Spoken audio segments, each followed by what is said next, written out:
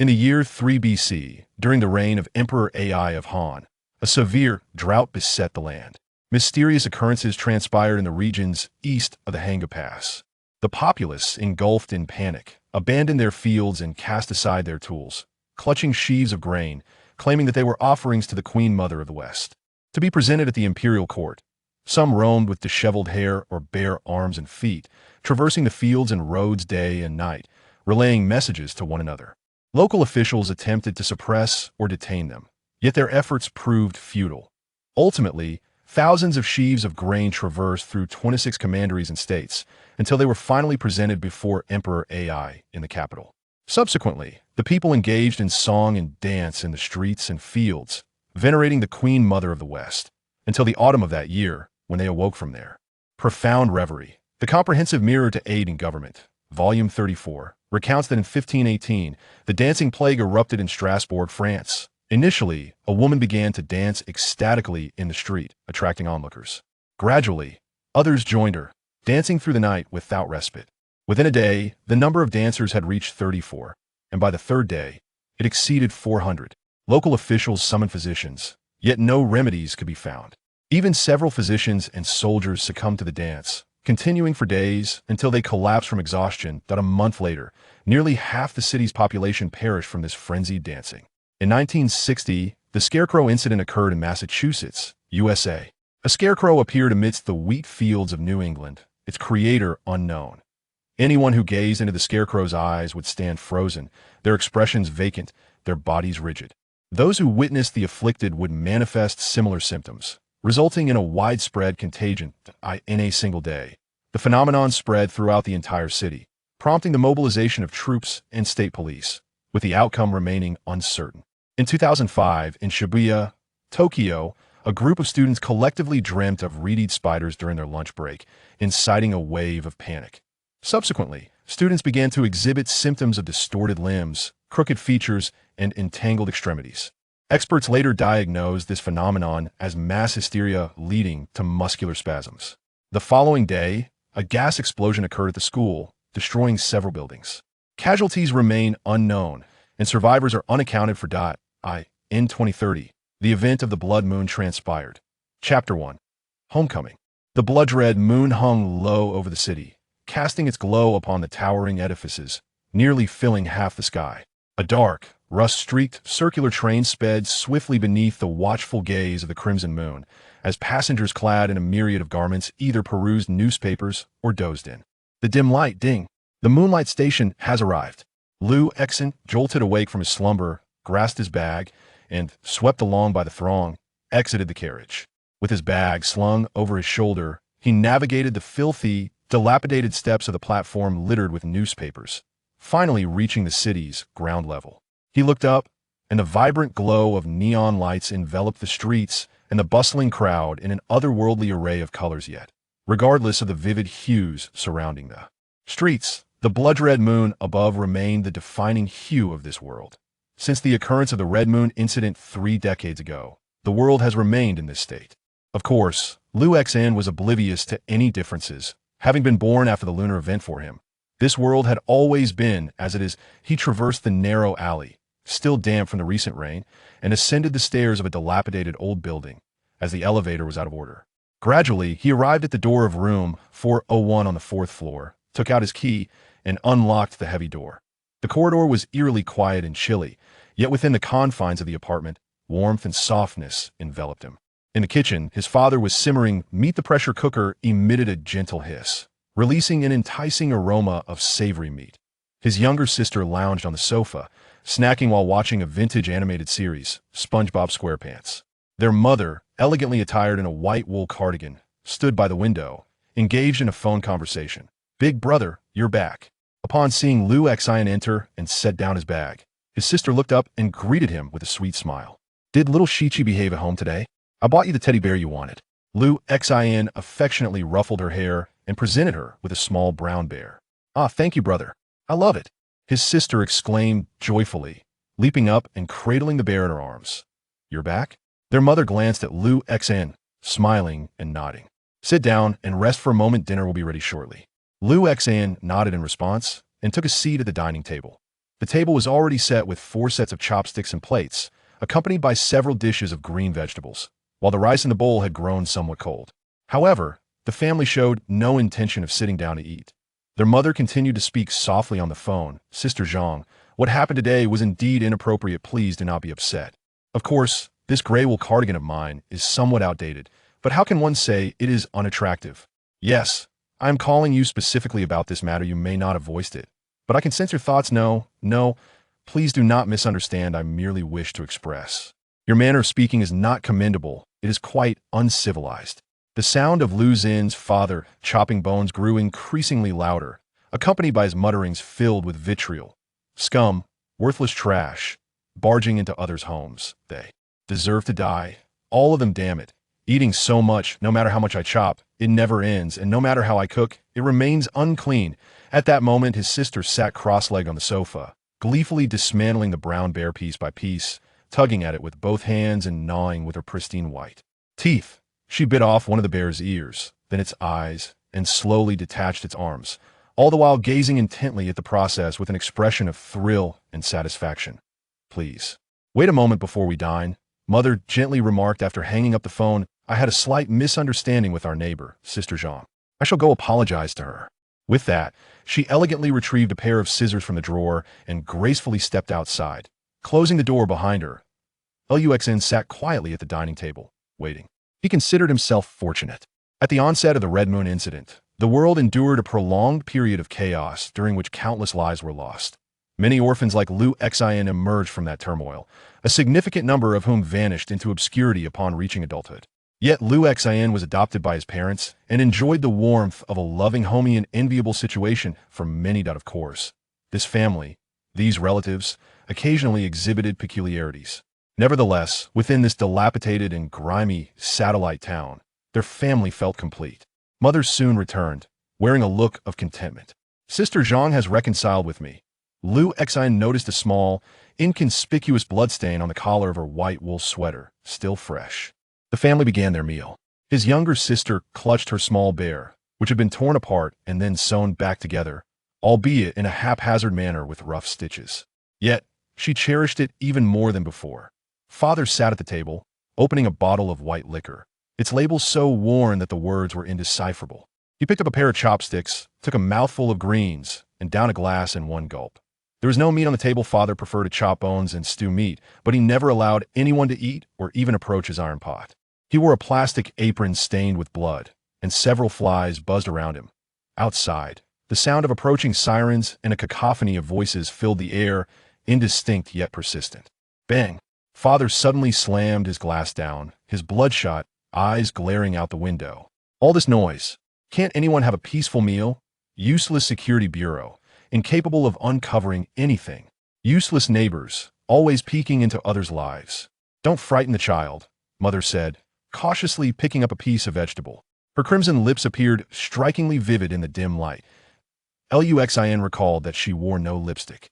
"Damn the children. They all deserve to die." Father's anger intensified, his fingers gripping the liquor bottle tightly, veins bulging. "Bitch, you should die too. Indeed, in your eyes, everyone deserves death except for you," Mother replied with an elegant calmness. "You wish to be the one to collect the corpses, don't you? You take pleasure in gathering them." As she spoke, she set down her utensils, smiling gently as she looked at Father. "Because those who live have done better than you, achieved more than you, and that is why you despise their existence. You relish witnessing their silence. Silence. Do you understand?" Father was indeed provoked by Mother. He violently shattered the wine bottle and lunged forward, gripping Mother's throat. "Hee hee." Mother laughed with an unsettling joy, even as her face turned purple from the strangulation. Her smile remained poised. Useless. Waste. Slap. Father could no longer contain himself, unleashing a torrent of blows that sent the dining room quaking. "Oh, Daddy, please don't hit Mommy," my sister cried in terror, clutching her teddy bear tightly. Suddenly, her expression shifted and she burst into uncontrollable laughter. So fun, truly delightful. In the midst of her laughter, she abruptly leaped up, agile as a spider, scaling the ceiling. She latched onto the chandelier, somehow securing her position, twisting her head to observe the fray below, the toy bear clenched in her mouth, her hands clapping energetically. her voice a blend of laughter and sobs. So entertaining. Father's fury escalated, his body seeming to expand, muscles straining against his shirt, revealing a darkly haired, sinewy back. His features contorted grotesquely as he swung his fist down upon Mother, blow after blow, while she, battered and bruised, maintained her elegant voice. How marvelous this! Impotent rage. Luxan sat beside the overturned dining table, slowly savoring the grains of rice in his bowl. After the Red Moon incident, a warm family was a rare treasure. Although his own family had its quirks, occasionally engaging in quarrels and fights, it was still home. Outside, a room facing Lu Xin's living room window had been arranged as a simple studio. A short-haired woman in a casual suit was observing Lu Xin's room through a telescope. Through the lens, she could see the empty room where Lu Xian sat alone at the table. Despite his solitary presence, the room trembled as if in an earthquake. Chairs and tables were upturned, lights swayed incessantly, and white, flower-like cracks appeared sporadically on the window glass, as if something had struck it. The 13th observer of psychic anomalies has manifested psychic energy, she remarked. Beside her, two young men in polished work attire were calculating rapidly and recording diligently. Does he possess recruitment potential? What is the extent of the latent threat? What are his specific abilities? The short-haired woman shook her head and replied, "It remains unclear. Unlike other psychic anomalies, he does not exhibit strong aberrant forms early on, such as entering others' dreams or inadvertently releasing psychic plagues. He appears entirely normal, going about his daily work and handling tasks effectively, though his mental state occasionally reveals disturbances that it sounds promising and is easy to guide," remarked a somewhat imposing man behind them. "Have you attempted to have the Dreamweaver enter his dream for evaluation?" "Indeed," replied the woman in the red suit with a short haircut, nodding gently. "However, once that Dreamweaver entered his dream, they never emerged again." Chapter 2. The Corner CF. Even during daylight, the office was illuminated by stark, pale lighting. Numerous partitions divided the majority of the office space into small cubicles, each containing an unnetworked desktop computer and a telephone. Everyone was bustling about, some typing, others on calls, while many exchanged documents. Lu Xin's workstation was positioned centrally, adorned with a banner recognizing him as the best employee. The morning's hectic tasks had been completed, and Lu Xin stretched, massaging his temples. Prolonged exposure to such an environment often felt stifling, especially with the multitude of intricate matters requiring attention. "That is little Lu busy at the moment?" a voice inquired beside him. Lu Xin looked up to find the new young recruit, L. Chung, impeccably dressed with a spirited hairstyle, exuding a sunny demeanor. Yet, he wore a troubled expression. "The director has assigned me to organize this batch of documents, but no matter how I sort them, I can't make sense of it. Time is running out. Little Lu, could you possibly teach me?" "Of course," Lu Xin replied with a smile. "I happen to be free right now." "Thank you, little Lu. You're truly wonderful." The grateful young man hurried to Lu Xin's desk, where they engaged in teaching and learning. Surrounding cubicles cast disapproving glances, accompanied by hushed whispers. "My own workload is overwhelming enough, and now I have to teach someone else. We're all in the same boat. What if he learns and I get pushed out?" Despite the discontented glares from others, Lu Xin assisted L. Chung in organizing the documents, waving off the latter's thanks with a gesture. Though the atmosphere in the oppressive office was tense, Lu Xin adhered to his principle. If he could lend a helping hand, he would. The Red Moon incident had transformed the world, yet one must still uphold their character. "Lu Xin, come here for a moment. The director is calling for you," someone shouted from a distance. "Coming." Lu Xin set down his coffee and rose to head towards the director's office, where he encountered a director whose cheeks were so plump they seemed to sag, while seated across from him was a short-haired woman donned in an elegant suit and sunglasses. "Xiao Lu, here is a document. Please deliver it to the CAF at the corner of Qingjiang Road," the director instructed, pointing to the envelope on the desk. Without further ado, delivering documents was typically the duty of the administrative or miscellaneous team, not his responsibility. Nevertheless, Lu Xin did not decline, nodding in agreement. "All right." He picked up the document, acknowledged the director and a short-haired woman seated on the sofa with a nod, and exited the room.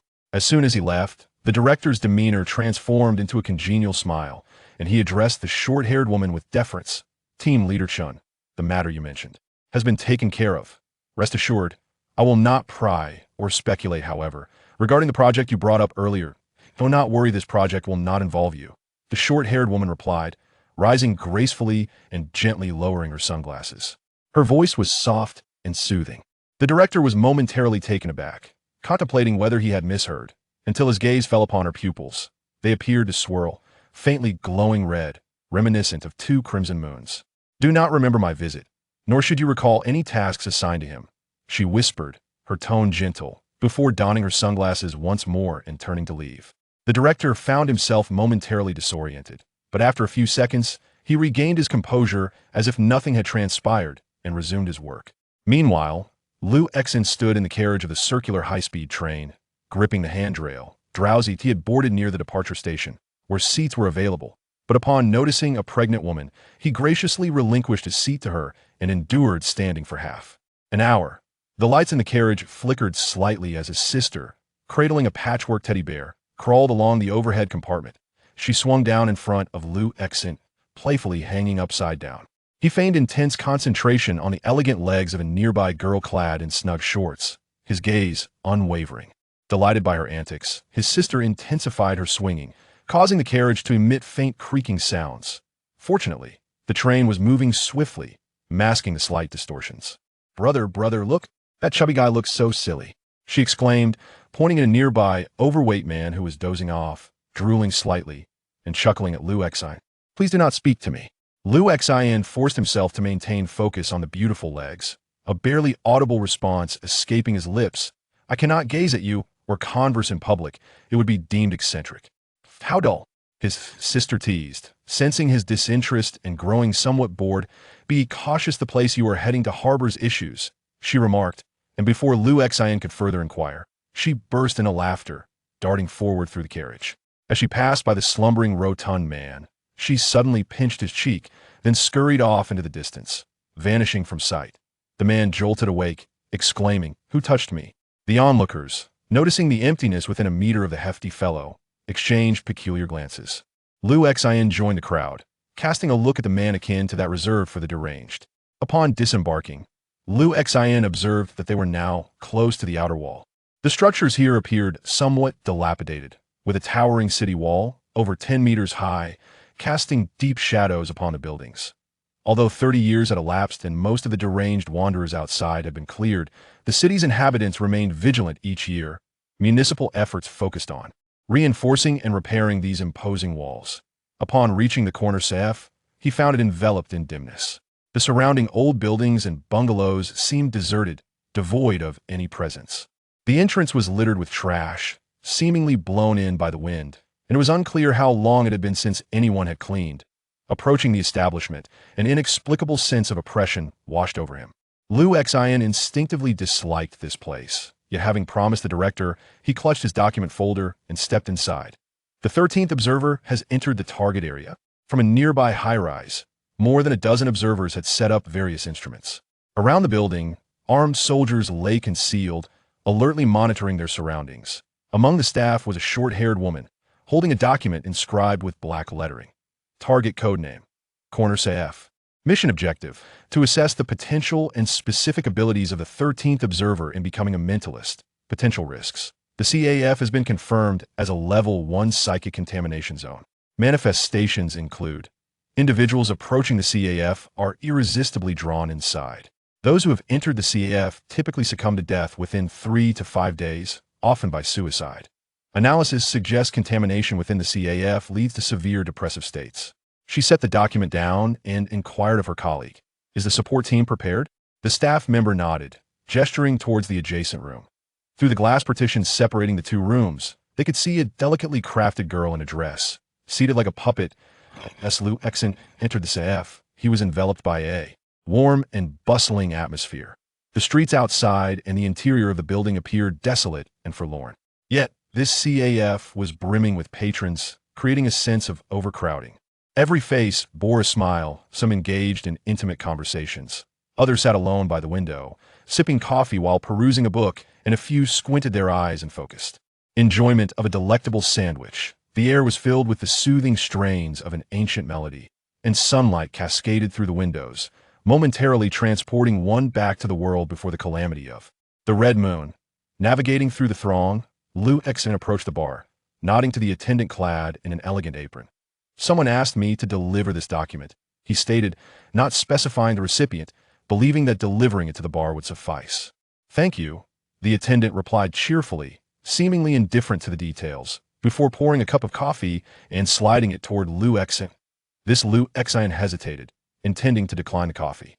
However, the aroma wafting from the cup was enticing, a stark contrast to the cheap coffee he usually consumed at the office. You've come all this way, it's my treat, the attendant smiled, exuding a warmth that was quite comforting. Liu Xin's initial reluctance softened, rendering him momentarily speechless. Just then, his gaze faltered from behind the attendant's refined apron. A thick, grotesque tentacle slowly emerged, extending towards him. At the tip of the tentacle, the flesh began to crack open, and suddenly, a dark, gelatinous entity the size of a coin slipped into the coffee. Luxn glanced down. The entity resembled both an egg and an eye, with a black pupil staring back at him from the cup. The coffee instantly became more aromatic, an alluring temptation wafting through the air. The attendant's smile widened, gently nudging the coffee closer to Liu Exin, encouraging him to partake. No, thank you, Liu Exin politely declined, feigning ignorance of the strange occurrence as he turned and walked toward the exit. As he reached the door, he glanced back and was met with the sight of every patron in the CF, having halted their activities, staring blankly at him. He quickly averted his gaze, his body stiffening as he hastened his departure. Chapter 3. Your coffee remains untasted. Did he leave? From afar, observers in the building were transfixed, staring at the monitors in confusion. The anticipated intense confrontation had not materialized, and the 3 contingency plans they had prepared lay unused. This was undeniably a standard Level 1 mental contamination zone, clearly housing a potential mental aberrant. Their encounter was originally a prime opportunity for mutual stimulation and assessment. Through it, they could identify the source of contamination within the CAF effectively, eliminate it, and accurately gauge the potential of observer number 13, determining whether to recruit or neutralize. However, the result was that they merely observed the 13th observer entering the contaminated zone and then emerging without any sign of anomaly. The personnel present instinctively turned their gazes towards the short-haired woman at the forefront. She too exhibited a moment of perplexity before resolutely commanding, continue testing and immediately implement the 4th contingency plan. LXN, hastily departing from the CAF, made his way swiftly to the subway station. Eager to return home, he remained uncertain about what he had witnessed in the CF, yet he was finally convinced of the reason behind his sister's urgent warning. There are monsters, despite the cataclysmic changes wrought upon the world following the Blood Moon incident, with countless lunatics now wandering the wilderness. Those madmen were still human. What he had seen moments ago, however, was undeniably not human. He had no desire to provoke such a being, he merely wished to flee. The subway station was eerily desolate, save for a drowsy security guard in the duty room. LXN took a seat on a bench, allowing himself a slight sigh of relief. Turning his head, he noticed his sister's figure absent from sight, rendering him unable to inquire about the nature of his earlier vision. He could only wait until he returned home to seek answers. LXN had always been aware that his family possessed knowledge of certain matters.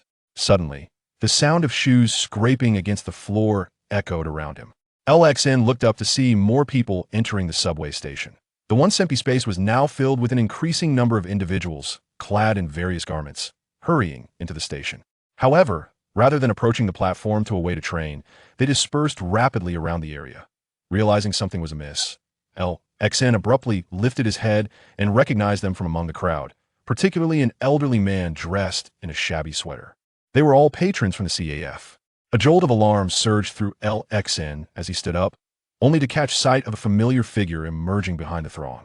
It was the CAF attendant, still wearing a friendly smile that appeared somewhat sinister under the light. He held a cup in his hand, the very cup of coffee that LXN had left untouched. The attendant approached him, his smile widening as he murmured in a slow, gentle tone, "You have yet to drink your coffee." That a chill ran down LXN's spine, prompting him to hurriedly rise and attempt to escape. However, the surrounding individuals moved forward in sync with him, blocking his path.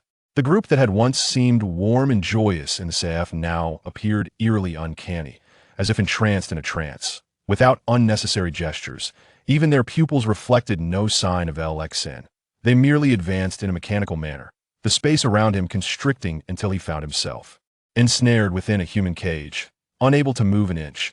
The CAF attendant's smile deepened as he slightly raised the coffee cup, gesturing towards LXN.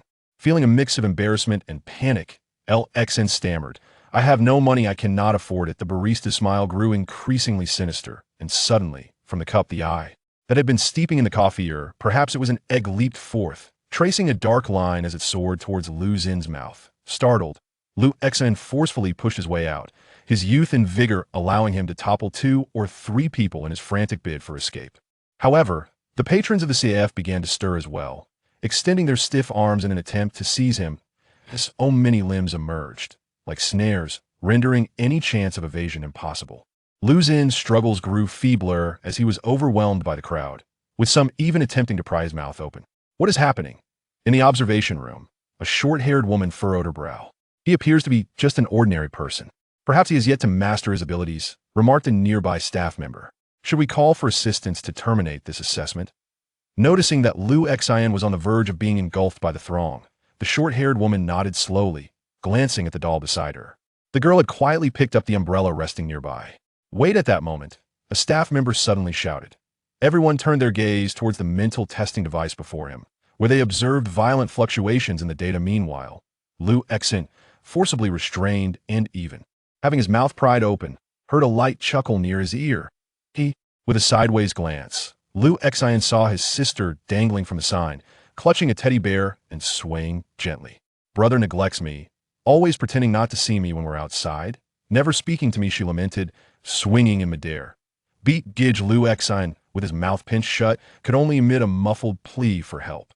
Desperation washed over him as he watched the eye, now hovering above everyone's heads, inching closer to his mouth.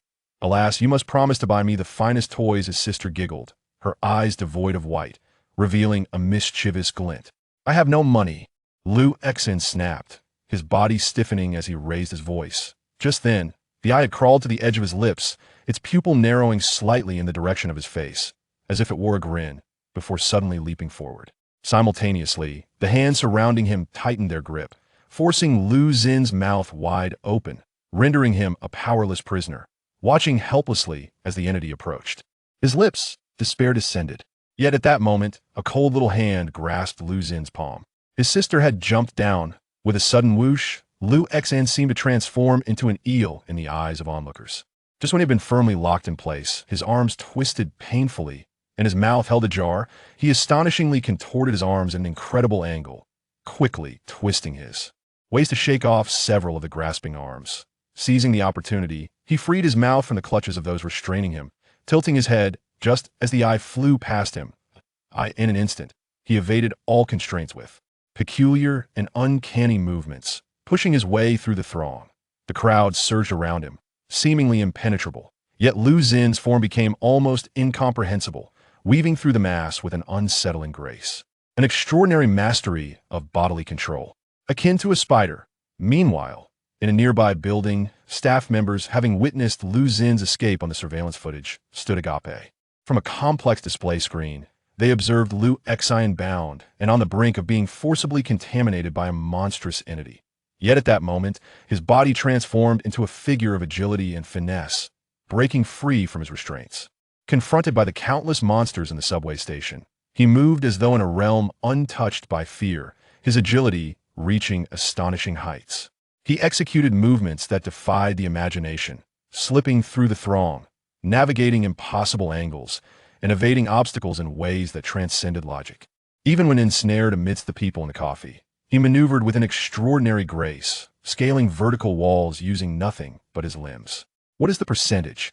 We cannot ascertain yet, but at this speed, initial estimates suggest over 50. Does that mean his potential rivals that of a gecko? The staff in the building were both astonished and exhilarated as they watched the monitor, where Lu Xian raced towards the exit.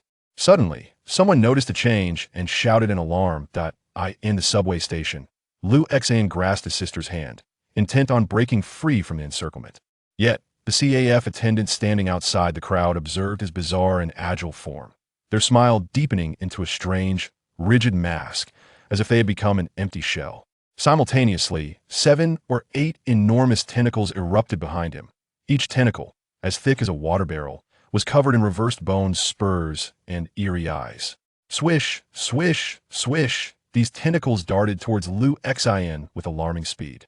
As he fled along the wall, the ground erupted in bursts of mud, sending debris flying.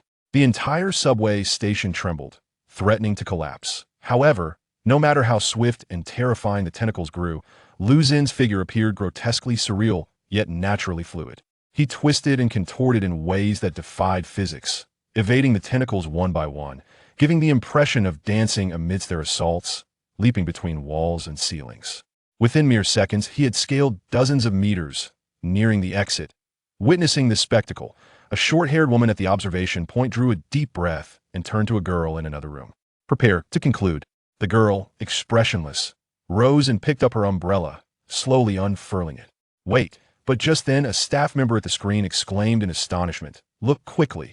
The individuals in the office turned their heads in astonishment, witnessing Liu Xin, who had evaded the grasp of the tentacles with a ghostly swiftness and was mere meters from the subway station's exit, suddenly pause.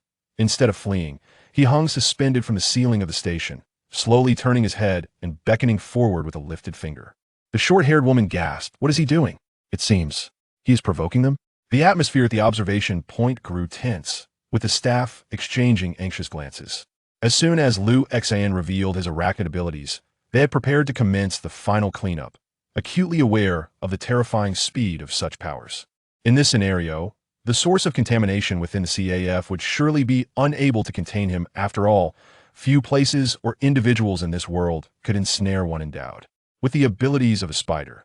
Yet, they were taken aback by the fact that this arachnid wielder chose not to flee, but instead turned to confront. What manner of individual would face such monstrosities and opt for provocation rather than retreat? Little sister, what are you doing?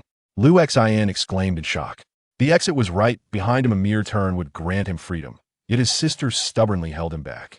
She pouted. And what do you intend to do? Liu Xin, both exasperated and anxious, replied, Run. Can't you see the monster? Why are you so frightened, brother? She chuckled softly, teasingly beckoning to the CAF attendant. Beneath her disheveled hair, her eyes sparkled with an unusual brightness. Shouldn't he be the one who was afraid? Chapter 4.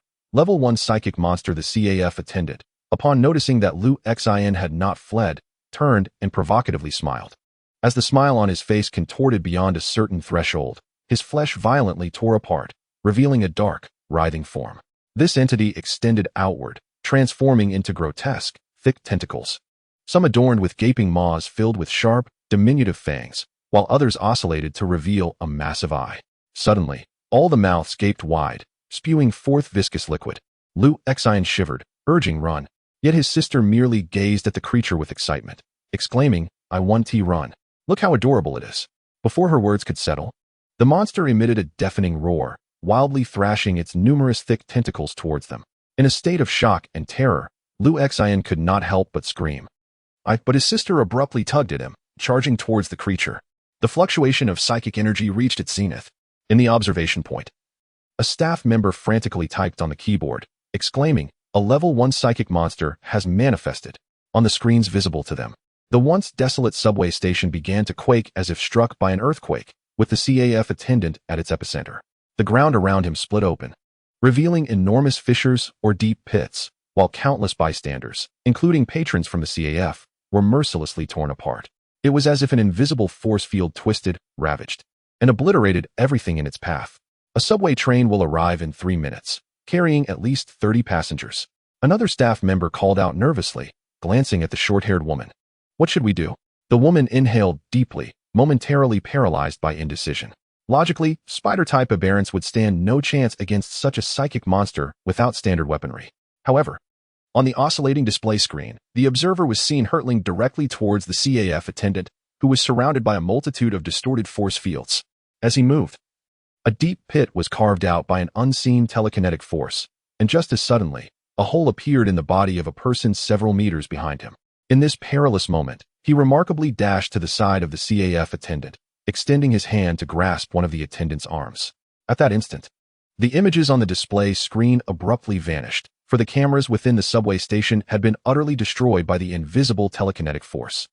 The short-haired woman exhaled sharply and shouted, "Hurry!" Everyone, including the little girl in the adjacent room, sprang into action, their anxiety palpable. At this moment, Within the confines of the subway station, Lu Xian felt a bitter pang in his heart, yet his lips curled into a smug and mocking laugh, while his eyes sparkled with a fervent and exhilarating light.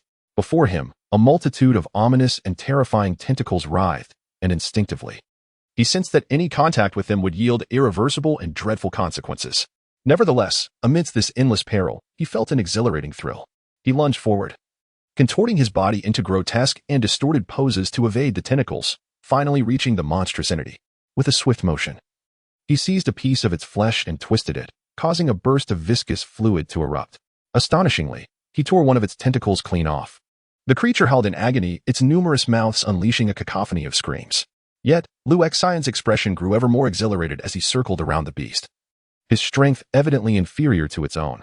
He could sense that should the monster capture him, his fate would be sealed, yet he felt no fear. Instead, he reveled in the thrill, akin to a cat toying with a mouse, darting close and then retreating, each approach resulting in the severing of another long tentacle. As he dismantled the creature, the number of its tentacles dwindled, revealing its profound anger and palpable fear. However, regardless of its frantic responses, Lu Xian's excitement intensified. He moved with an ethereal grace around the creature, tearing away chunks of its flesh, while the monster's roars gradually diminished, leaving behind a gruesome scene of severed limbs and blood. Strangely, both the limbs and the blood began to vanish into thin air with the passage of time. Ultimately, the creature lay powerless, consumed by fear, crawling toward the exit. Yet, Lu Xian leapt onto the wall in pursuit, grasping a slender iron pipe from atop the wall. And with a hearty laugh, he jumped down, aiming the pipe at the monster, driving it forcefully into its back. With a sickening sound, the creature was impaled through its head, pinned to the ground. It thrashed in desperation, mindlessly slapping at the few remaining tentacles. Lu Xian crouched some distance away, watched with a vigilant yet deeply satisfied gaze as it howled and struggled. Fear was evident in the countless eyes scattered across its tentacles. Suddenly, all the tentacles stiffened in unison, and with a sharp crack, they transformed into a gory mass of blood and flesh. In that instant, as the sanguine mist erupted, it surged outward like a cloud of blood. Fortunately, Lu Xian, ever alert, sidestepped just in time to avoid the writhing mass. However, the patrons from the nearby CAF who had rushed out were instantly enveloped by the bloody onslaught, jolting awake in terror. In the recent skirmish, the barista unleashed indiscriminate assaults, resulting in grievous casualties. Yet, amidst the chaos, the patrons stood motionless, seemingly impervious to pain and fear. Suddenly, as if awakening from a trance, they scattered in every direction. Some dashed toward the exits on either side, while others even leaped into the subterranean passage of the subway. Each individual appeared frenzied, exhibiting an utter disregard for the approaching train that threatened to reduce them to mere pulp. Do you wish to flee? A fervor ignited in Lu Xian's eyes as he surveyed the scene, his gaze darting towards the nearest figure, a limping, corpulent woman. She had been struck by the barista's tendrils, her left leg grotesquely contorted at an unnatural angle. Yet, she persisted in her sluggish escape, only to sense Lu Xian approaching from behind. Abruptly, she whirled around, her mouth agape, stretching unnaturally to the roots of her ears, her once dull yellowed teeth now glistening with a predatory sharpness. In that moment, she resembled not a human, but a mindless beast. With a swift motion, Lu Xian sidestepped her gnashing jaws, extended his arm, and with a decisive twist, severed her neck. He then leaped forward, rapidly pursuing the other fleeing figures.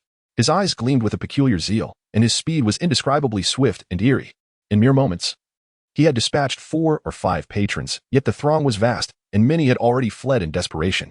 By the time he caught up to and eliminated those few, the station was nearly deserted. Suddenly, a faint sound echoed through the subway station. Lu Xian pivoted sharply to see an elderly security guard in his booth, staring at him in terror. Fortune smiled upon the old guard. Despite the devastation that had befallen the station, his booth remained intact, and he himself was unscathed. However, his slight movement caught Lu Xian's attention. Lu Xian regarded him with eyes as deep and dark as the abyss, a twisted excitement dawning upon his visage. In the next instant, he lunged toward the security booth, fingers outstretched, aiming for the guard's head. The old man instinctively raised his hands to shield himself, clutching his skull in dread. Yet, the anticipated assault did not materialize. Enough! Lu Xian bellowed in fury, abruptly seizing his sister. Her slender fingers, poised to grasp the guard's face, halted mere centimeters away. Though she was consumed by madness, Lu Xian possessed the ability to restrain her, particularly when he felt an urgent need to intervene. In the previous battle, Any misstep could lead to being captured by the monstrous creature. Thus, Lu Xian dared not prevent his sister from acting, even when he wished to flee while she desired to return.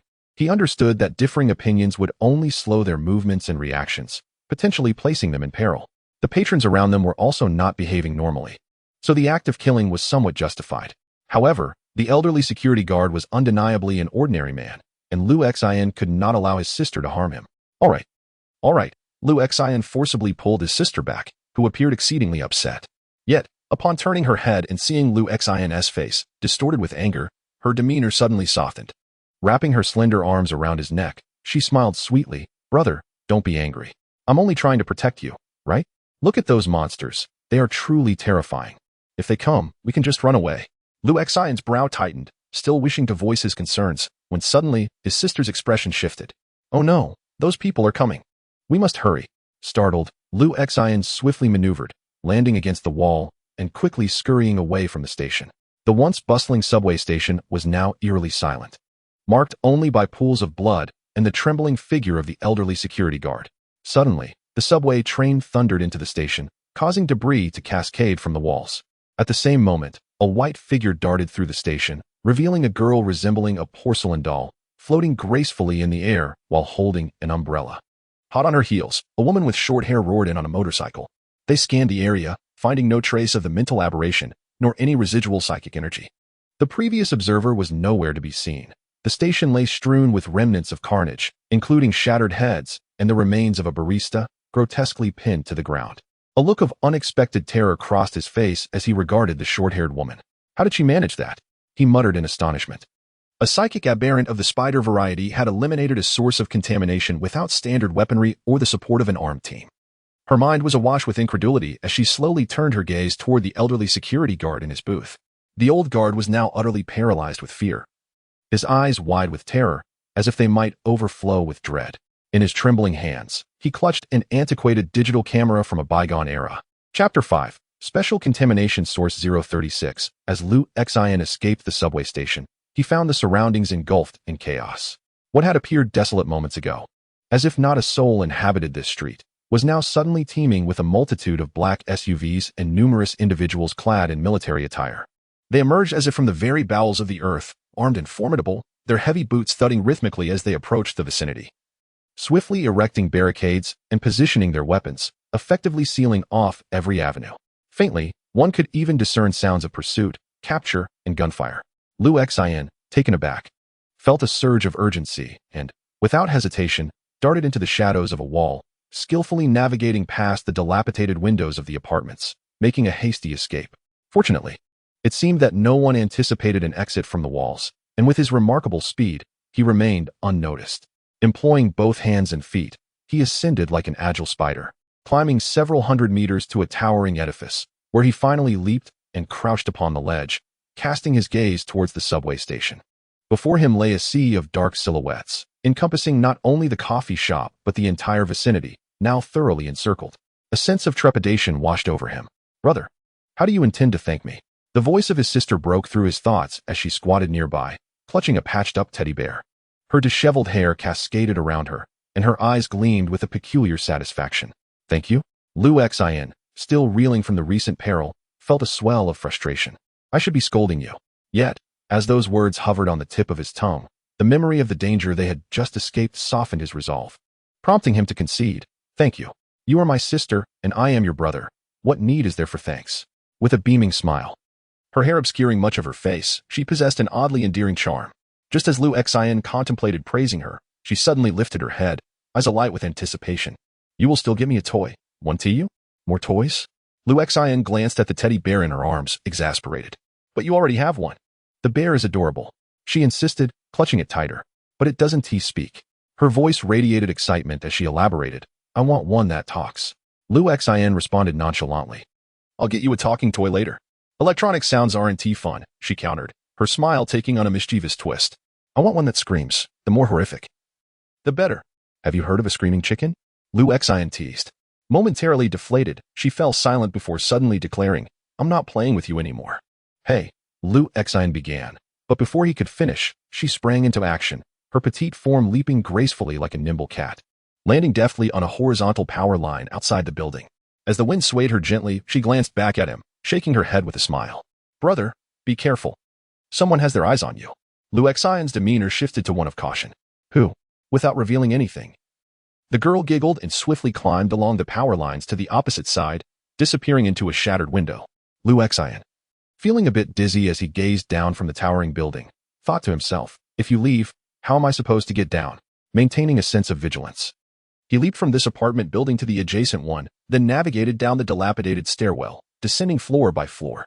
As he approached the ground, he deliberately took a few extra turns, making his way through a crumbled house that was barely standing, with only a wall remaining, and finally emerged onto a street several hundred meters away, moving stealthily.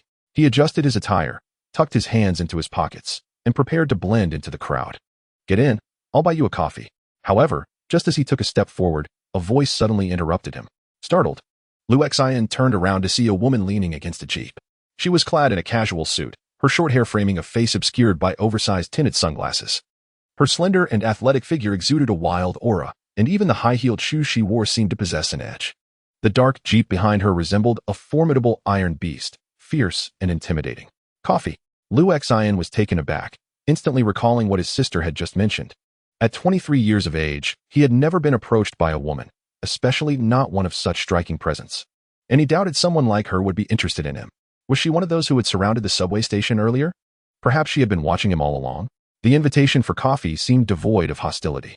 Despite the abnormality of being approached by such a woman, Lu Xian hesitated to decline. He softly suggested, could we perhaps choose something else?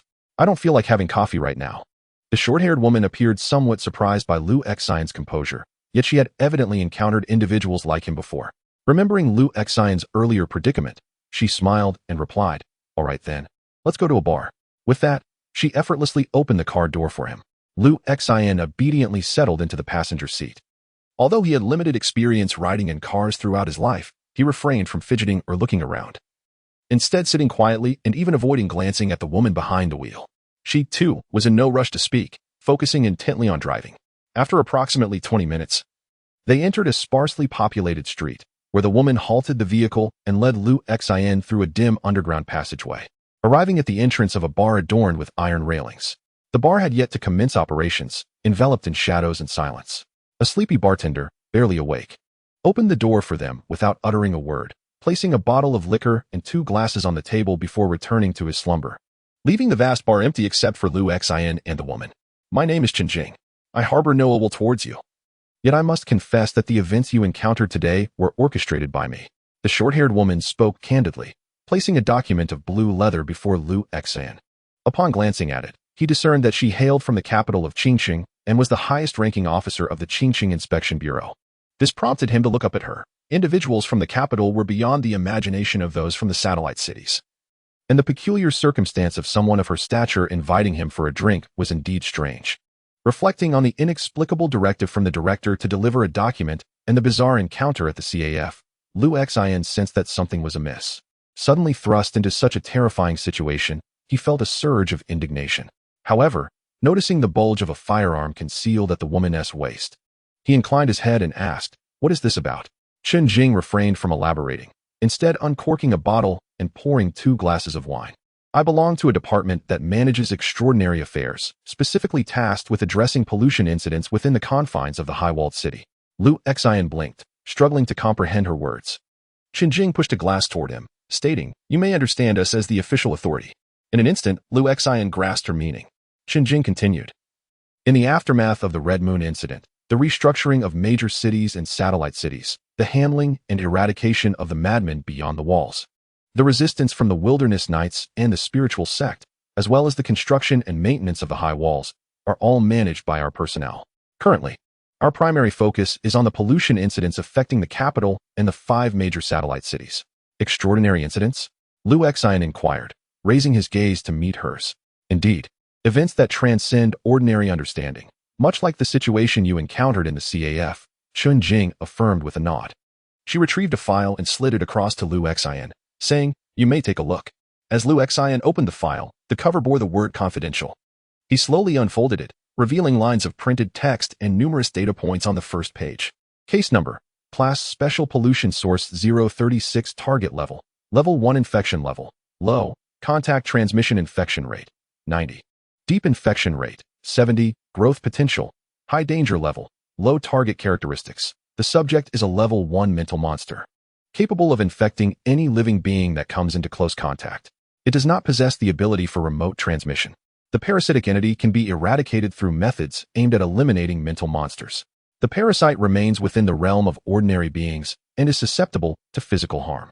Current observations indicate that the source of infection lacks advanced intelligence, merely repeating actions performed prior to infection and engaging in simple communication. Special cleaning measures. None. As Lu Xian perused the document, Chun-Jing leisurely lit a cigarette. She slowly began to speak. The Red Moon incident has transformed over 70% of the population into madmen. We, the fortunate survivors, can only dwell within the fortified main city and its satellite towns. However, even among those who have persevered, not all are truly sane. Many have experienced mental aberrations that can influence those around them. We term this phenomenon as pollution. Pollution? Lu Xian raised his head, pondering this word. Once familiar, but now suddenly alien. Following the collapse of civilization and the fracturing of order after the Red Moon incident, countless chemical plants and power stations were devastated, leading to the leakage of waste that has left indelible marks of pollution on this world, especially beyond the high walls. Even after 3 decades, many areas have shown no signs of improvement. The residents of the walled city are certainly no strangers to pollution. But the type of pollution this woman speaks of appears to be distinctly different. Indeed, it is pollution, Chun-Jing affirmed, reiterating her statement. Much like conventional sources of pollution, it radiates outward, affecting those nearby and causing them to exhibit similar symptoms. It resembles a plague, yet this pollution is far more mysterious and terrifying. The CAF you entered today is one such source. It has already contaminated 52 individuals. If Lu Xian was somewhat startled by this figure, he endeavored to digest Chun-Jing's words, gesturing with his hand. What happens if one is contaminated? You become ill, Chun-Jing replied succinctly. Almost as if she had answered this question numerous times before, her tone somewhat mechanical. Ordinary pollution can lead to physical ailments, while mental pollution can afflict one's psyche. The consequences of illness vary. Some may descend into profound depression and choose to end their own lives, while others may lose their sanity and violently attack those around them.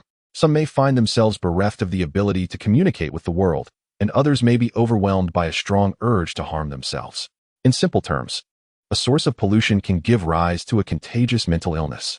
Chapter 6. The mentally aberrant. Can mental illnesses also be contagious? Lu Xian contemplated Chun-Jing's words, reflecting on his own state, his emotions suddenly wavering. Indeed, this is the origin of the definition of pollution, depending on the nature of the pollution source. The symptoms of contamination vary, yet each is profoundly terrifying and troublesome. On the surface, they may appear no different from ordinary individuals, yet internally, they have undergone irreversible changes. More importantly, unlike the madmen outside the walls, they coexist with us, and at any moment, they may erupt and infect those nearby. Chun-Jing nodded, slowly elucidating, just like the individuals you observed in that CAF earlier. In the corner CAF, a malevolent entity had initially undergone a transformation that went undetected. By the time we became aware of its presence, 15 individuals had succumbed to its infection, resulting in profound depression and ultimately, suicide. It was these tragic losses that alerted us to the existence of this monstrosity. However, upon our discovery, 37 individuals were already severely infected.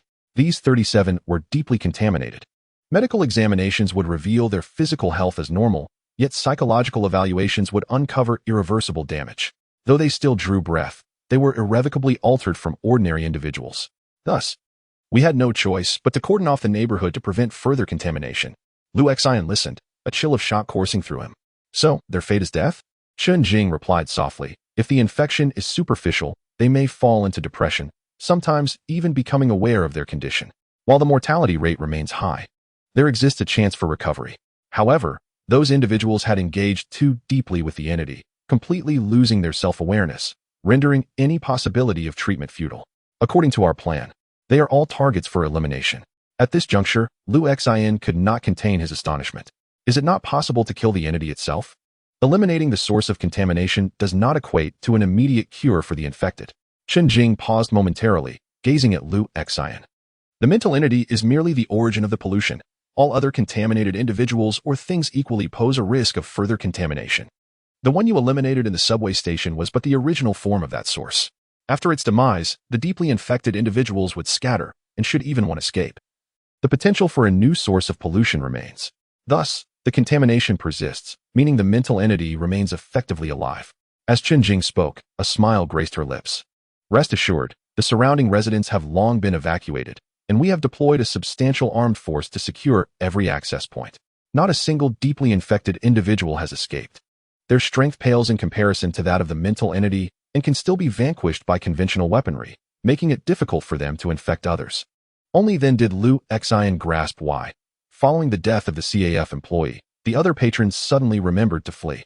Was it possible that the mental entity, sensing its imminent demise, allowed the other infected individuals to escape in preparation for its own rebirth? If so, why not leave an infected person outside to assist in its resurrection? The intelligence of a first-level mental entity is not particularly high. Chen seemed to sense his unspoken question and smiled as she elucidated. They instinctively infect others, and those severely affected by the infection unconsciously gravitate towards him, forming a collective under his influence. It is only when the original host is eliminated that they begin to develop a semblance of independent consciousness, but by then, it is often too late. Ah, so that is how it is. Lu Xian nodded, gradually calming his emotions. Yet he could not suppress the burning question he had long wished to ask. Given the inherent danger, why have you arranged for me to enter? Are you not concerned that I too might become tainted?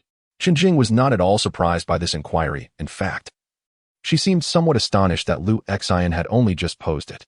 You will not be contaminated. She extinguished her cigarette and gazed intently at Lu Xian. Or rather, you have already been contaminated. Lu Xian's expression momentarily turned bewildered. What? Our assessment is not intended to lead you to your demise, but rather serves two purposes. Chen replied thoughtfully. Firstly, to ascertain your capabilities, and secondly, to determine whether you might lose control. The Red Moon incident has ushered in a mutation in the realm of consciousness. This alteration has yielded two significant outcomes: the emergence of mental aberrations, entities unable to govern their psychic powers, posing a grave threat to the towering fortresses and the remaining human population of this world, and the rise of individuals who have harnessed these mental powers, emerging as psychic anomalies. As she spoke, she retrieved a document, turned a page, and slid it across to Lu Xian. He observed a plethora of intricate data and various assessments. Amid the overwhelming information, he could discern his own photograph, residential address, age, and the conspicuous label indicating spider type. Chen lit another cigarette, waving her hand to dissipate the curling smoke. You are a psychic anomaly. In the analysis of your capabilities, the first ability is the precise control of the body through mental faculties. Following the Red Moon incident, some individuals have discovered their mental prowess has intensified, allowing for superior bodily control, so much so that they can command every muscle and bone with terrifying precision. Prior to the incident, even the world's finest athletes could only manage about 10% control over their bodies. However, the number of those who can now exert superior control has been steadily increasing. In our operational team, there is an individual codenamed Gecko, whose mastery over bodily control has reached an astonishing 80%, granting him unimaginable strength. He can evade bullets, wield firearms with near perfection, maneuver through openings as small as a teacup, and defy gravity while scaling walls. After careful observation, it appears you possess similar abilities, Chen explained, pointing to a portion of the content and addressed Lu Xian. This ability, which we refer to as the spider system, allows individuals to control their muscles and even their bones with the precision of a spider, enhancing their speed and reflexes to achieve feats beyond the capabilities of ordinary people. With such an ability, your capacity to confront crises and anomalies is significantly augmented. As fellow individuals with mental abnormalities, you will often find it easier to detect the existence of mental monstrosities and extricate yourselves from peril. She then looked earnestly at Lu Xian and added, therefore, you are exceptionally suited for pollution remediation work. Chapter 7. My Family and I'm Mental Pollution, Mental Aberration? Lu Xian sat quietly in his seat, his face reflecting a mixture of surprise and confusion. Having grown up in this city, he was acutely aware that the world, now under the Crimson Moon, was vastly different from what it once was. He had frequently heard colleagues and others speak of various mysterious incidents, whether they involved hauntings or the madness of those outside the city, or the ruthless marauding of the wild knights. Nevertheless, to him, these tales remained largely anecdotal. Life, albeit oppressive, continued in a stable manner. Although he had the companionship of family, it seemed somewhat abnormal, despite his sister's frequent, eerie antics that brought strange occurrences into his life. He had never contemplated that the world had deteriorated to such an extent that even the mind could be polluted and transmitted like a disease. Observing Lu Xian's expression, Chen Jing allowed him a moment to digest the information. Among all the individuals she had encountered, this young man undoubtedly stood out as the calmest and most composed. Although she had witnessed the madness lurking beneath his placid exterior, she had seen many like him. As long as he could maintain rationality during normal interactions and when facing mental monsters, that would suffice. In previous assessments, we had already evaluated you and were confident that, with your mental strength, a level 1 pollution source would struggle to harm you. However, we have also prepared emergency response measures, ensuring that assistance would be available should you falter. Remarkably, you resolved the pollution incident at the CAF without our intervention. Your performance has exceeded our expectations. We now require individuals like you to assist in addressing the pollution incidents between the main city of Qinggang and its 5 satellite towns. Having conveyed her message, Chen Jing reclined slightly, her chest expanding, gazing at Lu Xian with a calm and appreciative demeanor. This is precisely why I am here, ready to recruit you. Her movements prompted Lu Xian to glance instinctively, contemplating. She has a prominent figure. Chen Jing noted the shift in Lu Xian's gaze and assessed inwardly. He possesses a certain intrigue. The danger level has decreased by 10%. Is my recruitment based solely on my resolution of the CAF incident? Do they not have other criteria? Furthermore, could the pollution she referred to be the source of the troubles I currently face? With that said, will they be able to assist me?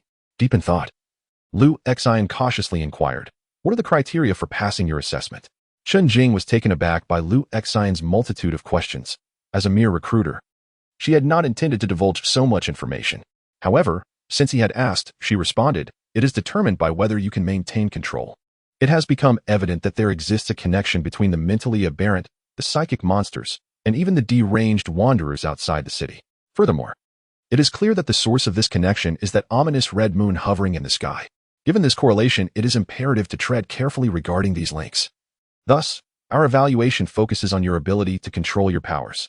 Only those who can maintain such control will be recruited. Lu Xian pondered briefly before hastily asking, what happens if one loses control? Chen Jing fell silent for a moment, gazing at Lu Xian, and replied, then you will become a new source of contamination.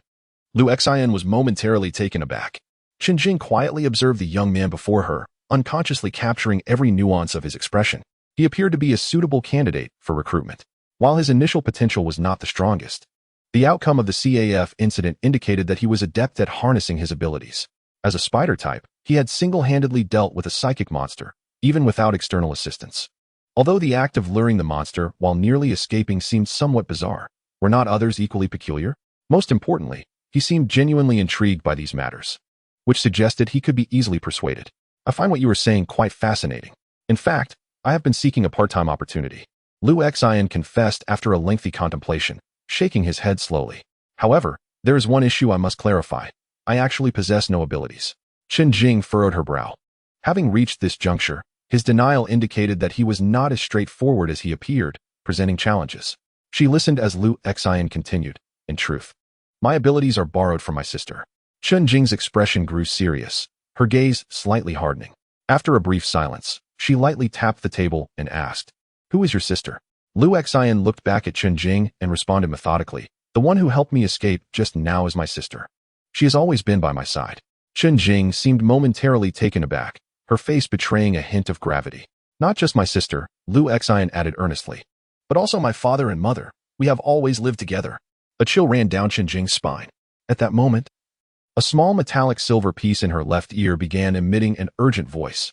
Colonel Chen, you must conduct a final assessment of him. If he truly exhibits severe symptoms of dissociative identity disorder, it signifies he may have been on the brink of losing control all along. We cannot only refrain from absorbing him, we must swiftly eliminate him to prevent a potential catastrophe. Chen Jing's face remained devoid of expression for an extended period. Yet, unbeknownst to anyone, her entire body was taut with tension, her hand instinctively resting upon her firearm. She had long realized that Lu Xian harbored many secrets. Within her satchel lay an old digital camera that had captured numerous images of subway stations. Thus, she understood more profoundly that the seemingly innocuous young man concealed a depth of madness. Moreover, even in private discussions, assessments of this young man were not optimistic. During the CAF incident, he had only displayed an extraordinary mental control over his body when confronted by the contaminated, devoid of the telekinetic abilities she had previously observed. This could have been a deliberate concealment, or perhaps he had yet to master those skills.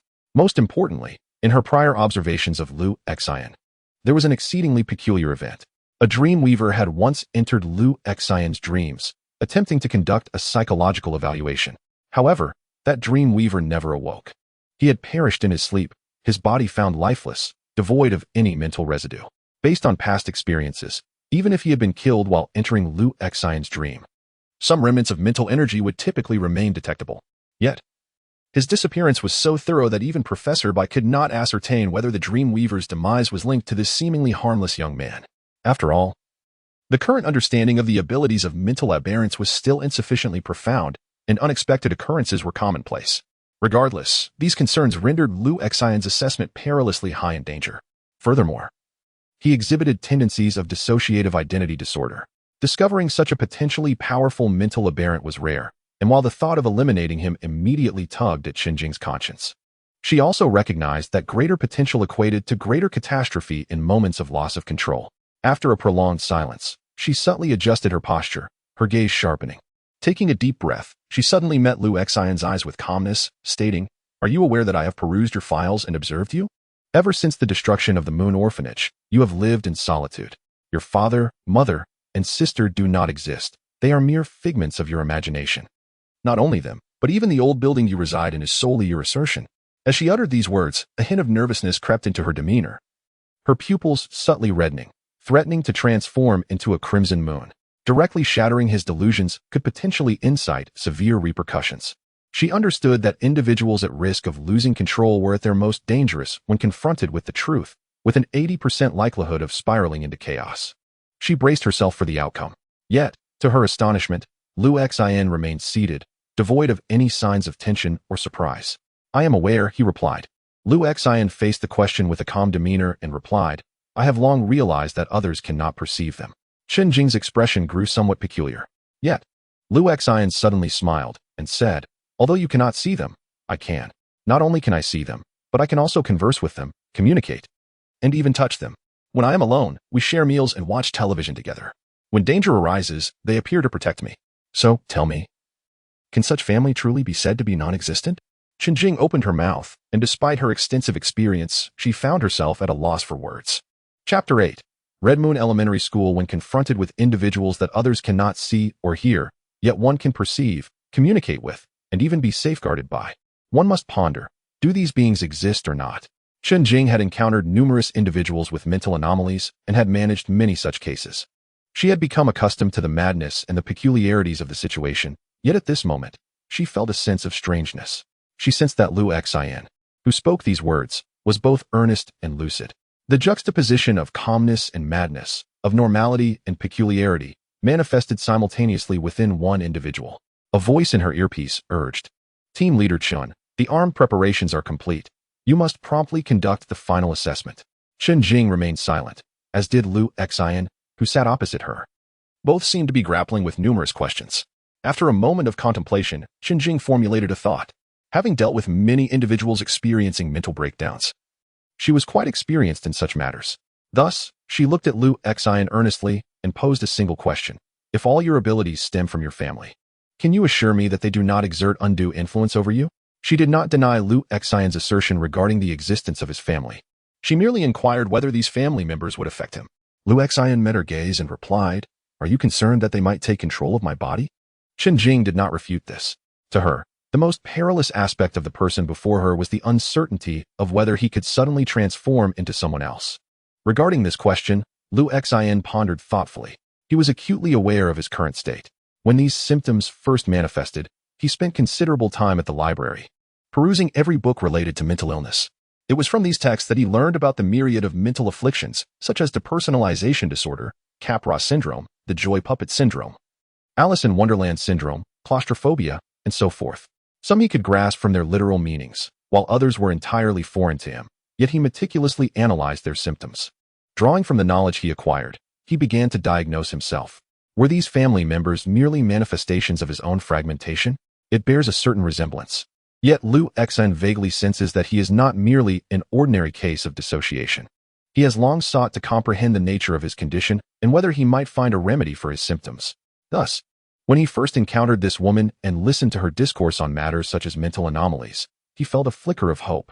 Perhaps she possessed the ability to heal him, Or perhaps his state could be elucidated in her eyes, not as madness, but as a different kind of normalcy. However, upon witnessing her reaction, Lu Xian realized that his hope had been dashed. If, to her, he was indeed normal, why would she exhibit such vigilance? He found her scrutinizing gaze uncomfortable. Therefore, he carefully deliberated before responding. You need not worry. My family is composed of wonderful individuals. My sister is an endearing child who delights in toys and playful antics. My father enjoys cooking, a sincere man who spends most of his time in the kitchen. My mother is gentle, never engaging in disputes, preferring to discuss matters amicably. Chun Jing observed his earnest demeanor and felt an overwhelming complexity of emotions. This individual was unervingly normal. He was describing several people who did not actually exist with utmost seriousness and clarity, causing her heart to tighten further. She lit a cigarette to mask her tumultuous feelings, while the voice in her earpiece continued to urge her. The choices before her were numerous. She could immediately rescind the recruitment decision, elevate this individual's monitoring status, or even resort to her abilities to eliminate him as a potential threat in the secluded bar. Yet, reflecting on his typical behavior and the state of the High Wall City, she hesitated momentarily. Ultimately, a resolution formed in her mind. She retrieved an envelope and slid it across the table towards Lu Xian, locking eyes with him as she spoke. The assessment regarding you is orchestrated by me, as the most objective results arise when the subject is unaware of the observation. Therefore, prior to the evaluation, you were kept uninformed. However, you have successfully passed the assessment and aided us in neutralizing that first-level mental anomaly. Thus, you have fulfilled a commission, and this is your remuneration. Lu Xian was taken aback for a moment as he accepted the envelope. Upon opening it, he discovered it contained rolls of banknotes, each denomination being 50 yuan. His earlier expression of disappointment was suddenly illuminated with a glimmer of excitement. This amounted to 10,000 yuan. Chen Jing had spared him the trouble of counting out the money and stated it plainly. 10,000? Lu Xian's countenance unmistakably shifted. Following the Red Moon incident, the monetary system had undergone a thorough overhaul, and now, at his company, his monthly salary was merely 1,000. He was still regarded as a model employee. This is your due. Chen Jing gazed at Lu Xian's mildly surprised expression and smiled, saying, with these abilities, earning money should be quite effortless for you. However, Lu Xian silently mused to himself. It's still rather challenging, as he grasped the paper bag tightly in his hand and remarked, I happen to be in need of money. Chen Jing contemplated thoughtfully, considering a desire for wealth could lower the risk factor a bit. Lu Xian appeared somewhat anxious. After a moment of hesitation, he quietly inquired, do you always offer this much? It will be more than this, Chen Jing replied. For this particular psychic entity, we have conducted thorough investigations and established containment measures. Even if you do not take action, we can easily eliminate it. Hence, we only offered a reward of 10,000 yuan. Under normal circumstances, when a member of the action team completes both the investigation and the extermination tasks, the typical reward we allocate is around 30,000 yuan. 30,000. Lu Xian, momentarily oblivious to everything else, was clearly taken aback, his expression tinged with excitement. Indeed, Chen Jing, witnessing his reaction, felt reassured and responded with a smile. From now on, you shall never be short of money. Lu Xian relished this statement. Upon exiting the bar, the sky had yet to darken, and the crimson sunset bathed the dilapidated city in its warm glow. In the southern sky, the moon, faintly tinged with red, hung at the horizon. 10,000 yuan, just like that? Lu Xian pondered, still somewhat incredulous. He had previously been unaware that he possessed the ability to earn such a sum. However, he was indeed fond of this money and found it quite necessary. With a gentle sigh of relief, Lu Xian gathered his spirits and arrived at the bus stop, waiting for the number 2 bus. After a swaying journey of an hour, he reached the eastern side of Satellite City, standing before a cluster of low, crumbling buildings. He walked through several streets and alleyways, passing by lethargic vendors and a man leaning against the wall with a bottle in hand, until he arrived at a house. In stark contrast to the surrounding decay and despair, this house appeared quite vibrant, perhaps due to the walls adorned with blue and yellow spray-painted cartoon figures. It was a small orphanage. An old, rusty sign on the iron gate read Red Moon Primary School. Lu Xian untangled the barbed wire and entered the school. The elderly security guard, engrossed in his newspaper, heard the commotion, recognized Lu Xian, and did not impede his entry. He merely nodded and returned to his reading. This primary school consisted of only one classroom, while the remaining structures lay in ruins, cluttered with debris. In truth, it was merely a modest orphanage. Having adopted such a name, as Lu Xian approached the classroom, he observed a girl seated in a wheelchair, donned in a white sweater. engaging with a group of children in playful activities. Among them, the eldest appeared to be around 7 or 8 years old, while the youngest seemed merely 2 or 3.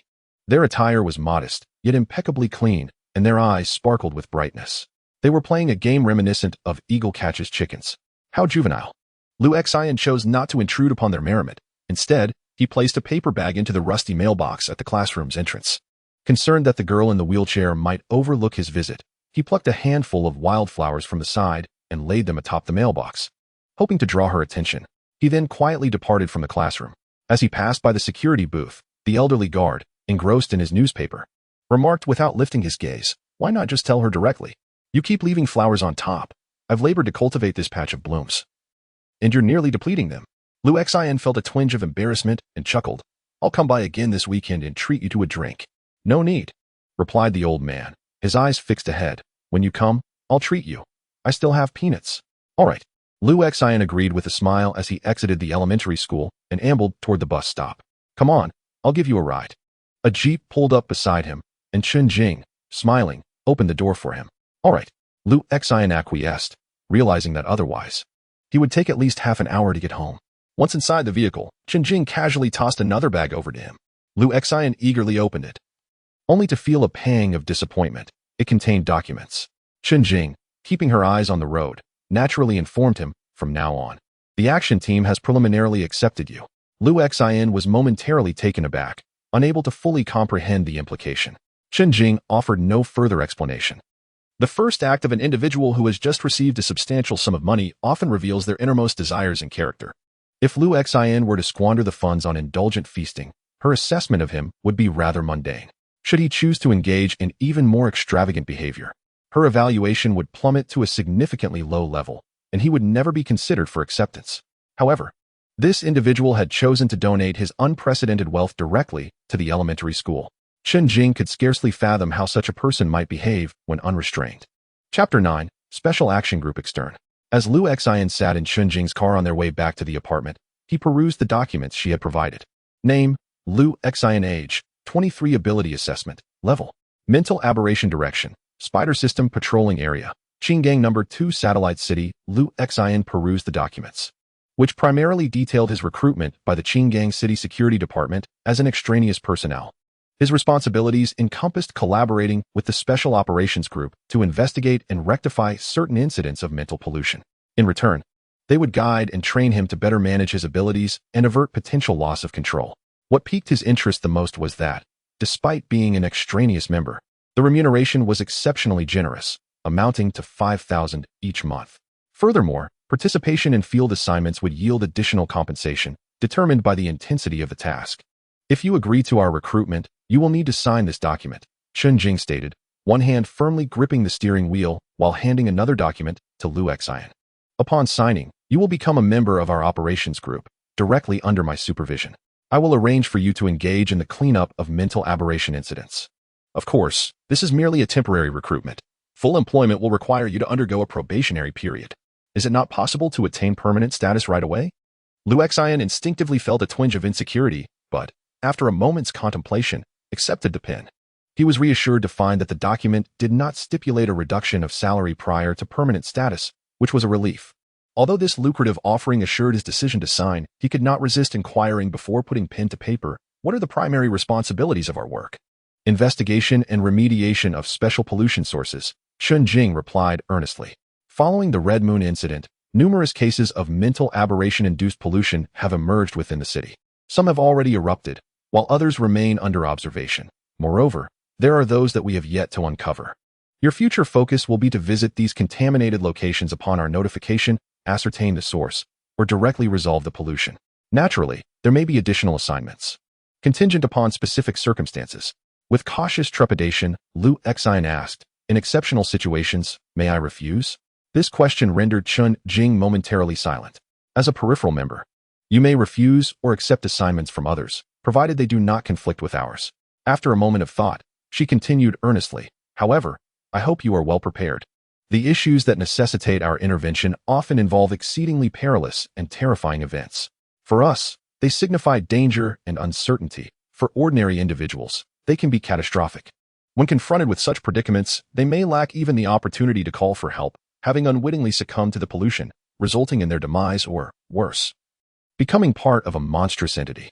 In the wake of the Red Moon incident, every normal citizen within Qingyang City is deemed invaluable and deserving of protection.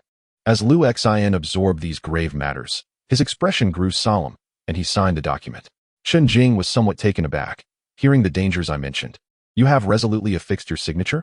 Insofar as it is within one's capacity, it is only right to assist others. Liu Xin replied with a hint of embarrassment in his smile.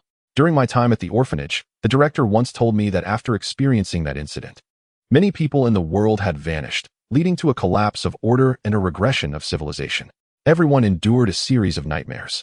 If the remaining individuals merely engage in incessant infighting and bloodshed, we may never return to the life we once knew. Although I cannot recall what life was like before, I believe he spoke the truth. Chen Jing cast a glance at Liu Xin, her expression revealing a hint of curiosity. While his words were noble, their delivery from the lips of this young man felt somewhat discordant. Ultimately, she merely smiled and chose not to elaborate further. She tucked away the document Liu Xin had signed and casually retrieved a box, presenting it to him. Within the box lay an identification card, a black satellite phone, a revolver, and 2 boxes of ammunition. What is this? Liu Xin expressed a mix of surprise and astonishment. Chen Jing calmly elaborated. The phone is for our communication.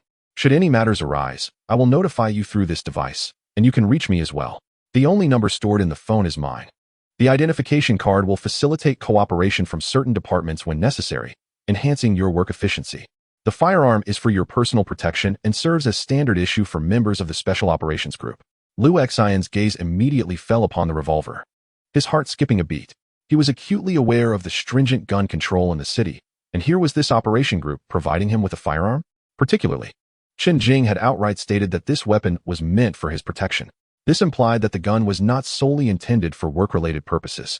The notion seemed almost surreal, considering he was perceived as a mental aberration in their eyes. Moreover, Liu Xian understood that although Chen Jing was composed and adept in her interactions with others, her subtle expressions betrayed her perception of him as someone harboring multiple fractured personas, with a significant risk of losing control. Why would she directly hand him a gun? Before you officially join the Special Operations Group, I must earnestly convey this to you. Chen Jing turned to him, her demeanor suddenly grave. In addition to addressing pollution incidents, safeguarding yourself in daily life is paramount. Should you encounter any difficulties or troubles, I offer you 3 pieces of advice. First, contact the Security Bureau of City 2. Second, call me directly. Third, resort to using the firearm to resolve the issue. Unless absolutely necessary, we generally do not advise you to use your abilities to handle your troubles. Listening to Chen Jing's words, Liu Xian gradually came to a realization. Perhaps it was because she perceived him as a potential risk of losing control that she provided him with a firearm. In certain circumstances, should he be pushed to the brink where shooting might be the only means of resolution, the havoc wrought by the gun would likely be less severe than the repercussions of employing his abilities, making it easier to manage. Their provision of firearms stemmed from their fear of him. This was only logical. A rational person encountering someone like him would undoubtedly exercise caution.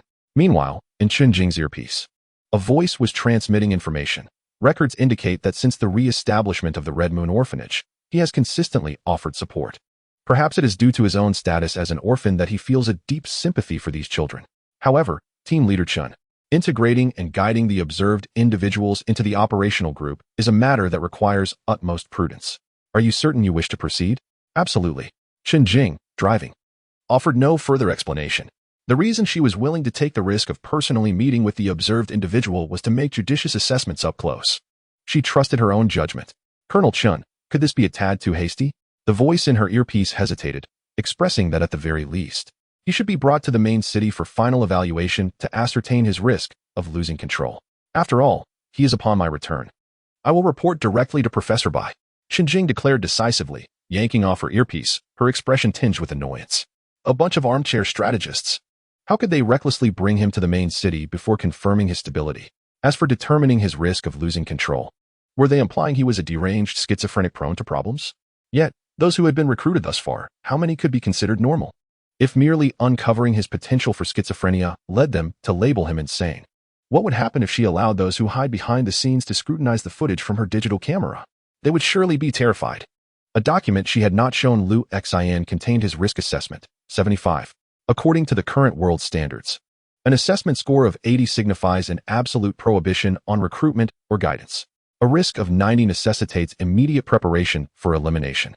A risk of 95, even if he had committed no wrong, mandates banishment to the wilderness or outright extermination, should that digital footage be handed to those individuals. She was certain Liu Xian's risk assessment would surpass 80, possibly even 90. Yet, Chen Jing believed her current choice was not erroneous. The obstacles within civilization were beyond imagination. The ambitious mining corporations, the technological cults, the nightly orders wandering through the wilderness, and those mental aberrations lurking within the masses. These unstable elements could pose a significant threat to the lofty city walls at any given moment. With the military of Qingyang, resistance is utterly futile. Convincing an individual without utilizing one's abilities is exceedingly arduous, and persuading a multitude is even more challenging.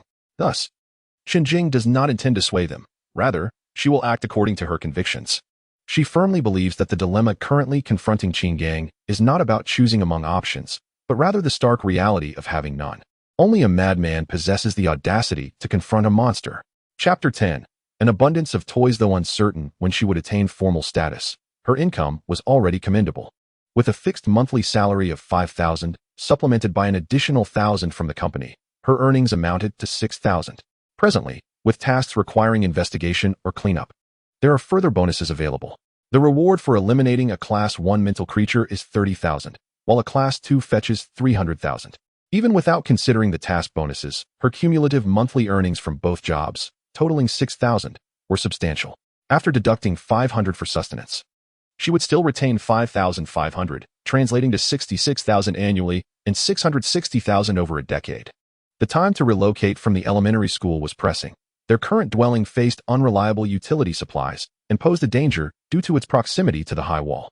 Previously inquired about, a large house, distance from the wall and capable of accommodating a teacher, a security guard, and several children, would cost over $1 million. If she could save 5,500 each month, it would take at most 15 years to accumulate enough. As Liu Xian contemplated these figures, a sense of hope surged within her.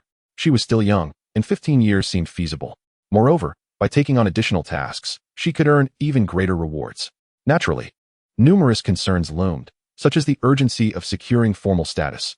What if she were dismissed before achieving that? Should everything proceed smoothly?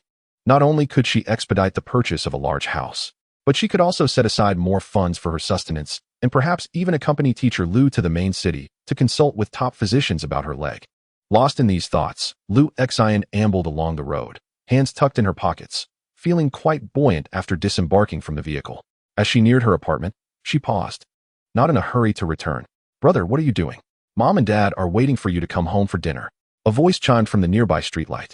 Liu Xian glanced up to see her sister perched on the light pole, cradling a makeshift teddy bear in her arms, her slender legs swaying gently in the night breeze. A mysterious smile gracing her face. "Sister, I happen to have something I wish to discuss with you." Liu Xian pondered briefly and then gazed up at her sister, saying, "I have just secured a new job that allows me to earn significantly more than before, enabling me to rebuild our former home. I wish to pursue this, but it may require the use of my abilities. I would like to ask you." She hesitated for a moment before continuing. "Could you lend me your abilities?" "Borrow my abilities?" Beneath the street lamp, the sister smiled enigmatically, asking, "Brother, what will you trade with me?" Liu Xian pondered momentarily before tentatively suggesting, "A chicken that screams?" The smile vanished from her face, and her form appeared to blur, as if she might vanish at any moment. Liu Xian hurriedly exclaimed, "Wait, let us discuss this."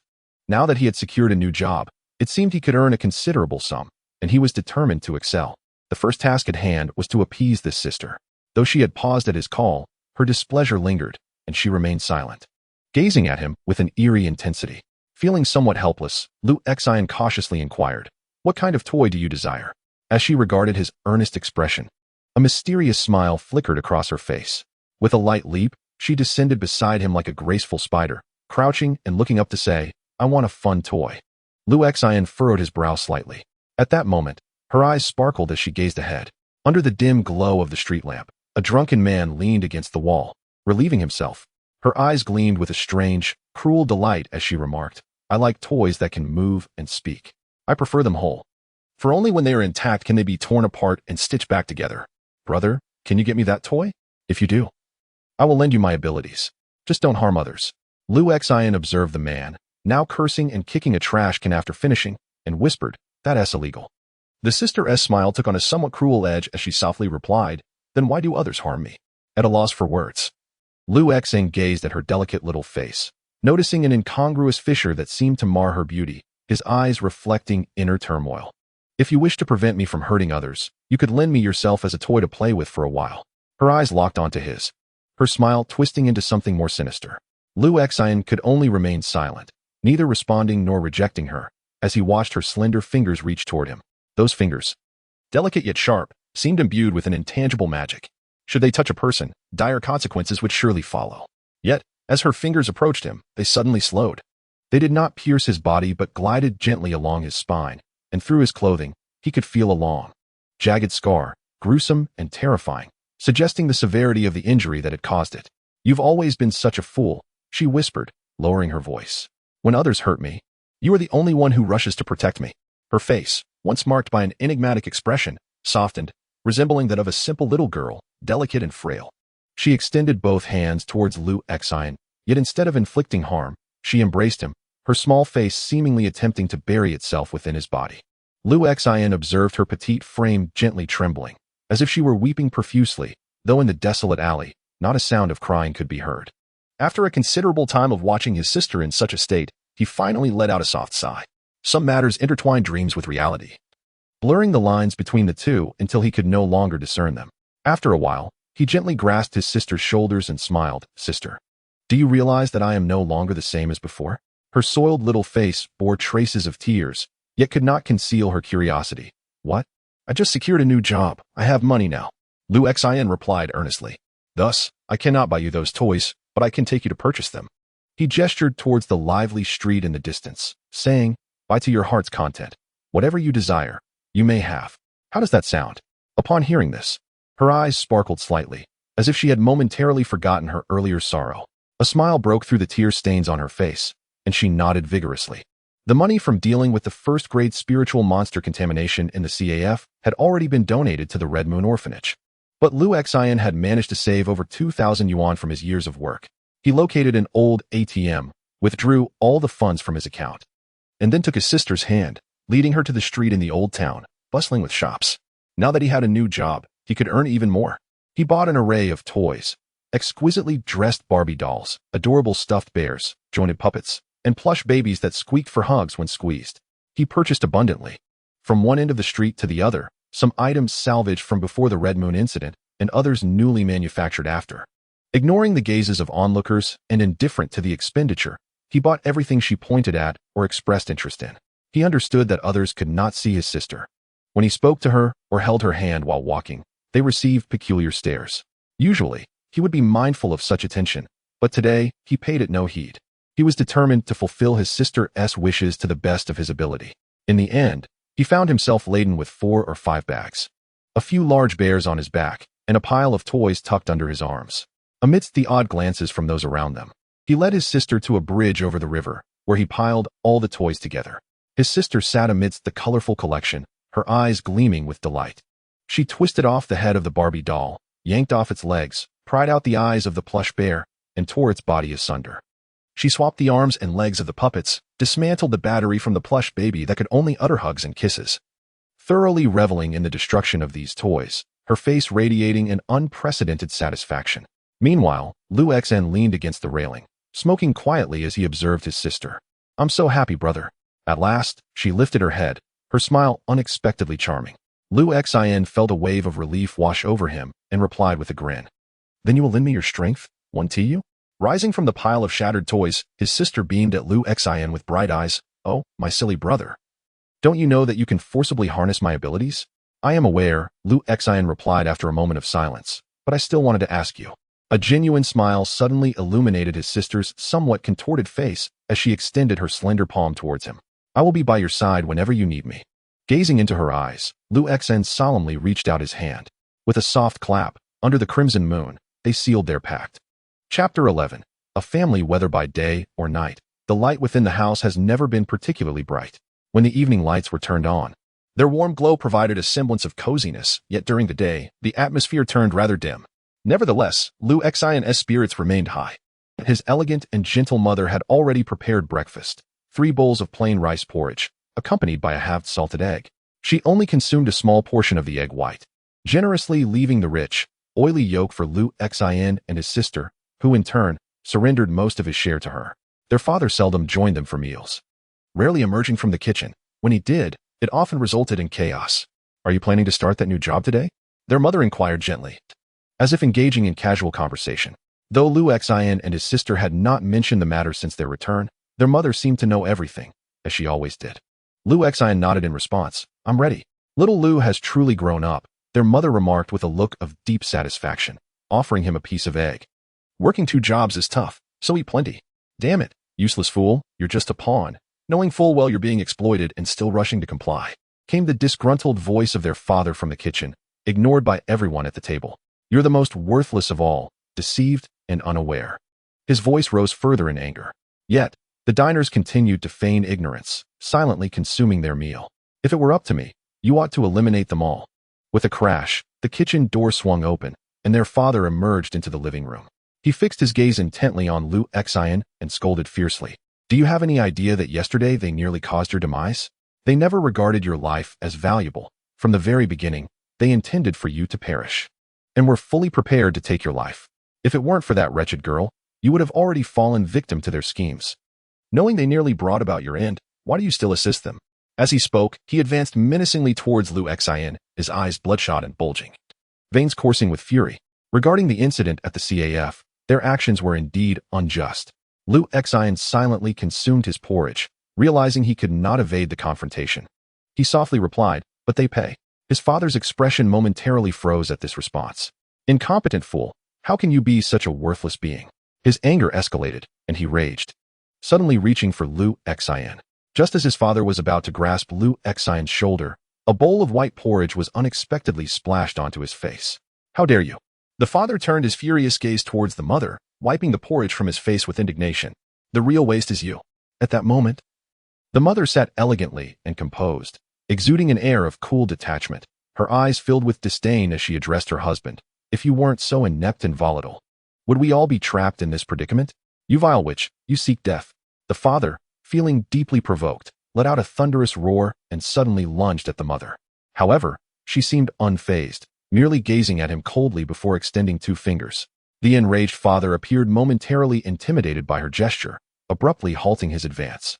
"What do you mean by that? Why are you making such gestures?" He seemed to become acutely cautious, lowering his voice as he shouted. "You know what I mean." The mother replied with a gentle laugh. "So if you are afraid, then just go back. Incompetent, worthless, all of you are worthless." The father's rage seemed to swell incessantly, on the verge of breaking his composure entirely. Meanwhile, the mother maintained her calm demeanor, continuing to make that gesture as she observed him. Ultimately, the furious father managed to restrain himself. He simply erupted in a frenzied tirade, violently overturning the dining table, tearing down the overhead fan, smashing the nearby cupboard, and shattering a glass. His bloodshot eyes, filled with malice, swept over Liu Xin, his mother, and his sister, before he retreated to the kitchen, cursing all the while. "It's all right now." The mother gracefully rose, adjusting Liu Xin's collar with tenderness, saying, "Focus on your own matters. That is of utmost importance." "I understand." After a moment of silence, Liu Xin softly replied, "Thank you. Silly child, we are family. There is no need for such formalities." The mother gently tapped him, smiling as she said, "But remember, regardless of whom you encounter, always be polite and reason with others." As she spoke, she delicately tucked a strand of hair behind her ear and laughed again, adding, "Of course, when we reason with others, they should also reason with us. You are so honest, never intending to harm anyone. Yet if someone dares to bully you..." Liu Xin looked up at his mother with a wary expression.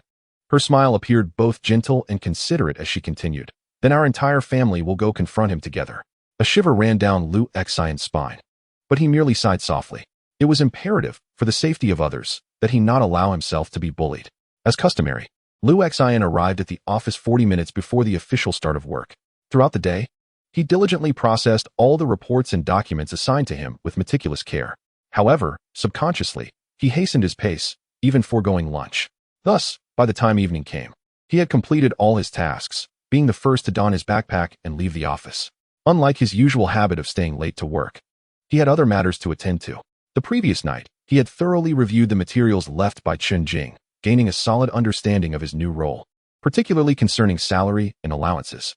He was aware that upon receiving notification from Chen Jing, he would need to rush to the designated location to follow her instructions and manage pollution incidents.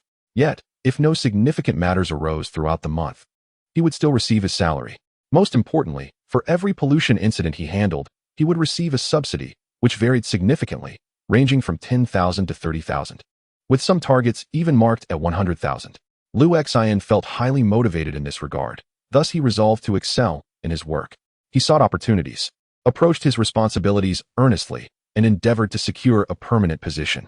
Armed with his identification, satellite phone, and firearm stowed in his backpack, he took to the streets, accompanied by his sister, to patrol. Chapter 12. The primacy of work. Wandering aimlessly through the dilapidated streets, Liu Xian realized he had not closely observed this area in quite some time. The streets were riddled with potholes and remnants of stagnant water from days past. The glaring neon lights intermingled, forming a chaotic yet vibrant tapestry of colors. Following the Red Moon incident, the survivors within the high walls seemed to have divided into two distinct groups. One group was particularly busy, hurrying along without a moment to spare to glance at anything around them. One group appears particularly idle, languidly seated along the sides of the street. Their wares spread out on tattered cloths or on makeshift tables. Before them lie wild vegetables, unidentifiable cuts of meat, rudely crafted blades, and various antiquities salvaged by hunters from the ruins beyond the city. Many others gather in small clusters, smoking and whistling at the women passing by. The streets teem with eccentrics. During the early days of the city's construction, there was a time when even sustenance was scarce. However, perhaps due to the sudden decrease in the number of individuals needing to eat, or the unexpected rapidity of civilizational reconstruction, famine has become a rare occurrence within the 30 years since the high walls were erected. Simply put, within the confines of the high-walled city, satisfying one's hunger is not a daunting task. The challenge lies in improving one's quality of life. The drifters wandering the streets embody this dilemma.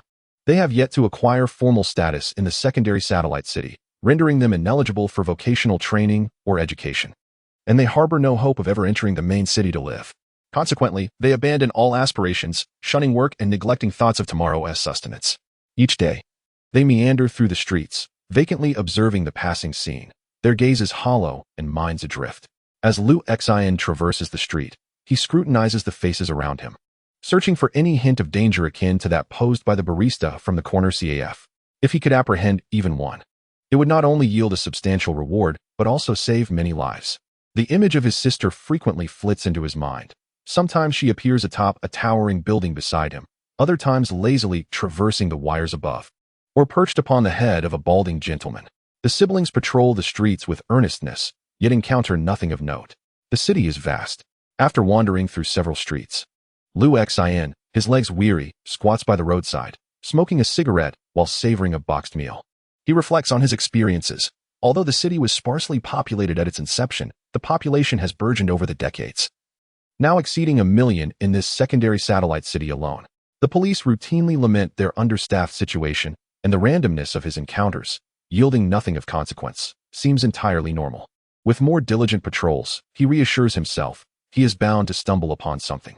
Once he finishes his meal, Liu Xian resumes his patrol for a while before returning home to rest, preparing for another day of work. This routine persists over the following days. Yet the exceedingly mundane nature of the city leaves him somewhat disillusioned. The absence of any peculiar incidents is disheartening. If this city is overly secure, and there are no tasks that require his intervention, might Colonel Chen and her colleagues reconsider the support they provide? Liu Xian could not help but feel a sense of unease. However, he never anticipated that issues would arise with his other job first. "Xiao Liu, you need not come to work tomorrow," said the director, whose half-bald head was meticulously styled, as he slid a termination contract across the table towards Liu Xian. Why? The director's words astonished Liu Xian, leaving him bewildered. How could he accept being dismissed from a position that had yet to be made permanent? Although in this world, following the Red Moon incident, job loss had become a common occurrence due to economic instability, especially for someone like him, whose work merely required him to sit in an office and engage his mind rather than toil endlessly at a dock or factory. Liu Xian had never imagined that such a fate would befall him. He had always been diligent in his work, and throughout the years, had not made any significant mistakes. In fact, he was regarded as a model employee, with a banner of commendation still hanging in his cubicle. How could they possibly let him go? Now, Xiao Lu, you must understand. The director managed to muster a faint smile as he offered Lu Xian a cigarette, revealing stained yellow teeth. The company is not doing well. We cannot afford to keep too many people in the same position. Your abilities are on par with Xiao L's, but his work ethic far surpasses yours. Look at you. Leaving early every day, vanishing before quitting time. Lu Xian recalled the young man who had always accompanied him with a smile, eager to learn how to navigate his tasks, and fell into silence. He understood the implication of the director's remarks about leaving early. In truth, he had not been leaving early. He simply had not taken the initiative to stay late. Director, could you grant me another opportunity? Lu Xian had many words he wished to express, but ultimately, he only managed to whisper a question. The director's face contorted with discomfort. Ah, you are a long-standing employee, and I do not wish to part with you. However, as you know, in our company, there is a limited space for each person, and we cannot sustain those who do not contribute. When abilities are equal, attitude becomes paramount. Lu Xian did not absorb the rest of the director's words, for he recognized their insincerity. Upon exiting the director's office, he found that his belongings had been neatly packed into a box. He wondered who had shown such kindness. It was Elle who packed it for you. He had been planning to move in here, whispered Aunt Sun, who sat nearby with her permed curls. Xiao Lu, it's not that I'm criticizing you, but you were too honest. I've told you before not to teach everything to others. See, someone has taken your job. Word has it that this young man is quite remarkable. He is dating the director's daughter. The director is very clever. How could he not favor his own? Lu Xian silently gazed at the banner in his box, reaching into his backpack to touch the gun within. Yet ultimately, he did not extract himself from the situation, but instead descended the stairs, lighting a cigarette and pacing slowly. He recalled Chun Jing's previous counsel. When confronted with troubles in life, consider 3 options. First, call the police. Second, contact her. Third, resort to a firearm. Chapter 13. Work enthusiasm. Lu Xian pondered seriously. For such matters, seeking the police seemed inappropriate. As for using a gun, that was certainly out of the question. He was not insane. It appeared that only the second option remained viable, although Lu Xian felt a tinge of apprehension.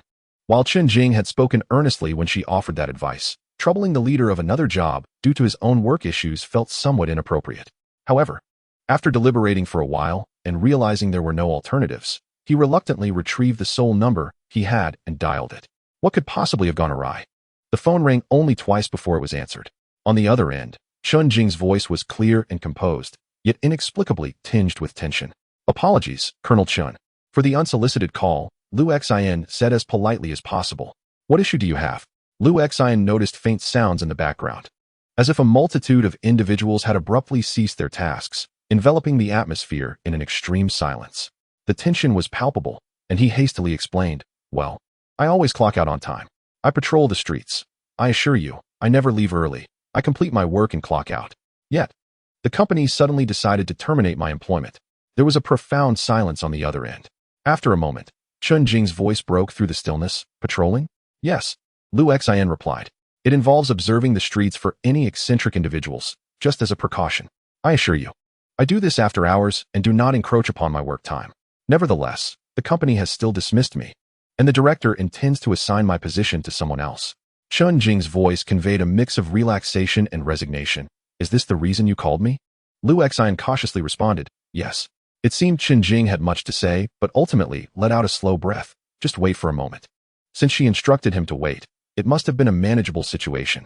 Lu Xian had no choice but to patiently wait downstairs, silently smoking, anticipating the satellite phone to ring again. Can I turn them into toys, please? His sister suddenly appeared beside him, anxiously crawling around him.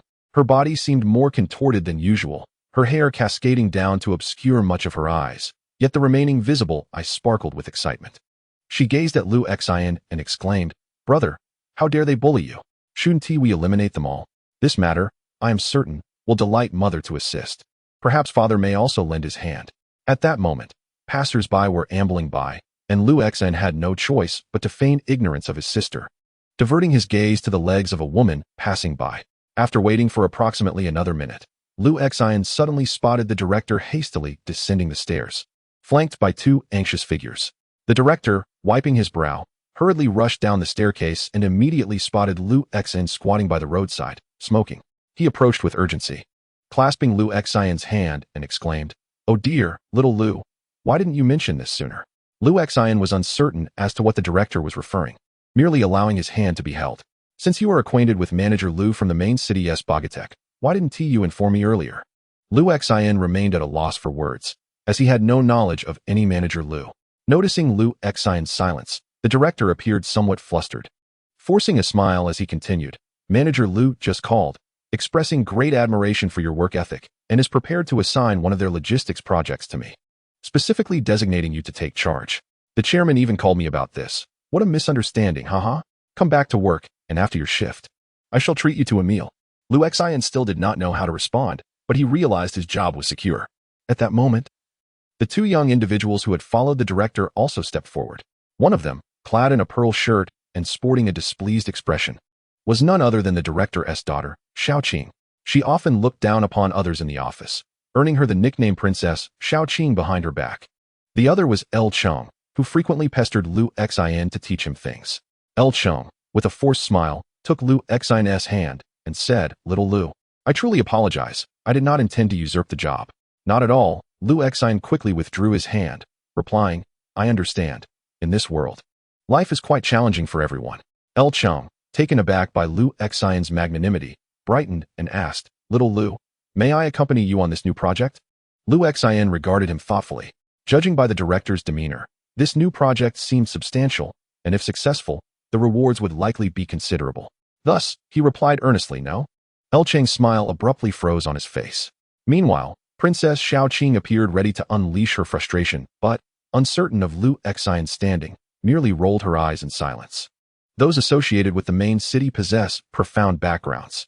After Liu Xin assured the director multiple times that he would return to work, the director finally wiped his brow, trembling as he led his daughter and El Cheng back to the company. At that moment, Liu Xin's satellite phone rang, and Chen Jing's voice resonated from the receiver. "Has the issue been resolved?" Liu Xin nodded. Recalling that Chen Jing could not see him, he added, "It has been resolved." "That is splendid." Chen Jing paused before continuing. "You have already been recruited by us, receiving ample compensation, yet you still wish to undertake this job?" Liu Xin replied softly, "Your regulations do not state that one cannot engage in other work." Chen Jing paused for a moment, then suddenly asked, "Why do you patrol?" Surprised by the question, Liu Xin responded, "Isn't the salary you provide intended for this purpose?" It seemed as if Chen Jing sighed, and Liu Xin sensed a hint of distress in her demeanor. "Given your enthusiasm for work, there happens to be a task that requires your attention." On the other end of the line, there was a slight rustling, as if she were pressing the receiver and requesting some information from someone else. After a brief pause, her voice returned. "I have just instructed a subsidiary of Boga Technology to provide your company with a service related to material transportation. Seizing this opportunity, you may engage with the owner of Sifong Transportation, Qin Ran. Confirm whether there are any issues on his end, and report back to me promptly." Listening to Chen Jing directly assign him a task, Liu Xin felt both surprised and pleased. It was a positive sign when leadership delegated responsibilities. He eagerly inquired, "What kind of issues?" Chen Jing replied, "The intelligence collection agency indicates that there have been at least 7 or 8 homicide cases connected to his Sifong Transportation Company. So I need you to investigate whether these homicides are mere murders or something more insidious."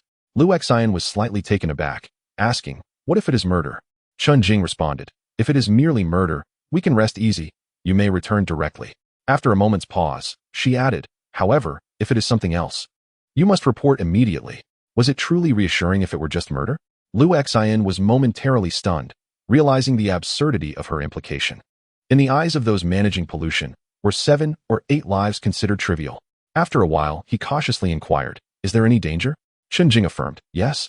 Whether it be murder or contagion, those individuals are quite perilous, though that is a concern for ordinary people.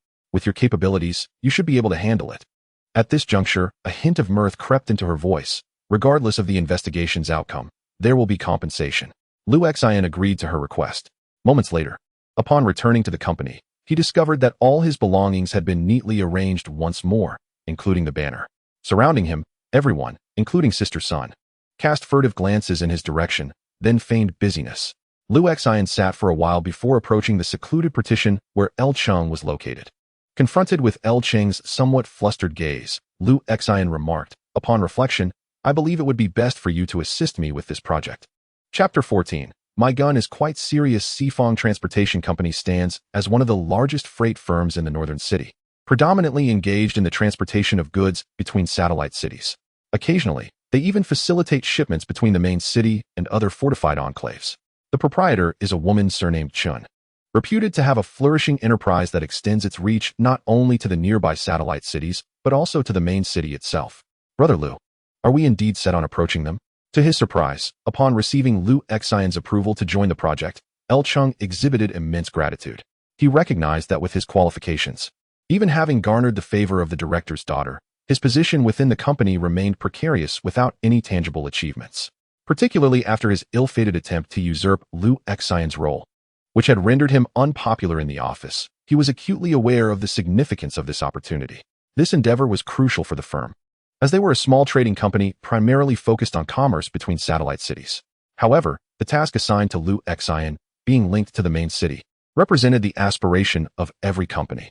Thus, he swiftly organized the necessary documentation for Liu Xian and resolved to accompany him for the inspection. However, their departure eventually included a third party. Princess Xiaoqing had decided to join, seemingly concerned that Liu Xian might intentionally sideline her boyfriend in the workplace. Liu Xian, on the other hand, bore no objections, especially considering that Princess Xiaoqing had access to a vehicle. It was likely that Sifang Transportation Company was not as straightforward as it appeared. As Liu Xian listened to Cheng's report, he contemplated the state of modern society. Although the discovery of wild grain species and the revival of certain industries had alleviated the food security issues for many, the reconstruction of the former industrial framework remained a distant goal. One of the pivotal challenges lay in transportation. The roads beyond the high walls were severely damaged and fraught with obstacles, teeming with countless threats that defied prediction. The outskirts were plagued by lunatics who could not be cleared away, as well as destitute refugees and nightly bands surviving through pillaged resources. Hence, those daring enough to venture outside the city for transport were invariably formidable individuals, endowed with both courage and cunning. Moreover, as gleaned from the additional documents provided by Chen Jing, Cheng had uncovered numerous clandestine insights that eluded surface-level investigations. The woman surnamed Chun, in fact, served merely as a puppet at the forefront of Sifang Transportation Company. The true owner hailed from the wilderness, known as Qin Ran.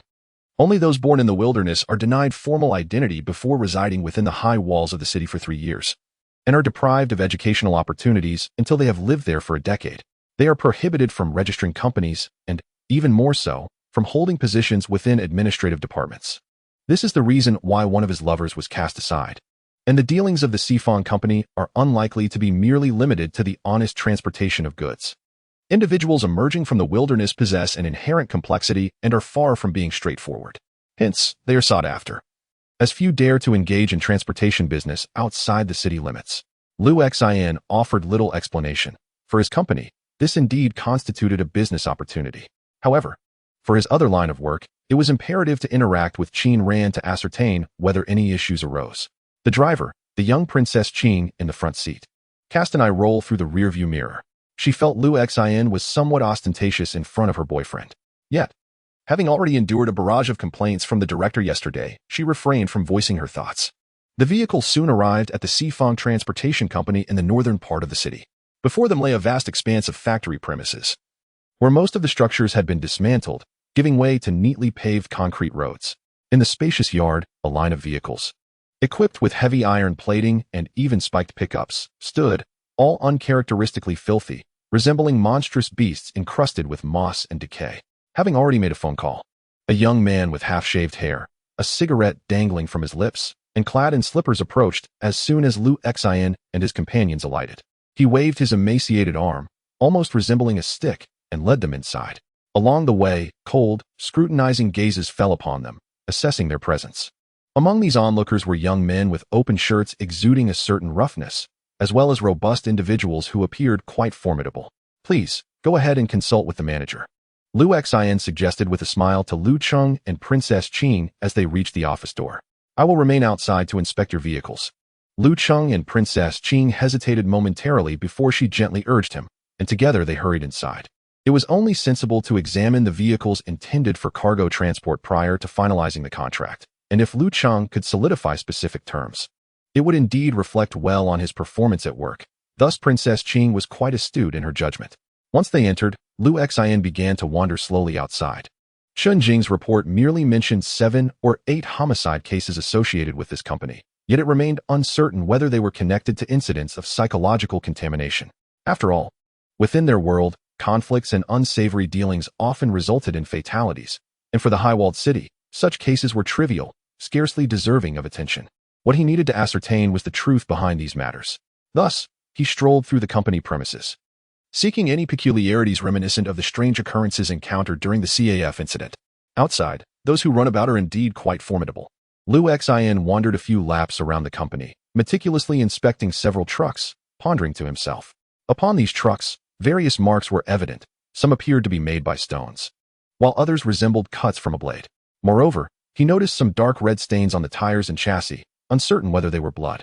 Liu Xin was not an expert in such matters, yet he felt compelled to present himself with a semblance of professionalism. Thus, he scrutinized the details, contemplating what might warrant his suspicion.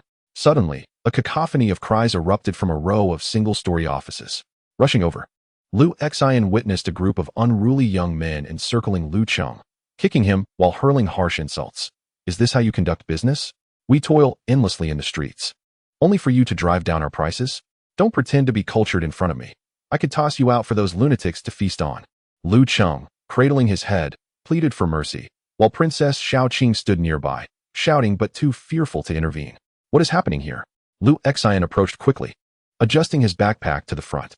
Princess Xiaoqing, in tears, explained, "We simply thought their quote was too high and wanted to negotiate, but they resorted to violence. Furthermore, I noticed numerous discrepancies in their accounts. Collaborating with them would be exceptionally troublesome." Before she could finish, a woman lunged at her, seizing her hair and delivering harsh slaps. "You wretched girl, who are you calling problematic? If you hadn't been so verbose, I wouldn't have to strike you. Now, tell me, why am I hitting you?" Princess Xiaoqing's face swelled from the blows, rendering her speechless as she sobbed. Witnessing her plight, Liu Xin hesitated, retracting his hand from his backpack and instinctively slowing his pace. "My sincerest apologies, everyone, truly," he stammered, finally approaching after a prolonged delay. "What incited this sudden altercation?" "Do not give me any excuses," a bare-chested man with a scar across his face glared at Liu Xin. "You must be the leader. They said you were manager Liu. Good, I'm here to see you. You called us, saying you needed trucks. I've prepared them, and drivers are on standby. Yet now, you suddenly backtrack? Do you think this is a game? In these times, life is hard for everyone. If you make concessions, I will too, but if you refuse, don't blame us for being unkind." "Brother speaks the truth," Liu Xin replied, maintaining a conciliatory smile. "Shall I return to discuss this?" He found Liu Cheng and Princess Xiaoqing's predicament unsurprising. Their company is a small trading firm located in a satellite city. In simple terms, their primary business involves the circulation of non-strategic materials between satellite cities.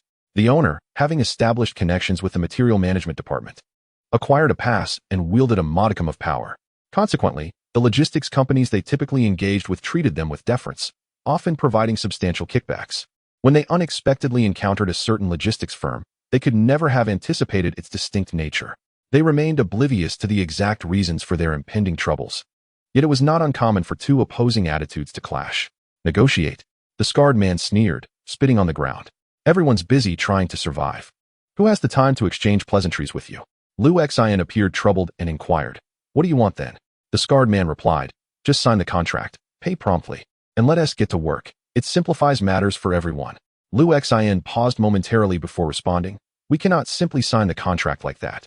The scarred man let out a cold laugh, remarking, "This little manager certainly has a thick skull." At that moment, a group of lethargic individuals sauntered over, forming a circle around Liu Xin with expressions that were half smirks. Faced with this scene, Liu Xin hesitated briefly before suddenly drawing a gun from his backpack and aiming it at them. The onlookers were momentarily taken aback, including L. Cheng, who lay on the ground, too frightened to rise, and the princess, Xiaoqing, who was being tugged by her hair. No one expected Liu Xin to produce a firearm. However, a cacophony of laughter erupted. The expressions of the men turned mocking, and even the woman tugging at Xiaoqing's hair displayed a look of disdain. Some individuals stealthily retrieved pointed iron pipes or tools like hammers and axes. Who would have thought there would be someone with a gun among us? One taunted, "Hey, little brother, is that gun even real?" The crowd laughed, gradually closing in. A slender yet agile young man wielded a rusted knife. Seizing the opportunity, with a glint of malice in his eyes, he lunged towards Liu Xin from behind. Being a streetwise thug, he understood that standing out was crucial, but opportunities were rare. In a world where only the swift and ruthless prevailed, this oblivious fellow was destined for misfortune. A single thrust could secure him a feast that night. Yet, before the assailant could strike, Lu Exine, seemingly unprepared, abruptly turned around. With unwavering resolve, he fired the gun. Bang! The young man let out a piercing scream. Collapsing 2 meters away, blood gushing from his left thigh. It was Lu Exine's first time firing a weapon, and his aim was indeed poor. However, the sound of the gunshot sent shockwaves through the crowd, causing them to recoil in astonishment. The surroundings instantly fell into a profound silence, with all laughter and jeering vanishing completely, leaving only the young man who had been shot, curled up on the ground, wailing in a manner reminiscent of a slaughtered pig. His cries tinged with an unmistakable hint of sobbing. Each gaze directed at Lu Exine resembled that of a lunatic. Who could have imagined that it was a real gun? Even more astonishing was the audacity with which he dared to fire it. This was within the confines of the high wall city, not outside. Did the guard hall merely stand by idly? Those who frequently traversed the wilderness were indeed fierce, yet they were not devoid of fear. If anything, they feared death even more. Conversely, the young ruffians in the city, fueled by their youthful bravado, were emboldened to act recklessly, which was precisely why Lu Exine had targeted this individual first. After dispatching the man, Lu Exine swiftly turned the gun towards a middle-aged woman standing at the rear of the crowd. Don't force my hand. You all see that my gun is quite serious. Chapter 15. Business as usual. One might have thought he was merely biding his time within the company. Yet here he was, genuinely willing to fire a weapon. In the midst of the silence, the middle-aged woman whom Lu Exine had aimed at did not attempt to flee. Instead, she gradually pushed her way through the crowd, facing the barrel of Lu Exine's gun without a trace of fear. Her expression remained impassive as she coldly remarked, "We too possess firearms, albeit not prepared in advance. Being targeted by you is of little consequence. We concede this round. You may leave for now. But should the guard hall apprehend you later, that is of no concern to us. If the guard hall chooses not to pursue you, then we shall meet again in the underworld." The guard hall strictly monitored firearms within Highwall City. Thus, even those like her had very few weapons remaining inside the city. Companies that frequently ventured outside tended to establish clandestine supply depots at secret locations beyond the walls, often housing not just firearms, but possibly even small arsenals. However, under the stringent scrutiny of the city's patrolling military, one could not bring excessive weaponry into the city. Otherwise, they would be met with severe penalties for serious offenses. Naturally, under such oppressive conditions, they still found ways to smuggle in a firearm or two for self-defense. But such weapons could not be carried openly, leaving them at a disadvantage when confronted by Lu Exine without prior preparation. The woman's thoughts were undoubtedly astute. Her words meticulously crafted. Logically speaking, Lu Exine firing a weapon here would warrant intervention from the guard hall, and he could be swiftly apprehended and sent beyond the walls to toil in the wilderness. Yet she clearly expressed that if the guard hall did not pursue Lu Exine, they would not hesitate to take matters into their own hands, adhering to the rules of the underworld. Meanwhile, Princess Xiaoqing and Lu Cheng were utterly terrified, their legs trembling and faces drained of color. The moment they witnessed Lu Exine draw his gun, their worldview seemed to shatter. Having grown up within the confines of High Wall City, they had always perceived firearms as distant and unattainable. Upon hearing the woman's words, the ruffians released Lu Cheng and Princess Xiaoqing, parting the crowd to create a path. The atmosphere was laden with an icy indifference as the onlookers regarded Lu Exine, akin to gazing upon a corpse. Yet, Lu Exine showed no inclination to turn away, declaring, "I will not leave. Our business remains unfinished." The woman, who was held at gunpoint, momentarily faltered and questioned, "At this juncture, you still wish to discuss business?" "Indeed," Lu Exine affirmed with a nod, "but the pricing warrants negotiation.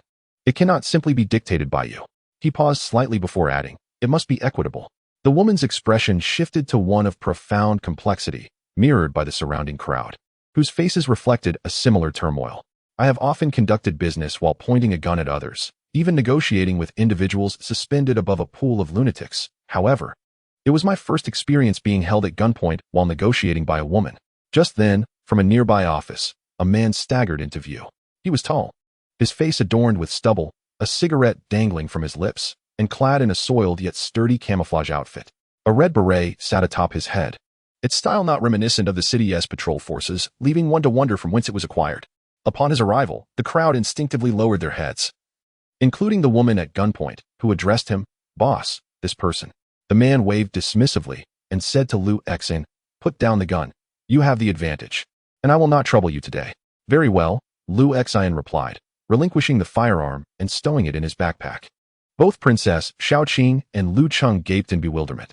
Proceed with your business. You may continue your discussion, the man directed, nodding towards the woman previously threatened. Before turning to Lu Xian and stating, young brother, come with me. The unfolding events were unexpected, leaving everyone present somewhat bewildered.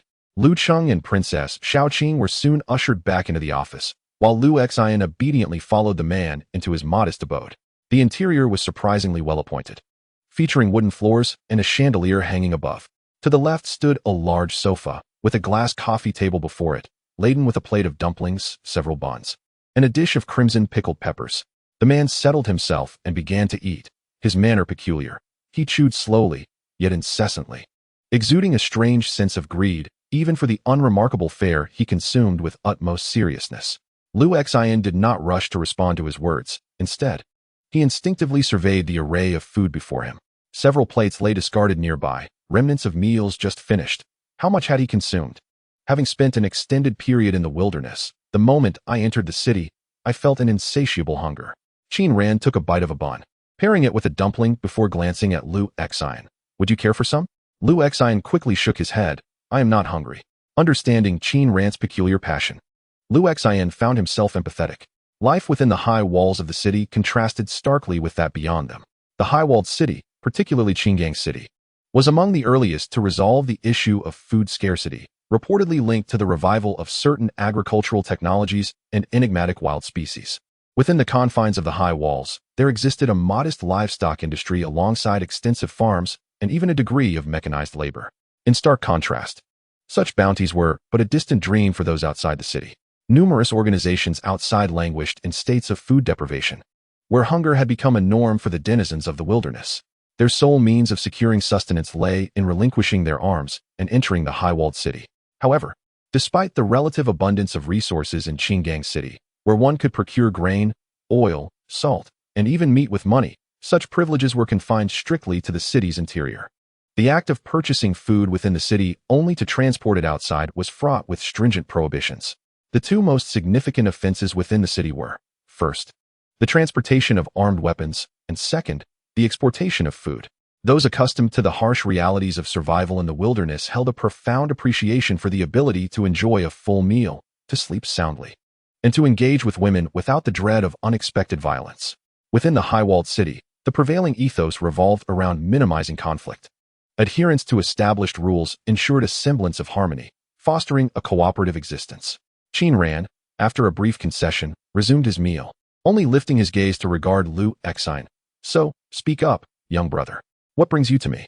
His eyes bore a languid, yet perilous aura, as if he had unraveled Lu Xian's intentions, and he coldly inquired, I have encountered many who conduct business with firearms outside the walls, but you, clearly, have never ventured beyond. So, be candid.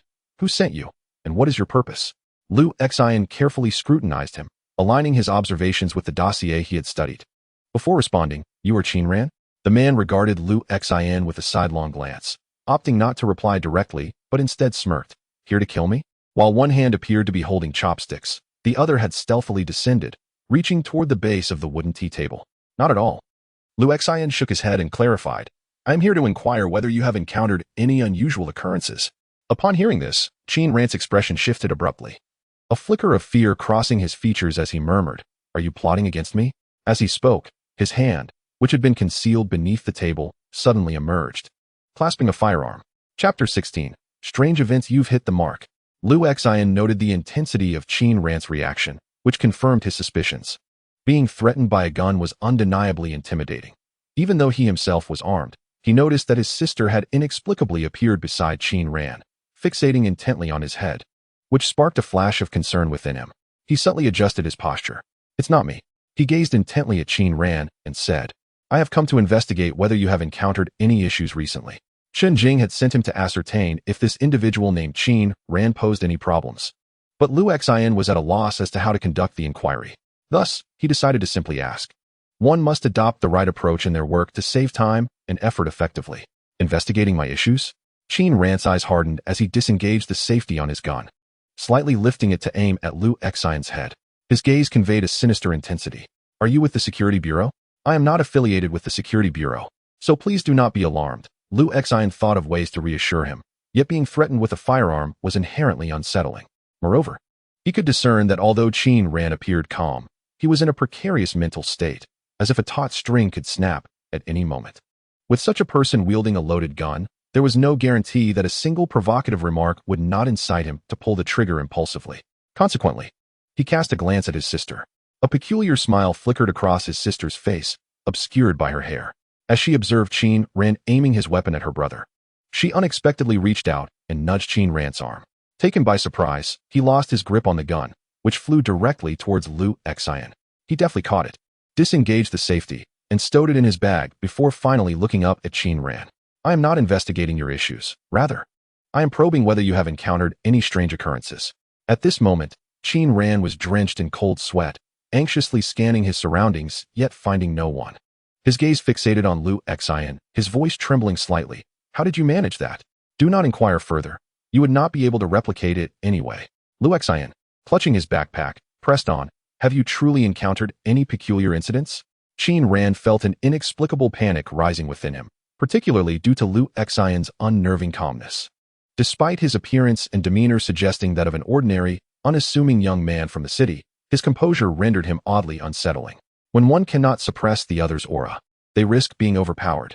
After a moment's hesitation, he slowly countered, what kind of issues are you referring to? Lu Xian pondered for a moment before responding deliberately. For instance, those several lives lost.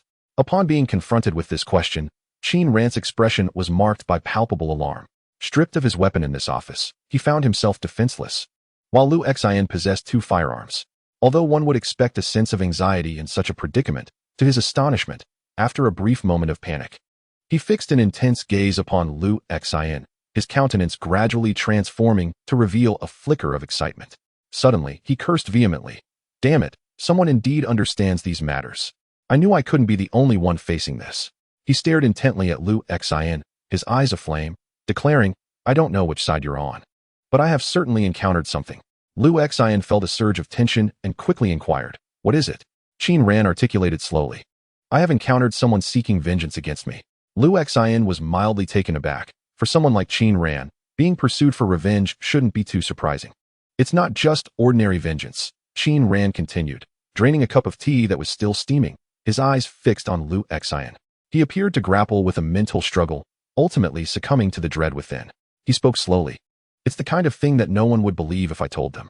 Recognizing the intensity of Qin Ran's emotions, Lu Xian encouraged, take your time and explain. Qin Ran exhaled slowly, seemingly searching for something in Lu Xian's expression, but eventually he appeared deflated. After a pause, he began, it all started 14 days ago. I'm not afraid for you to know, my business involves more than merely transporting goods. In this line of work, many meet their demise, and profits are scarce. Thus, I dabble in various enterprises, and the Security Bureau is aware of it. Lu Xian nodded, feigning understanding. The incident began with a transaction involving a bag of gummy bears. Qin Ran's eyes, bloodshot, reflected the gravity of his situation, yet his voice dropped. At that time, I was trading with old Chui from the western part of the city. That scoundrel, Chui Wang, specializes in peddling this stuff. We had collaborated several times, but that day, to my shock, he came alone for the transaction. He clearly underestimated me. And I seized the opportunity to eliminate him. That bag of gummy bears? I took it back, enough to earn me several tens of thousands.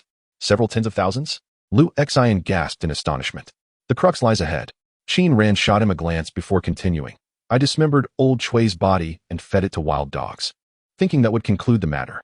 However, to my surprise, a woman appeared the next day, a stranger to me, claiming to be Chui Wang. She berated me for my lack of ethics, demanding retribution and the return of that shipment. Lu Xian's expression shifted subtly. He was now genuinely intrigued. I had no idea what that woman was up to. I assumed she was old Chui's mistress, so I just handed her what she wanted. Qin Ran spat. The body was dumped in the cement, over there by the newly constructed weighing scale. Lu Xian listened impassively. Qin Ran remarked, however, in hindsight, I felt something was amiss. I instructed someone to investigate, and to my astonishment, the woman was identified as Wang Ting, a worker from a garment factory in the southern part of the city. It was said she had never even met old Chui. Isn't that just bizarre? Lu Xian could only nod in agreement. Yet, the strangeness did not end there. Qin Ran's demeanor grew increasingly intense as he continued. A couple of days later, Two individuals sought me out. One was an elderly man, and the other a young beggar of about 17 or 18. They claimed to be Chui Wang and Wang Ting respectively, both demanding retribution from me. Despite being surrounded by many, they approached me without hesitation, intent on violence. He gestured to his neck, stating they were ready to kill. Lu Xian was taken aback. And it only got more troublesome, Qin Ran whispered. I had these two individuals investigated and discovered they had no connection to old Chui or Wang Ting at all. Yet they came nonetheless. The most unsettling part is, he paused, swallowing hard, his voice roughening. For days later, more strangers appeared, individuals I had never seen before. They barged into my home, attacking me without warning. One claimed to be old Chui, another Wang Ting, one called himself Zhang Abo, and another identified as Wu Zifeng. They were utterly deranged, their eyes filled with a terrifying madness. At this point, Lu Xian was genuinely startled. And what of these individuals? Did you kill them? Qin Ran. His eyes reddened, whispered. I felt it was too uncanny, so I locked them away. He hesitated, then leaned closer to Lu Xian, saying, follow me. Chapter 17. Endless Revenge. Qin Ran led Lu Xian to the rear of their transportation factory, a desolate area filled with abandoned buildings and warehouses, littered with rusted scrap metal and overgrown weeds. He made his way straight to a basement warehouse with a blue-painted iron door. This is it. Qin Ran took a few deep breaths before glancing at Lu Xian. After unlocking the door, he pulled it open with a creaking sound. A putrid stench immediately assaulted their senses. Lu Xian covered his nose and took a step back, then cautiously leaned in to examine the scene. The basement resembled a deep pit, with a cement floor that collected stagnant water. Measuring approximately 5 meters long, 7 meters wide, and about 4 meters deep. It had several iron rings embedded at the bottom, each tethered with chains. What sent chills down their spines was the sight of something disturbingly red locked onto those chains. Upon closer inspection, it was a severed arm. Furthermore, at the bottom of the pit lay several decaying chunks of flesh, which Lu Xian quickly recognized. He couldn't help but furrow his brow and utter, truly terrifying. Qin Ran cast a glance at him and replied, little brother, your expression hardly reflects that of someone who is frightened. We were genuinely terrified back then. He paused momentarily before continuing. Damn it, when those 4 individuals burst into my home, they indeed startled me. The situation was so bizarre that I hesitated to eliminate them immediately. Instead, I decided to confine them here, contemplating a thorough interrogation to uncover who was orchestrating this against me. However, I never anticipated that once these 4 were locked away, they would turn on each other. He raised his voice slightly, deliberately spitting into the pit to mask his trembling tone, fueled by anger to conceal his fear. They were all lunatics. I merely confined them here without the chance to interrogate them, and yet they began to attack one another, gnawing at each other like wild beasts. Can you imagine? These wretches, though human, behaved like dogs, biting and devouring one another. They tore into each other, consuming the flesh they ripped away, and some even had their bellies burst open while still feasting. I could no longer bear to witness such horror, so I took my gun and shot them all down. It was my first time killing someone with a firearm, and I felt as though I was performing a righteous deed. As he recounted this, he suddenly slammed the iron door shut with a resounding clang. What on earth are these creatures? He fixed a penetrating gaze on Lu Xian. Since you have come to inquire, you must possess some knowledge. Please, enlighten me. What are these beings? Lu Xian observed that his demeanor was somewhat unstable, which was only natural. Even a ruthless figure like him would feel fear in the face of such phenomena. He might not fear death, but the inexplicable occurrences instilled a palpable dread. This was entirely different from the events at the CAF, yet it was undeniably abnormal. As Lu Xian absorbed his narrative, his mind raced with thoughts. Was it old Chui, the first to appear abnormal, who had triggered these bizarre incidents, or was it something else? Moreover, it seemed there were discernible patterns in the events he described. On the first day, 1 came seeking revenge, on the second, 2 appeared, and on the 4th, 4 arrived. A sudden realization struck Lu Xian, prompting him to urgently inquire of Qin Ran, how many days has it been since their last visit? Qin Ran, clearly aware that Lu Xian had to do something, responded slowly. His eyes reddening, it has been 7 days. 7 days? Lu Xian's expression darkened momentarily, for tomorrow would mark the 8th day. If this pattern were to hold true, would 8 more not be expected to arrive soon? Wait for me a moment. I need to report this. Recalling what Qin Jing had previously told him, he shook his head and prepared to retrieve his satellite phone. However, Qin Ran observed coldly and suddenly picked up an axe from the ground beside him, directing it menacingly at Lu Xian. His voice was deep as he declared, little brother, I bear the weight of many lives, and these few are no threat to me. Whether it be 4 or 8, even if a dozen were to come, I would not flinch. At worst, I would leave this wretched city and continue to roam freely outside as I please. But do not entertain the thought of using this opportunity to scheme against me. Liu Xian glanced at his backpack, perplexed by Qin Ran's audacity to issue threats. Even if you possess 2 firearms, I have countless allies outside. If trouble arises, you cannot escape. Qin Ran fixed a cold stare upon Liu Xian, as if to clarify, though his bravado masked an underlying anxiety. I am confident in my ability to escape, but that is not the crux of the matter. Liu Xian shook his head and replied, if you are unafraid of 4 or 8, what if there are 16? Qin Ran's eyes grew icy, and his throat seemed to constrict slightly. Liu Xian continued, does that old Chui know where you reside?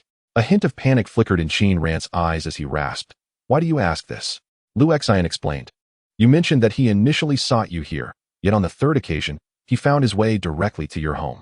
Have you considered that perhaps, no matter where you hide, they might always be able to track you down? Qin Ran's hand trembled noticeably.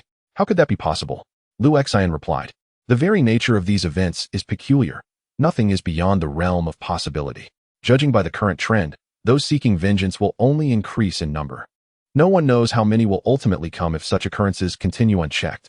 For someone as ruthless and formidable as you, a handful or even a dozen may pose little concern.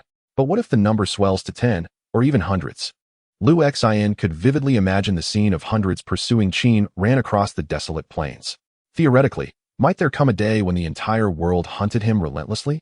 Moreover, these pursuers would be undeterred by death or injury, potentially able to locate him wherever he might flee, to the bitter end. Primarily, if you remain alive. They shall not relent.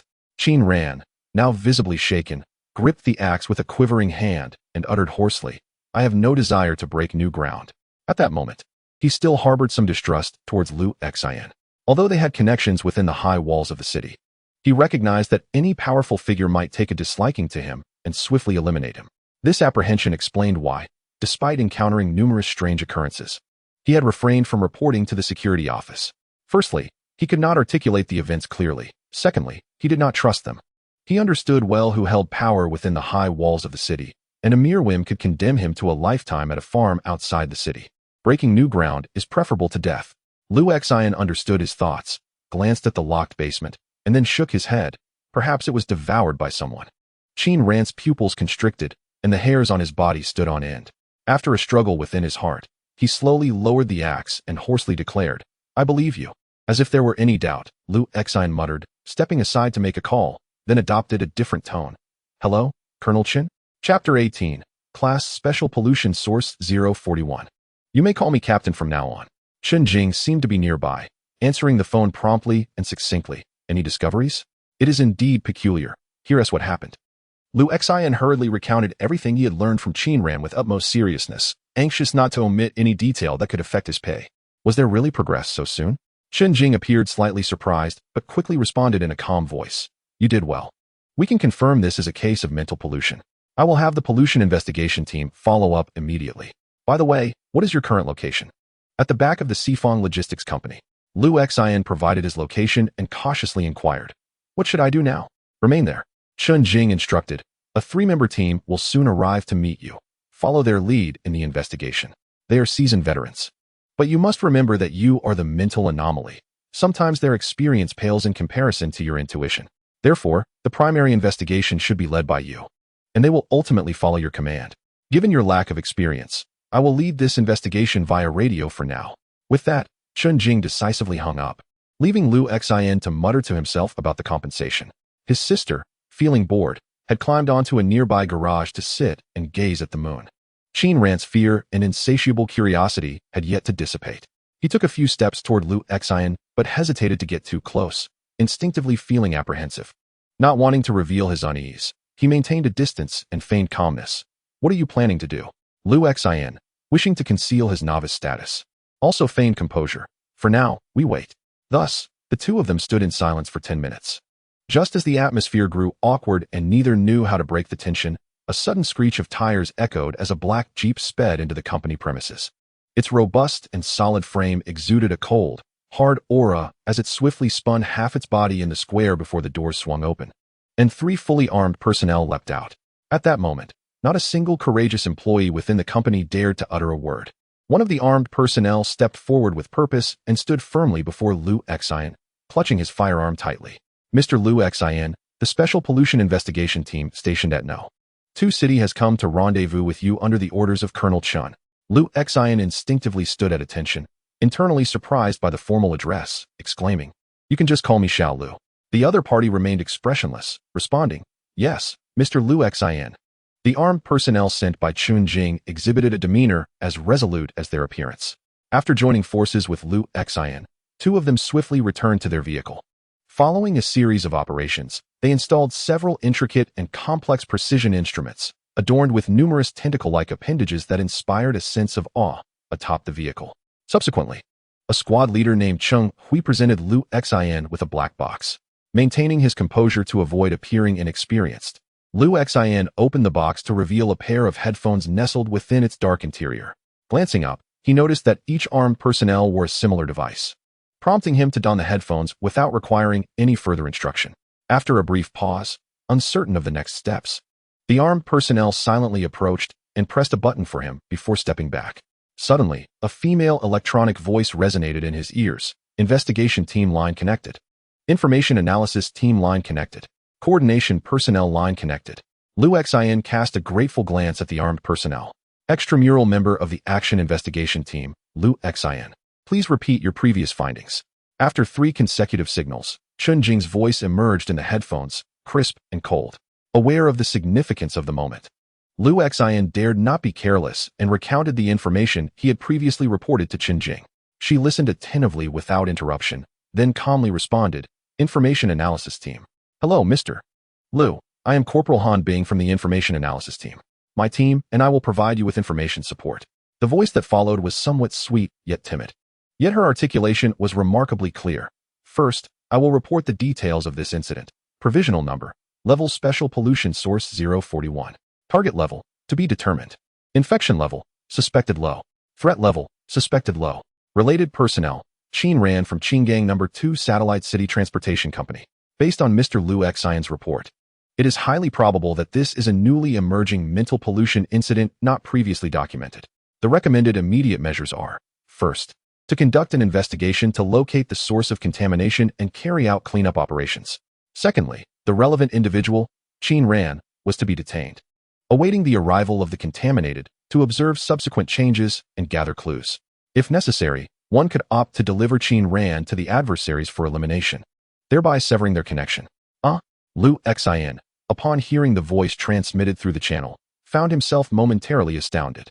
This was his first encounter with such a scenario, and his reaction was somewhat delayed. For instance, he had not anticipated that, when confronted by numerous Avengers, surrendering an individual for their execution could be considered a viable option. This marks your initial participation in an investigative operation, presenting a valuable opportunity for learning. Chun Jing's voice resonated in his earpiece. Henceforth, each field assignment will be accompanied by a dedicated information analysis team to serve as your technical support, assisting in data analysis, providing information, and offering strategic recommendations. You should swiftly acclimate to this mode of operation. Liu Xian immediately comprehended this was a lesson from Chun Jing, promptly nodding in agreement. Understood.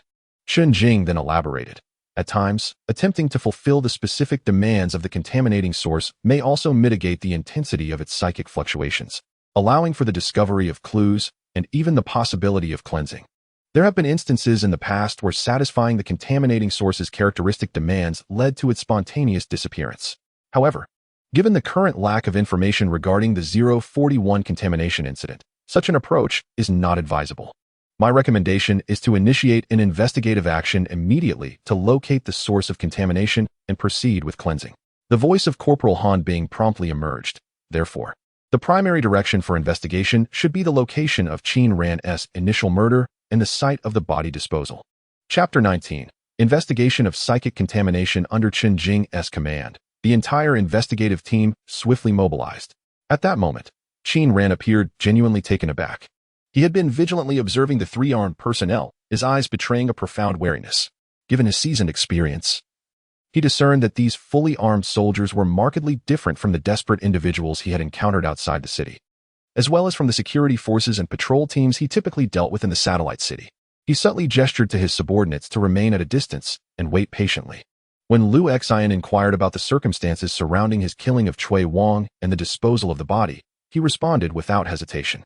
They promptly proceeded to investigate, bringing along the relevant individual, Qin Ran, to preclude any suspicion of concealing the truth. Within the earpiece, Han Bing's voice resonated. Listening to her, Lu Xian immediately instructed the armed personnel, "Get in the vehicle." He then nodded at Qin Ran. "You come along too." The armed personnel immediately complied. One moved to start the vehicle while the other two positioned themselves behind Qin Ran, casting a glance at the cold, metallic submachine guns in their hands. Qin Ran turned to Lu Xian, suddenly gritting his teeth. It was unclear what thoughts were racing through the mind of this man, born of the wilderness, as he uttered not a word and simply followed them into the jeep. As the vehicle approached the front yard, the so-called manager hurried forward, calling out, "Wait, gentlemen." Qin Ran, through the window, shouted back at them. The armed personnel in the vehicle appeared indifferent to both Qin Ran and the representatives of the Square Transport Company, seemingly dismissing them entirely. Lu Xian, lacking any prompt in his earpiece, refrained from voicing his opinions. He could sense that, following the report from the three members of the investigation team, the atmosphere had shifted markedly. Despite the investigation team comprising only 3 individuals, Qin Ran's subordinates outnumbered them by a considerable margin. However, the stark professionalism and discipline exhibited by these 3 evidently well-trained armed personnel suggested that, should conflict arise, Qin Ran's men would be utterly outmatched. The disparity was glaringly apparent. Qin Ran, undoubtedly aware of this gulf, had adopted a notably subdued demeanor. Yet, Lu Xian sensed, almost imperceptibly, that the members of the investigation team seemed to regard him with a hint of trepidation. For instance, the youngest-looking soldier frequently stole glances at him when he thought Lu Xian was not paying attention. However, the moment their gazes met, Lu Xian would swiftly turn his head, causing the young soldier to avert his eyes, sitting upright with his weapon in hand. The vehicle made its way towards the southern part of the city, where a vast expanse of abandoned factories sprawled alongside disordered pathways, overrun with waist-high weeds and scattered debris of cement and earth. In the distance, half-constructed buildings and towering, rusting steel frameworks, abandoned for far too long, could be glimpsed, rendering the area desolate and devoid of human presence. The terrain was challenging. Yet their modified jeep adeptly navigated the intricate landscape.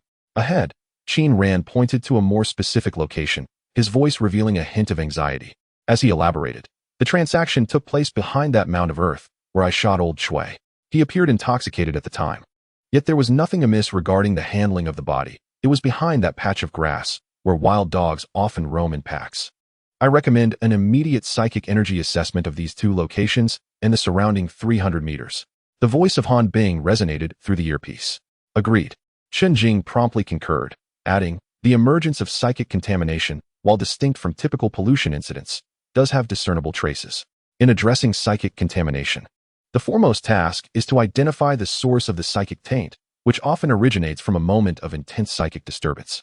The moment a person is killed, the psychic fluctuations are profound, and most post-mortem anomaly events commence from this juncture. Of course, some data suggests that certain anomalies may arise from the stimulation of the corpse after death. Indeed, the 3 armed personnel in the vehicle were also equipped with headphones. Thus, they had already received the recommendations provided by the information analysis team. Upon disembarking, they merely exchanged glances with Lu Xian, and upon seeing no objections from him, they proceeded with their actions. Lu Xian recognized this as a valuable learning opportunity and attentively observed their movements. They skillfully removed a black box from the vehicle, and after entering a password to unlock a complex mechanism, revealed a silvery object resembling a rectangular satellite phone, supported by 4 metallic pillars that held a circular ring, akin to a device reminiscent of those found in classic films featuring metal detectors. 1 individual remained behind, while the other 2 retrieved specially designed helmets, round and thick, adorned with transparent visors. What astonished Lu Xian most was that a significant portion of these helmets appeared to be crafted from a unique, glass-like material. The apparatus they were employing was a rudimentary psychic energy detector, recently introduced. Chen Jing continued to instruct Lu Xian over the channel. Psychic energy is inherently invisible. For the average individual, it is challenging to influence the instrument sufficiently to achieve observable results. However, certain mutated contaminants, known as aberrants, possess psychic energy that exceeds a specific threshold. Coupled with some novel materials emerging from the Lunar Eclipse Research Institute, detection has become feasible. Yet, these instruments remain in the research and experimental phase, capable of sensing abnormal psychic energy albeit lacking precision. The helmets they donned served as a protective measure against psychic contamination, a topic previously addressed in the documents I provided, which indicated that glass is currently recognized as the optimal material for isolating the spread of psychic plagues. Liu Xian merely murmured in acknowledgement, hesitant to reveal that his primary focus in those documents had been the sections concerning remuneration and subsidies. Regarding Qin Ran's assertion about the murder of Cui Wang and the locations where the body was disposed of, the investigation team swiftly completed their assessments, even uncovering remnants of what appeared to be Cui Wang's skeletal tissue, yet they detected no abnormal psychic energy. Are you certain these are the two locations? Liu Xian turned to Qin Ran for confirmation. Qin Ran's countenance darkened, betraying a hidden fear. Given the stakes for my life, do you think I would lie? Liu Xian felt that Qin Ran seemed genuine in his claims, and he harbored no doubts about the investigation team's findings. As he gazed towards the two sites, he, too, found no signs of anomalies, unlike earlier encounters at the CAF and during their first meeting, where he had distinctly observed grotesque, mutated entities. It was at this moment that the significance of the information analysis team became apparent. Liu Xian inquired directly, what should we do? If the locations of death and the disposal of the bodies present no issues, one must consider other factors. Corporal Han being calmly analyzed in the channel. First and foremost, how were these individuals affected? Each source of contamination possesses a defined range of pollution. Only by entering this zone can one become contaminated. Current data analysis indicates that these individuals had no connections to one another. They were unfamiliar with each other.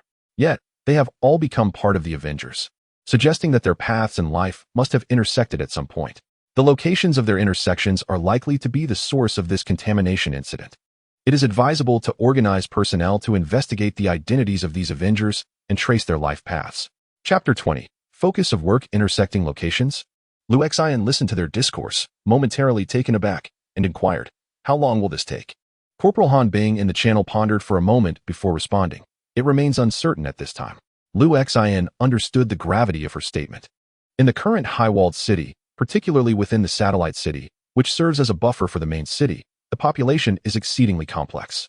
It is unclear how many individuals have recently entered the high-walled city, lacking permanent residency status, or even clandestine entrance.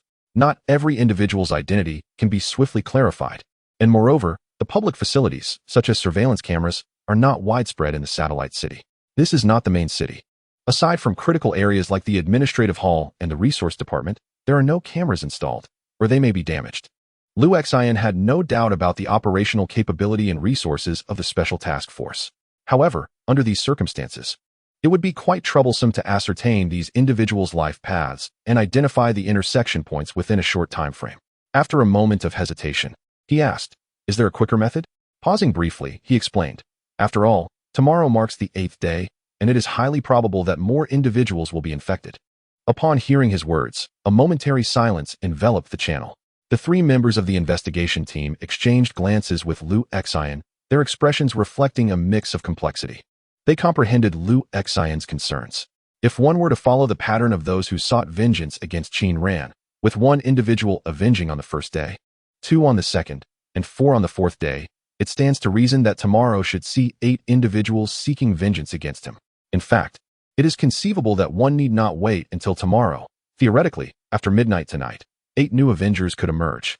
This implies an increase of 8 innocent victims. Such apprehension is entirely reasonable, yet the fact that it was voiced by Liu Xian caught others off guard. I concur with Liu Xian's perspective. After a brief interval, Chun Jing's voice resonated in the channel. It is not solely about whether to save lives. Our efforts have always been focused on saving lives. As long as we can eliminate the source of contamination, we inadvertently save many others. This cannot become the focal point of our work. The focal point of our work, and our highest priority, is the eradication of pollution sources, and it always will be. I concur with his perspective. Efficiency is paramount when addressing the issue of mental pollution sources. Conducting a thorough investigation into the routes traversed by the contaminated individuals and making comparisons would require an excessive amount of time. During this period, the pollution source may undergo unexpected mutations. After a brief pause, she continued, based on the current data, since all the contaminated Avengers claim to seek vengeance against Qin Ran, and Cui Wang is the first Avenger, it indicates that Cui Wang must be connected to the pollution source, even if no anomalies were discovered at the locations of his murder or the disposal site. We cannot dismiss the possibility that the true pollution source lies nearby, and the likelihood is substantial. Let us first assume that the pollution source is within that area and then proceed with our analysis. That abandoned industrial zone is devoid of residents and has scant foot traffic, so our focus need not be on identifying the intersection point, but rather on determining where, in that vicinity, is more likely to serve as the intersection point. Upon hearing this, Lu Xin's eyes gleamed slightly.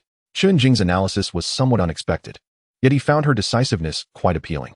Indeed, the voice of Han Bing from the channel fell silent for a moment, followed by the sound of blueprints being unfurled, seemingly examining maps and data. After a brief interval, the voice returned, near the abandoned industrial zone in the southern part of the city. There are approximately 4 locations that could potentially form a convergence point for foot traffic. The first is a fertilizer factory to the southwest, where around 200 workers are employed. Typically, they are transported to and from work by shuttle buses. But it is not inconceivable that some employees might walk home and pass near that abandoned industrial area. Additionally, about 3,000 meters west of the abandoned industrial zone lies a large garbage dump, which often attracts some homeless children and beggars who scavenge for refuse. Furthermore, according to the data, some unlawful individuals are known to conduct transactions in that area. Lu Xin instinctively glanced at Qin Ran. Unbeknownst to Qin Ran, who was squatting nearby smoking and unable to hear the channel's transmission, he found Lu Xin's look perplexing. At that moment, Chen Jing had already made her decision to relay these locations to the investigation team. Soon, the black screens on the arms of the 3 armed members of the investigation team illuminated with a faint glow. Lu Xin leaned in to take a look and saw that the displays featured intricate maps and markings. After scrutinizing the information, he recognized that it was indeed a map of the southern part of Satellite City No. 2, marked with several red dots. Has this been sent already? Truly high-tech, he mused inwardly. However, according to the director, such technology was quite commonplace before the Red Moon incident. Now you can proceed to investigate each location in turn. Within the channel, the voice of Chen Jing resonated, as if she were elucidating to Lu Xin. Spiritual pollution may appear chaotic and disordered, yet wherever it exists, there lies a certain order and characteristic. By discerning these patterns and traits, we can eradicate it at minimal cost. A professor once remarked that in the face of such madness, rationality is humanity's sole advantage. Lu Xin listened, filled with admiration. Who is that professor? Chen Jing paused momentarily before replying. Your focus has strayed. Lu Xin's expression shifted, and he uttered a soft "oh," proceeding onward and making a left turn. The jeep ambled through the desolate industrial area in the southern part of the city, where night had long since fallen. A heavy darkness enveloped the surroundings, with only a crimson moon hanging in the sky, casting a scarlet glow over the silent, chaotic urban landscape, as the jeep's headlights pierced through the dark red night, illuminating the roadside weeds and broken pavement. Lu Xin and his companions reached the outskirts of the southern city, nearing the towering walls. Each towering wall city resembled the last. The closer they approached the walls, the more desolate and sparsely populated the area became. Besides the patrolling soldiers stationed at guard towers every 3,000 meters, there was no sign of life. This was to be the final location for Lu Xin and his team's investigation. Contrary to Lu Xin's expectations, the pollution survey proved less exhilarating than imagined, appearing rather tedious. At each site, they halted to meticulously test with instruments, only proceeding to the next location once they confirmed there were no issues. During the inspections, each individual's nerves were taut. Only when they returned to the vehicle did they allow themselves to relax. Soon, the vehicle arrived at the 4th suspicious site marked on the map. It was a partially constructed building site, where some foundations, long laid, were now overgrown with weeds. A soft explanation from Han Bing emerged in the channel. After stability was restored within the high city walls, there was a significant population surge. At that time, the administrative hall contemplated renovating this site into a mixed residential industrial area. Unfortunately, due to the attention of the technological church, the personnel in Satellite City No. 4 suffered a severe decline, leading to an exodus of the excess population, leaving this place abandoned. In truth, the entire southern district of Satellite City No. 2 now comprised such undeveloped reserve land. It was said that the grandest ambition of the administrative hall was to see more residents populate these areas. As the jeep's headlights cut through the darkness ahead, they soon illuminated a shimmering expanse. Upon disembarking, Lu Xin and the others were astonished to find themselves beside a pond. What should have been a large pit had, due to the low terrain and accumulated rainwater, transformed into a substantial wild lake. At the water's edge, the weeds grew knee-high, and a barely discernible path meandered along the shore, extending toward the urban area. As soon as he stepped out of the vehicle, Lu Xin sensed that something was amiss. Just a moment ago, When I was in the car, I found my sister unexpectedly at the lakeside. She was crouched among the wild grass, her eyes sparkling with curiosity as she intently gazed into the water. Upon hearing Lu Xian's footsteps as he approached, she suddenly turned her head, exclaiming with excitement, "Brother, there are fascinating things here." Fascinating things? Lu Xian felt a slight tightening in his chest and hurried over. He was well aware that his sister's aesthetic sensibilities differed from those of others, so he wondered what she might consider to be fascinating.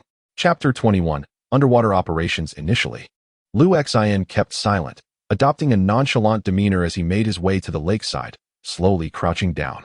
To an onlooker, he appeared to be merely contemplating the lake's depths, but in reality, he was quietly conversing with his sister. "What is down there?" he whispered, peering into the water. Under the crimson moon, the lake exuded an eerie yet tranquil ambience. "I don't know, but it feels like something we could play with for a long time." She continued to stare into the water, licking her lips with palpable excitement.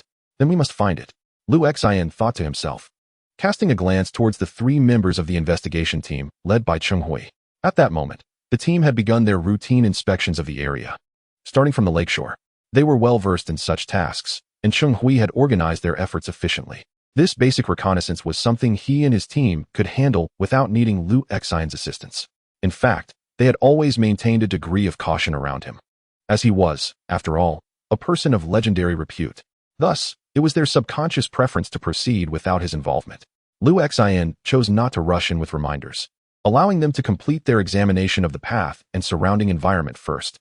With 3 locations already assessed, the likelihood of discovery at this final site increased, prompting the investigation team to proceed with utmost vigilance and meticulousness, employing their specialized equipment to scan every inch of the narrow path. No residual traces were found on the surface. Once the 2 team members finished their assessments, they returned to the jeep, their tones heavy with concern. "I understand." Cheng Hui's eyes, visible beneath his glass visor, reflected unease as he glanced towards the lake. If no contamination was detected along the roadside or in the surrounding wild grass, then the lake, which remained unexamined, held the highest potential for pollution. At that moment, Lu Xian quietly inquired of his sister, "Can your abilities be used underwater?" She, brimming with uncontainable excitement, replied, "I haven't tried, but I want to." What bravery she possessed. Lu Xian gently patted her head and then stood up, returning to the investigation team, asking, "Have you finished the inspections?" The 3 members of the team instinctively straightened up and nodded in response. Lu Xian nodded and inquired, "Are your instruments operable underwater?" As he spoke, he glanced at the devices, having received a brief explanation from Chunjing earlier. Yet he still found it challenging to fully comprehend their principles. What piqued his curiosity was the fact that his sister was squatting by the lakeside, merely 4 to 5 meters away, while these instruments remained unresponsive. Could it be that she did not belong to the category of detectable psychic energies? Surely, it could not be that she was a mere manifestation of his own psyche. Upon hearing Lu Xian's question, the group leader, Cheng Hui, who sported a scruffy beard, hesitated momentarily before responding candidly. "The instruments might be functional for short periods underwater, but the issue lies in our protective suits, which are not designed for aquatic environments." Lu Xian nodded, comprehending their meaning. Ground detection and underwater detection were entirely distinct concepts. Their current concern was not the feasibility of underwater detection, but rather their trepidation about submerging themselves. Wearing protective suits would render movement cumbersome, yet without them, they dared not approach the source of contamination. Nevertheless, it was evident that they possessed a strong sense of discipline, even if the risk was apparent. Should Chunjing issue a command, the 3 would undoubtedly plunge into the water to conduct their assessments. For them, shouldering risks seemed to be part of their duty. After pondering for a moment, he smiled and declared, "I will descend to investigate. You all wait here." "What?" The members of the investigation team exchanged surprised glances. Although they were currently within the confines of a high city wall, they found themselves in an abandoned industrial area, which bore little distinction from the wilderness. The surroundings were shrouded in darkness, illuminated only by the narrow beam of the jeep's headlights, beneath which ominous and potentially terrifying entities could lurk. Encountering such beings on land would afford them some room for retreat, but to confront them underwater, this seemingly slight figure exhibited an unexpected audacity. It seemed he had discerned their fear, prompting him to voluntarily embrace the risk. "Someone must take the plunge," Lu Xian remarked with a smile, then proceeded to stretch his arms and legs, warming up slightly. He had always approached work with utmost seriousness. In this mission, he was ostensibly the team leader, directing the investigation, with Chunjing taking over only due to his lack of experience. She had seized this opportunity to mentor him, yet in reality, he had remained observant while the three diligent members of the investigation team executed the practical tasks. Now, noticing their evident apprehension regarding the underwater inspection, it was clear that the task posed considerable difficulty for them. Thus, it was only fitting that he, the true core member of the team, stepped forward. He understood well that accolades were not garnered without merit in his previous company. To ascend the ranks and secure a promotion, one must approach their work with unwavering seriousness and dedication. Certainly, within that business company, the reason for almost being dismissed despite receiving a commendation remains unclear. Have other locations been thoroughly investigated? It is only when Liu Xian has resolved to perform admirably that Chun Jing's voice suddenly resonates through the channel. Yes. The three members of the investigation team promptly assumed a formal stance, and the team leader proclaimed, "Only this lake remains." Chun Jing inquired further, "Are we certain this is the last point of suspicion?" Han Bing from the information analysis team interjected, "Affirmative." After a brief pause, Chun Jing remarked, "The likelihood of a pollutant source existing in this lake is exceedingly high." Liu Xian suggested, "I shall dive in to investigate." However, underwater operations carry inherent risks.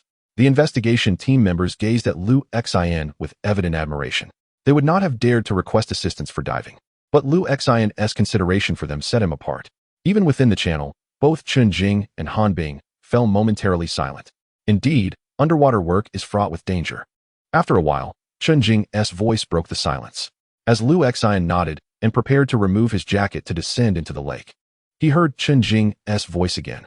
"Why take the risk of diving into the lake?" Liu Xian was momentarily taken aback. "Huh?" Chun Jing's response was resolute and commanding.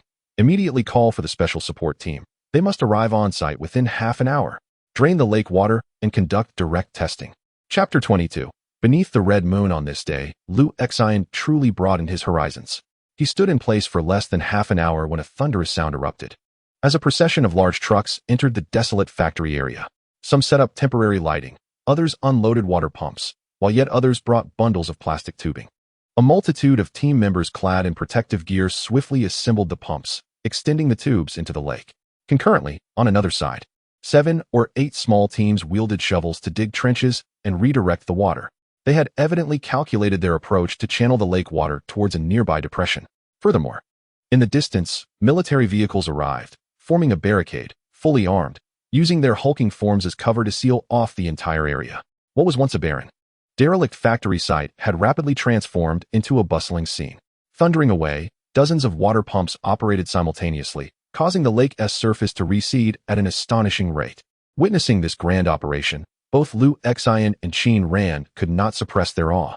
Handling incidents of mental pollution is inherently perilous, and improper management could lead not only to personal danger, but also to incalculable disasters.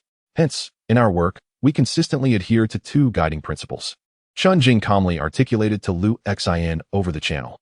First, if it can be resolved through material means, then let it be resolved through material means. The moment of firepower coverage is upon us. After a moment of contemplation, Liu Xian responded with a sigh. The strength of the collective is formidable.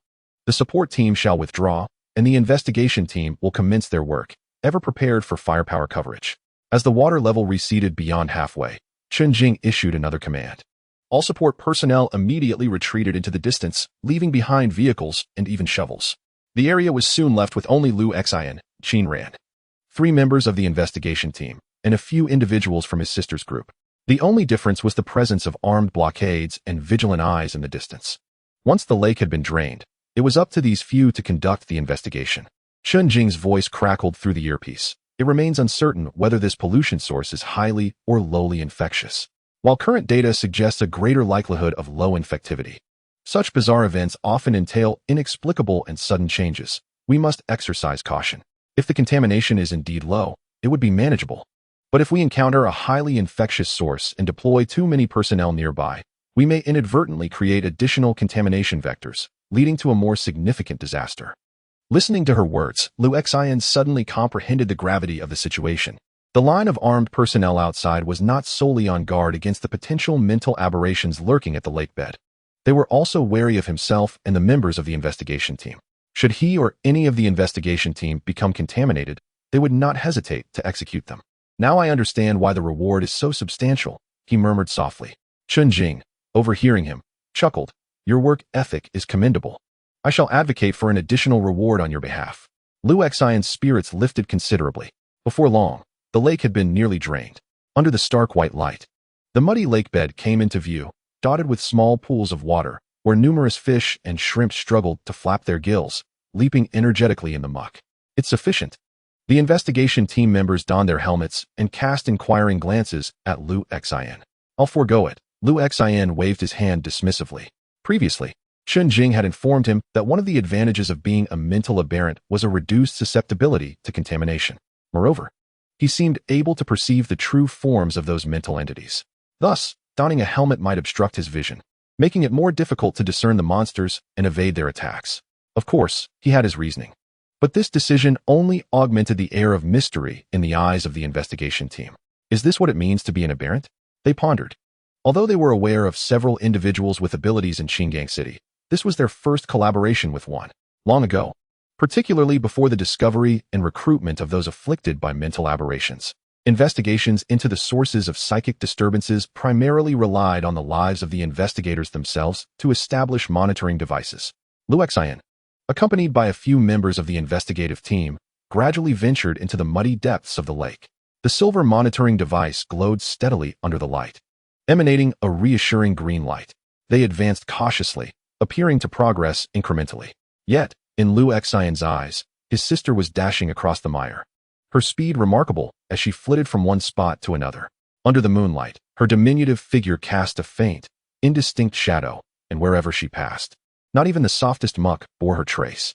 In the end, as if she had discerned something significant, she abruptly halted, raising her small hand to point towards a specific location in the center of the lake. Lu Xian feigned ignorance of his sister's presence while deliberately guiding the investigative team closer to the lake's heart. From a distance, they discerned a small puddle at the center of the lake bed. At that moment, his sister stood about 7 or 8 meters away from the puddle, gesturing towards it. Lu Xian and the team approached cautiously, when suddenly, the light on the monitoring device shifted to red. Simultaneously, an exceedingly faint voice emerged. Qin ran. You have caused my death. What was that sound? Lu Xian and the 3 members of the investigative team suddenly halted, a prickling sensation coursing through them. The delicate voice continued to resonate. Qin ran. You caused my demise. I demand your life. With the utterance of these words, one of the team members gasped, trembling as he pointed towards a particular direction. Everyone followed his gaze to see a sizable goldfish lying on the muddy bed, struggling to breathe, its mouth gasping for air. Emitting the same faint voice, Qin ran. You have caused my death. The harsh light from the floodlights illuminated the fish, rendering it pale and eerie. Its pitch-black eyes fixated intently on the direction where Qin ran stood, as it cried out with all its might. Whether it was an illusion or reality, at that moment, the crimson moon appeared particularly luminous, casting a dark red glow upon the heads of all present. Suddenly, another voice joined in, echoing the same cry. Qin ran killed me. I demand your life. Lu Xian and the others swiftly scanned their surroundings, following the sound to another fish struggling in the muck. Qin ran. It was you who took my life. I bore you no ill will. Why did you kill me? Before long, a third voice arose, intertwining with the others in a haunting chorus. Then, as the 4th, 5th, and 6th fish began to open their mouths, a cacophony of sounds merged into a singular, resounding roar. Ultimately, this crescendo became so deafening that it induced a sense of overwhelming astonishment, gradually synchronizing into a unified chorus. Lu Xian and his companions were struck by a scene of extraordinary madness. Beneath the crimson moon, all the fish were frantically vocalizing, emitting a high-pitched wail that pierced the mind. Qin ran harmed me. Death for murder. Qin ran harmed me. Death for murder. Qin ran harmed me. Death for murder. Chapter 23. A large hand holding a small hand. What has transpired? Chun Jing's urgent inquiry reverberated through the channel. The audio quality of the headphones, typically exquisite, now seemed muddled. Under the blood-red moon, it appeared as though every fish was bellowing, presenting an indescribable spectacle of frenzy. They struggled, mouths agape, tails thrashing against the ground, and the sounds emanating from them converged into a horrifying force, crashing against Lu Xian and his companions' ears like relentless needles. In such a tumultuous situation, the 3 members of the investigative team clutched their firearms in panic, glancing around in confusion, momentarily forgetting to respond. It is the source of pollution. Lu Xian managed to exclaim in his urgency. Hurry! Chun Jing's voice followed, sounding as if she were issuing a command in haste. Suddenly, A torrent of crimson surged towards Liu Xin and the three members of the investigative team. This red tide resembled the radiant beams of the blood moon descending from the heavens, possessing a consciousness of its own, swirling with numerous fish that struggled and screamed from the depths of the lake.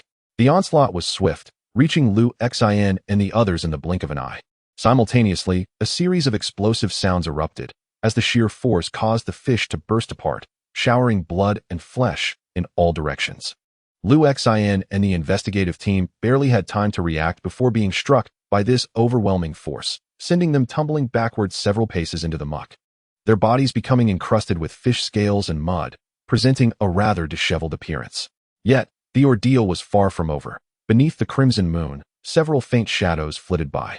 In an instant, the three members of the investigative team were propelled into the air, struggling desperately. Their instruments and equipment cascaded into the mire. While Chunjing's voice echoed through the headphones, "Retreat immediately, hurry." Three fully armed soldiers suddenly found themselves soaring through the air, a scene both surreal and terrifying. The distant soldiers tasked with securing the perimeter stared wide-eyed at the unfolding spectacle. Liu Xin, however, had not been lifted into the air as he rose from the ground. He was confronted by a shadowy figure. This figure, dark red in hue, extended its arms as if attempting to embrace him. Under such swift circumstances, Liu Xin found himself nearly incapable of evasion. Yet, in a moment of urgency, a frigid hand suddenly clasped his palm, and at that instant, his speed took on an uncanny quality. He braced himself with one hand on the ground, twisted his waist, and rolled to the left, retreating 2 to 3 meters just in time to avoid the embrace of the looming shadow. It was none other than his sister, who had arrived just in time to pull him away. As he turned to look ahead, Liu Xin couldn't help but feel his pupils constrict slightly. At that moment, 3 members of the investigation team were suspended in midair, their postures rigid and contorted, still caught in a struggle, yet appearing utterly helpless. A closer inspection revealed that each of them was shadowed by an indistinct and eerie red silhouette, which clung tightly to their backs, gripping their arms and constricting their legs. Behind these figures, faintly visible vines stretched toward the water's edge in the center of the lake. Within the psychic shock channel, the voice of information analyst Han Bing soon resonated. Her once timid tone was now tinged with urgency. The data transmitted from the instruments indicates the explosive emergence of nearly 200 energy levels of psychic power. Confirmation of a superclass psychic entity is imminent, and the psychic plague is erupting. Contamination infection levels adjusted to moderate, danger levels temporarily elevated to high. Listening to this, Chunjing instinctively drew a deep breath and shouted, "Liu Xin, retreat." Simultaneously, Han Bing's voice followed closely, "Caution, the team members are also in danger." As their voices echoed, all those on guard around them beheld the 3 armed members of the investigation team struggling in agony, their faces turning an ashen hue. Their limbs seemed to be manipulated by an unseen force, slowly turning to face them, and with grotesque movements, they raised their weapons. Despite their desperate resistance, they could not withstand the controlling power, and suddenly, the guns discharged. In a moment when bullets rained down like a storm, one could faintly hear the bearded team leader uttering a strained warning, "Get down." As the bullets fell, splattering mud in all directions, Liu Xin had already dashed behind a muddy embankment, crouching low. Han Bing's voice was fervently calling out, "Target suspected to be a superclass psychic entity. The 3 armed members of the investigation team have been infected. Immediate withdrawal of surviving personnel is advised, and a city patrol team should be dispatched for firepower coverage to eliminate the psychic entity."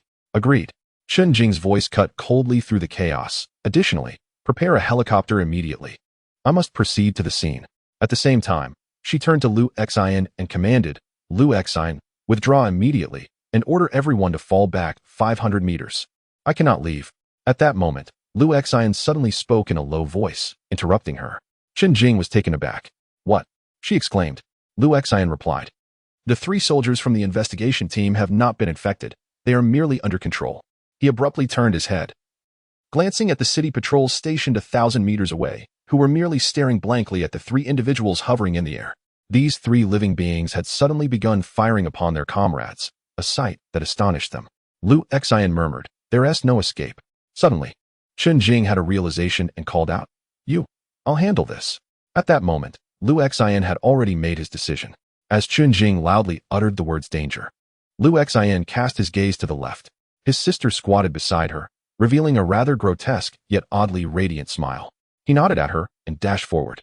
The 3 members of the investigation team, unable to shoot at Liu Xian hidden behind the muddy slope from their original positions, were being propelled forward by an unseen force. They attempted to find a suitable angle to shoot, but unexpectedly, Liu Xian leapt out, charging straight toward them in an incredibly reckless manner. Under some unseen influence, they immediately raised their weapons and aimed at Liu Xian. The three of them even closed their eyes, unable to bear the sight, yet they still involuntarily squeezed the triggers. Bullets rained down on Liu Xian.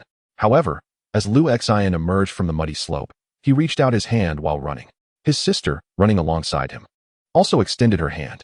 Their palms, one large and one small, clasped together, and Liu Xian's form began to blur, as if he were transforming from a human into a specter. Chapter 24. The human fruit tree. Now, 1,000 meters away, countless pairs of eyes gazed upon the bizarre and frenzied scene at the drained lake bed. The three fully armed soldiers floated helplessly in midair, their bodies appearing grotesquely distorted, as if compelled by some invisible will. They turned slowly, stiffly, yet inexorably, raising their weapons to unleash a torrent of bullets in all directions. In the face of such a barrage, Liu Xian charged directly into the oncoming storm of bullets. Though he was sprinting at full speed, his body twisted and turned in an uncanny manner, mud spraying around him. Astonishingly, amidst this intense gunfire, he evaded all the bullets and surged forward 3 meters before leaping high into the air. Beneath the crimson moon, he arched his back and crouched, casting a lingering shadow as he soared into the sky. With this leap, he approached one of the investigation team members. The investigator soared several meters into the air, a height unattainable by any ordinary person. Yet, Liu Xian defied the odds and leapt up, precisely seizing the moment when the bullets ceased their barrage to launch himself at the investigator. The shadowy figure, whose face was indistinct yet grotesquely contorted, abruptly turned to face Liu Xian, its mouth opening in a horrifying manner that sent shivers down his spine. However, with a swift motion, Liu Xian tore away half of its visage and grasped its form with both hands. The investigator, initially believing Liu Xian intended to take his life, was suddenly overwhelmed by an inexplicable lightness as the constraints binding him vanished. Before he could comprehend the situation, he experienced a violent sensation of weightlessness, flailing as he plummeted downwards. In that fleeting moment of liberation, Liu Xian propelled himself off the investigator's body, launching towards another investigator positioned several meters away, simultaneously freeing him from his restraints. He continued this methodical approach, utilizing the bodies of his fellow investigators as springboards to reach a third individual. What was he endeavoring to accomplish? Meanwhile, in a mysterious edifice within the main city of Qingang, Chun Jing and Han Bing, a member of the information analysis team, observed the real-time footage transmitted from the cameras worn by soldiers tasked with containment in Satellite City No. 2. Although the distance was considerable and the ominous red moon cast a dim light, they could still discern Liu Xian's phantasmal movements and frenzied actions. His agility was uncanny, as he charged directly into the hail of bullets and the onslaught of mental apparitions, epitomizing madness. He was perilous. Han Bing felt an avalanche of thoughts, yet only a singular, futile remark escaped her lips. Each member of the information analysis team had access to a wealth of data regarding mental pollution, rendering them, to some extent, semi-experts. It was precisely because of their expertise that they could offer professional insights during the cleansing of pollutants. From her perspective, every action Liu Xian took was exceedingly hazardous. The specifics of the 41st pollution source within Satellite City No. 2 remained uncertain. However, preliminary analyses indicated that a single mental assault had obliterated a significant portion of the surrounding lights and simultaneously repelled 3 armed personnel, along with Liu Xian, suggesting an immense level of psychic energy. The ability to lift 3 armed individuals into the air instantaneously indicated a formidable capacity for contagion, capable of immediate infection. In such dire circumstances, the most prudent course of action would be to urgently withdraw all personnel and promptly organize artillery coverage. Under normal circumstances, the 3 members of the investigation team, once ensnared within the pollution source, would be deemed as good as lost. In such circumstances, Liu Xian unexpectedly charged forward. Did he not fear perishing beneath the hail of bullets? Indeed, there exists experimental data suggesting that those endowed with spider-like abilities can evade gunfire. However, should one be struck, death is certainly a possibility. Strangely, after Liu Xian's audacious move, they soon witnessed his 3 leaps through the air, successfully rescuing the 3 members of the investigation team, who appeared to have lost their sanity and were firing upon their companions. The method of his rescue remained a mystery. Yet even more astonishing was that as the 3 team members fell to the ground, they swiftly regained their feet and retreated with agility and order, indicating that they were likely uninfected. Han Bing instinctively gasped, while Chen Jing, holding a phone and poised to issue commands, slowed her motions. A mix of astonishment and joy washing over her. After a moment's reflection, she immediately commanded, "Quick, retreat with the investigation team members." However, before she could finish her sentence, her eyes widened in disbelief at Lu Xian's actions displayed on the screen. It was now Lu Xian's turn. After rescuing the 3 members of the investigation team, he did not join them in retreat. Instead, he relentlessly surged forward, his target the puddle at the center of the lake. Earlier, when the 3 armed personnel were lifted into the air, he had already detected something amiss. While others perceived that the 3 investigation team members had completely lost their autonomy upon being airborne, Lu Xian discerned that a vague shadow was the force elevating them. Their turns and gunfire were compelled by this shadow, which clung closely to their backs, constricting their arms and fingers, forcing them to shoot. Hence, when the captain fired, he had faintly shouted, "Get down." This led Lu Xian to conclude that they were merely under control, not infected. Thus, with his sister's assistance, he deftly evaded the gunfire, leaping into the air to tear apart the shadow that ensnared them. This shadow was peculiar yet fragile, easily torn asunder. It was also possible that his sister excelled in this regard, as she frequently tore things apart. However, even after rescuing them, retreating was not an option. Primarily because his sister was unwilling to retreat. Her eyes sparkled with determination as she fixated on the puddle at the center, charging directly toward it. Gurgling sounds echoed as Lu Xian's speed was remarkable. The 7 to 8 meters separating him from the puddle vanished in an instant. Yet, just as he was about to reach the very center of the puddle, a sudden bubbling erupted around the doll, with mud rising upward.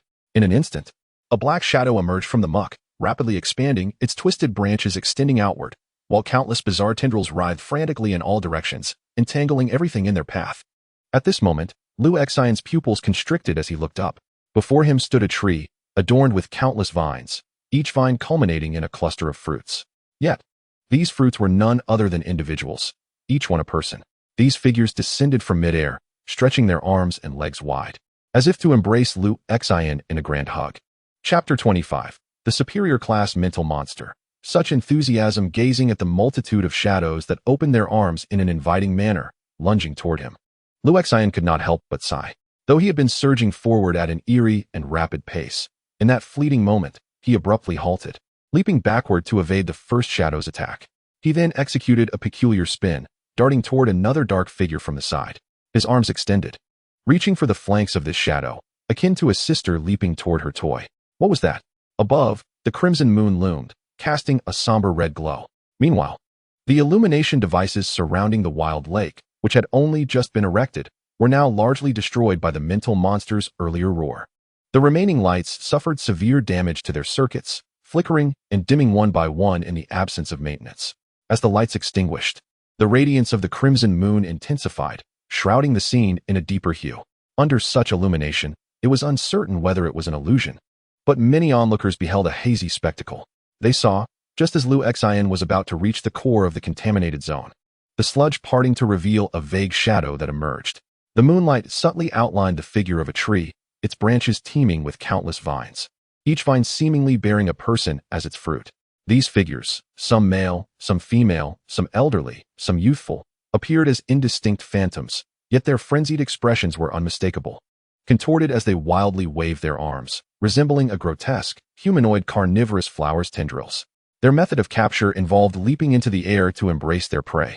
Judging by the fate of the 3 members of the investigating team, being ensnared by them likely resulted in being controlled. Such a scene and its implications sent shivers down one's spine. Yet, in the face of these shadows, Lu Xian boldly advanced. He maneuvered left and right, twisting and turning, his form resembling a being not of this world, deftly dodging and countering amidst the onslaught of shadows, charging toward each prey. As one shadow lunged at him, he retreated slightly, only to surge forward again.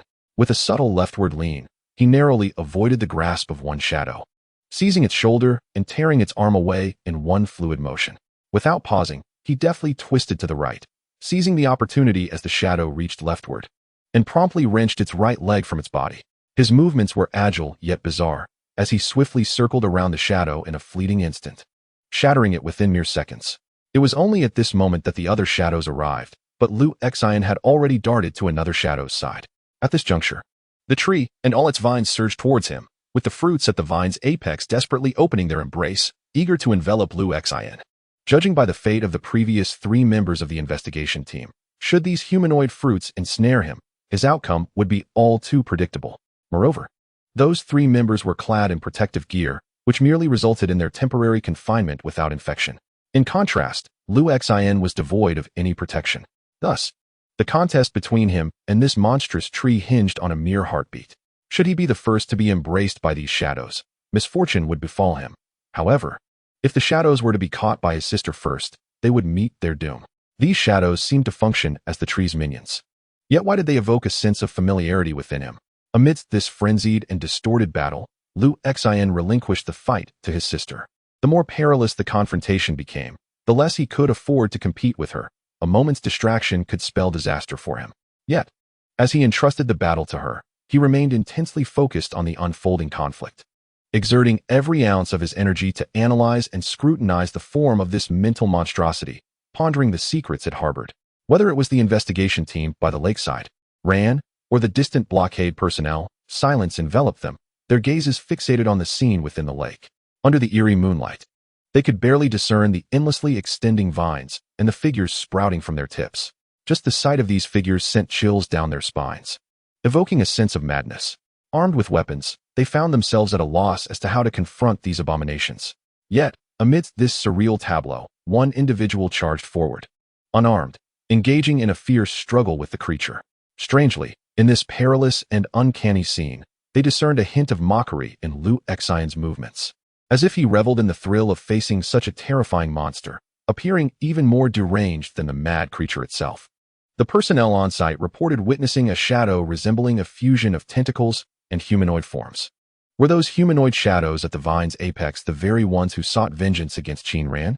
Their corpses have been obliterated, yet their spiritual essence has been devoured and amalgamated by this monstrous entity. Thus, they retain only the memory of seeking vengeance against Qin Ran, fixated solely on retribution. At this moment, within the headquarters of the Special Pollution Cleanup Department, Han Bing, a member of the Information Analysis Team, mechanically engages in intelligence analysis despite the intense training she endures. However, as she speaks, her voice trembles uncontrollably. The individuals who previously sought revenge against Qin Ran were merely tainted beings. Now, these are the very essence of the spiritual monsters. Her gaze inevitably shifts towards another direction. Focusing on Chen Jing, what is he doing now? He is single-handedly undertaking the task of eliminating the pollution source. Chen Jing gazes at the somewhat blurred image on the screen, her mind racing back to the video she had seen earlier on a digital camera. After a brief pause, she adds, in his own way, not far from her, Han Bing is evidently taken aback. Yet, Chen Jing's composure influences her and the other members of the Information Analysis Team. Even though she is visibly startled by Liu Xin's solitary battle against the spiritual monster, she forcibly maintains her calm, her face devoid of any panic. Instead, while fixated on the indistinct image on the display, she commands in a low voice, "Continue with the information analysis." Affirmative. Han Bing takes a deep breath, suppressing her anxiety, and continues her analysis. The target has been confirmed as a super-level spiritual pollution source, though it has not yet reached the extreme level. Its proactive infection and attack on the investigation team can be deemed as possessing a certain degree of autonomous awareness. However, the entire extraction and detection process did not provoke it, indicating its limited self-awareness, confined to instinctive responses. Level assessment: infection level, low threat level, medium growth method, capture and amalgamate residual spiritual essences. As she speaks, her voice falters momentarily. However, if it grows by capturing and merging with other residual spiritual essences, and its self-awareness is somewhat chaotic, why does its initial behavior? Before she can finish, Chen Jing has already deduced. Why is it fixated on Qin Ran? It is precisely because Qin Ran was pursued for vengeance that this incident of spiritual pollution was precipitated. Thus, as the first avenger, Chui Wang is the pivotal key. Locating Chui Wang's corpse is essential to genuinely resolve this incident of spiritual pollution. Listening to Chen Jing's analysis, Han Bing is momentarily stunned and adds, or perhaps, could it be resolved directly through his method? Chapter 26, The Essence of the Pollution Source. Under normal circumstances, to resolve a spiritual pollution incident, one must inevitably discern its logic and core. As personnel of the Special Pollution Cleanup Department, everyone is well acquainted with this process. Yet, It seems that at times, this flow is not absolute.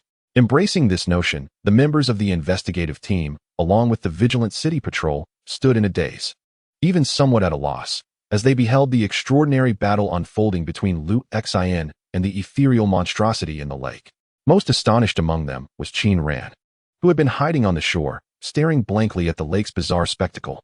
Under the crimson moonlight, he gazed at the twisted and terrifying humanoid fruit tree, feeling a mix of dread and strangeness, pounding his head in frustration. What on earth is that? His eyes then shifted to Luxin, who was gradually tearing apart the humanoid fruit tree, filling him with an inexplicable fear. And what is he? Despite the difficulty in grasping the nature of this frenzied and distorted conflict, onlookers could discern the unfolding drama. At this moment, Luxin had gained the upper hand. The silhouettes that emerged from the tips of the vines clawed desperately, attempting to ensnare him, yet each time their frantic efforts met with failure, allowing Luxin to seize the opportunity to rip them apart, reducing them to mere fragments, as one by one, the shadows birthed from the vine tips vanished into oblivion. Before long, many of the vines were left as bare stalks, swaying helplessly in the air.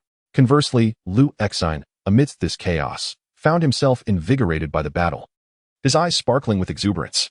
Not content with merely dismantling the humanoid vines, he boldly turned his attention to the remaining vines. In Luxin's vision, he observed his sister growing increasingly jubilant as she leapt onto the vines with enthusiasm. Grasping one firmly, she took a decisive bite. The vine trembled in pain. Luxin, alarmed, cautioned her, "Be careful what you eat." "No, I want to eat it." Ignoring his warning, his sister forcefully tore off a mouthful, her teeth appearing both sharp and robust. Finally, under her relentless assault, the vine began to quiver violently before their eyes, as though shivering. The earlier destruction of its fruit only fueled its madness. Yet now, as his sister consumed part of its body, it seemed to awaken a sense of fear within it. Suddenly, all the vines recoiled sharply, retreating towards the waterlogged area. As his sister clung desperately to one of the vines, the creature in the puddle, seemingly resigned, relinquished that particular vine. The other vines then vanished as if in a reverse explosion, disappearing without a trace in an instant. Caught off guard, Luxin was momentarily stunned by the scene before him. Instinctively, he inquired, "What just happened?" A dissatisfied voice from his sister interjected. She quickly devoured the abandoned vine, then leaped beside the puddle, peering curiously inside. After a moment of silence, she, irritated, tossed a handful of sand into the water. Turning to Luxin, she proclaimed, "It's scared." Scared? Luxin felt both perplexed and absurd. Could this spiritual monstrosity truly be intimidated? He approached his sister, gazing at the diminutive puddle before him. Although the depth of the puddle was indiscernible, it presumably connected to a deeper part of the lake. Just moments prior, it was evident that the tree-like spiritual entity had emerged from this very puddle. However, when he looked down now, nothing was visible. Only the dim red moonlight faintly illuminated his own shadow. Was it over? The surrounding individuals stared at the lake bed, which had suddenly fallen silent, struggling to comprehend the situation. In the channel, Chun Jing reacted swiftly, making the first decisive command. "Seize the opportunity to cleanse. Mr. Luxin, the source of contamination has been identified." Following the order, the three members of the investigation team steeled their nerves and approached. Having just witnessed the previous scene, they were clearly shaken. Yet they forced themselves to remain composed and obey the command.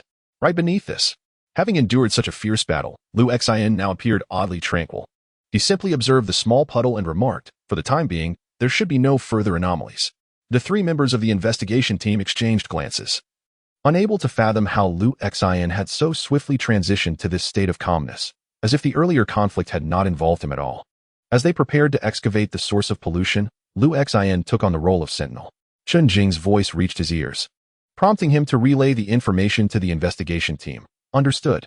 The three members promptly responded in unison and swiftly made their way to the lake's edge to retrieve shovels.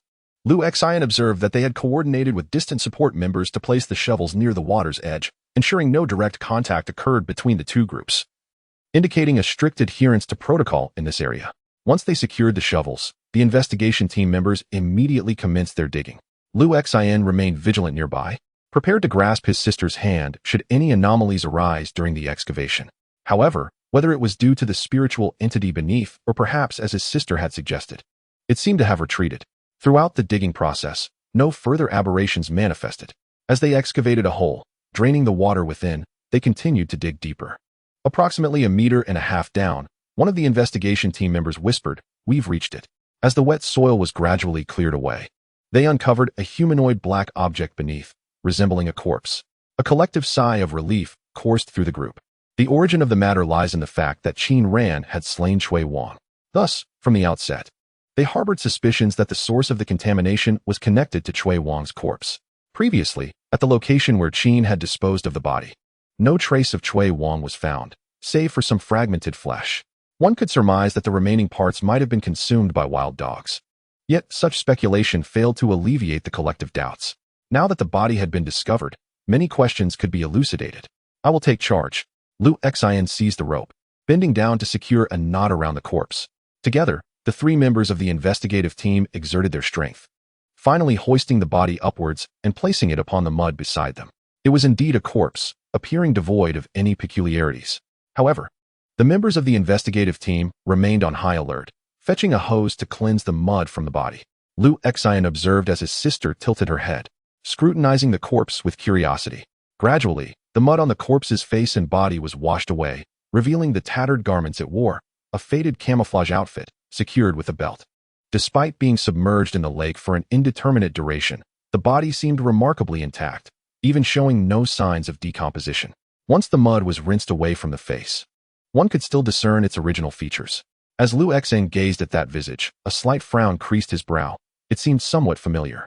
Can the identity of the corpse be confirmed? Came Chunjing's inquiry through the channel. As Lu Xian examined the face more closely, an unsettling chill crept down his spine. The momentary relaxation he had felt after vanquishing that mental aberration was abruptly replaced by tension. After a thorough identification, one member of the investigative team suddenly cried out in shock. His exclamation lacked specific words or meaning. It was merely a spontaneous outburst born of astonishment, or perhaps fear. Immediate report.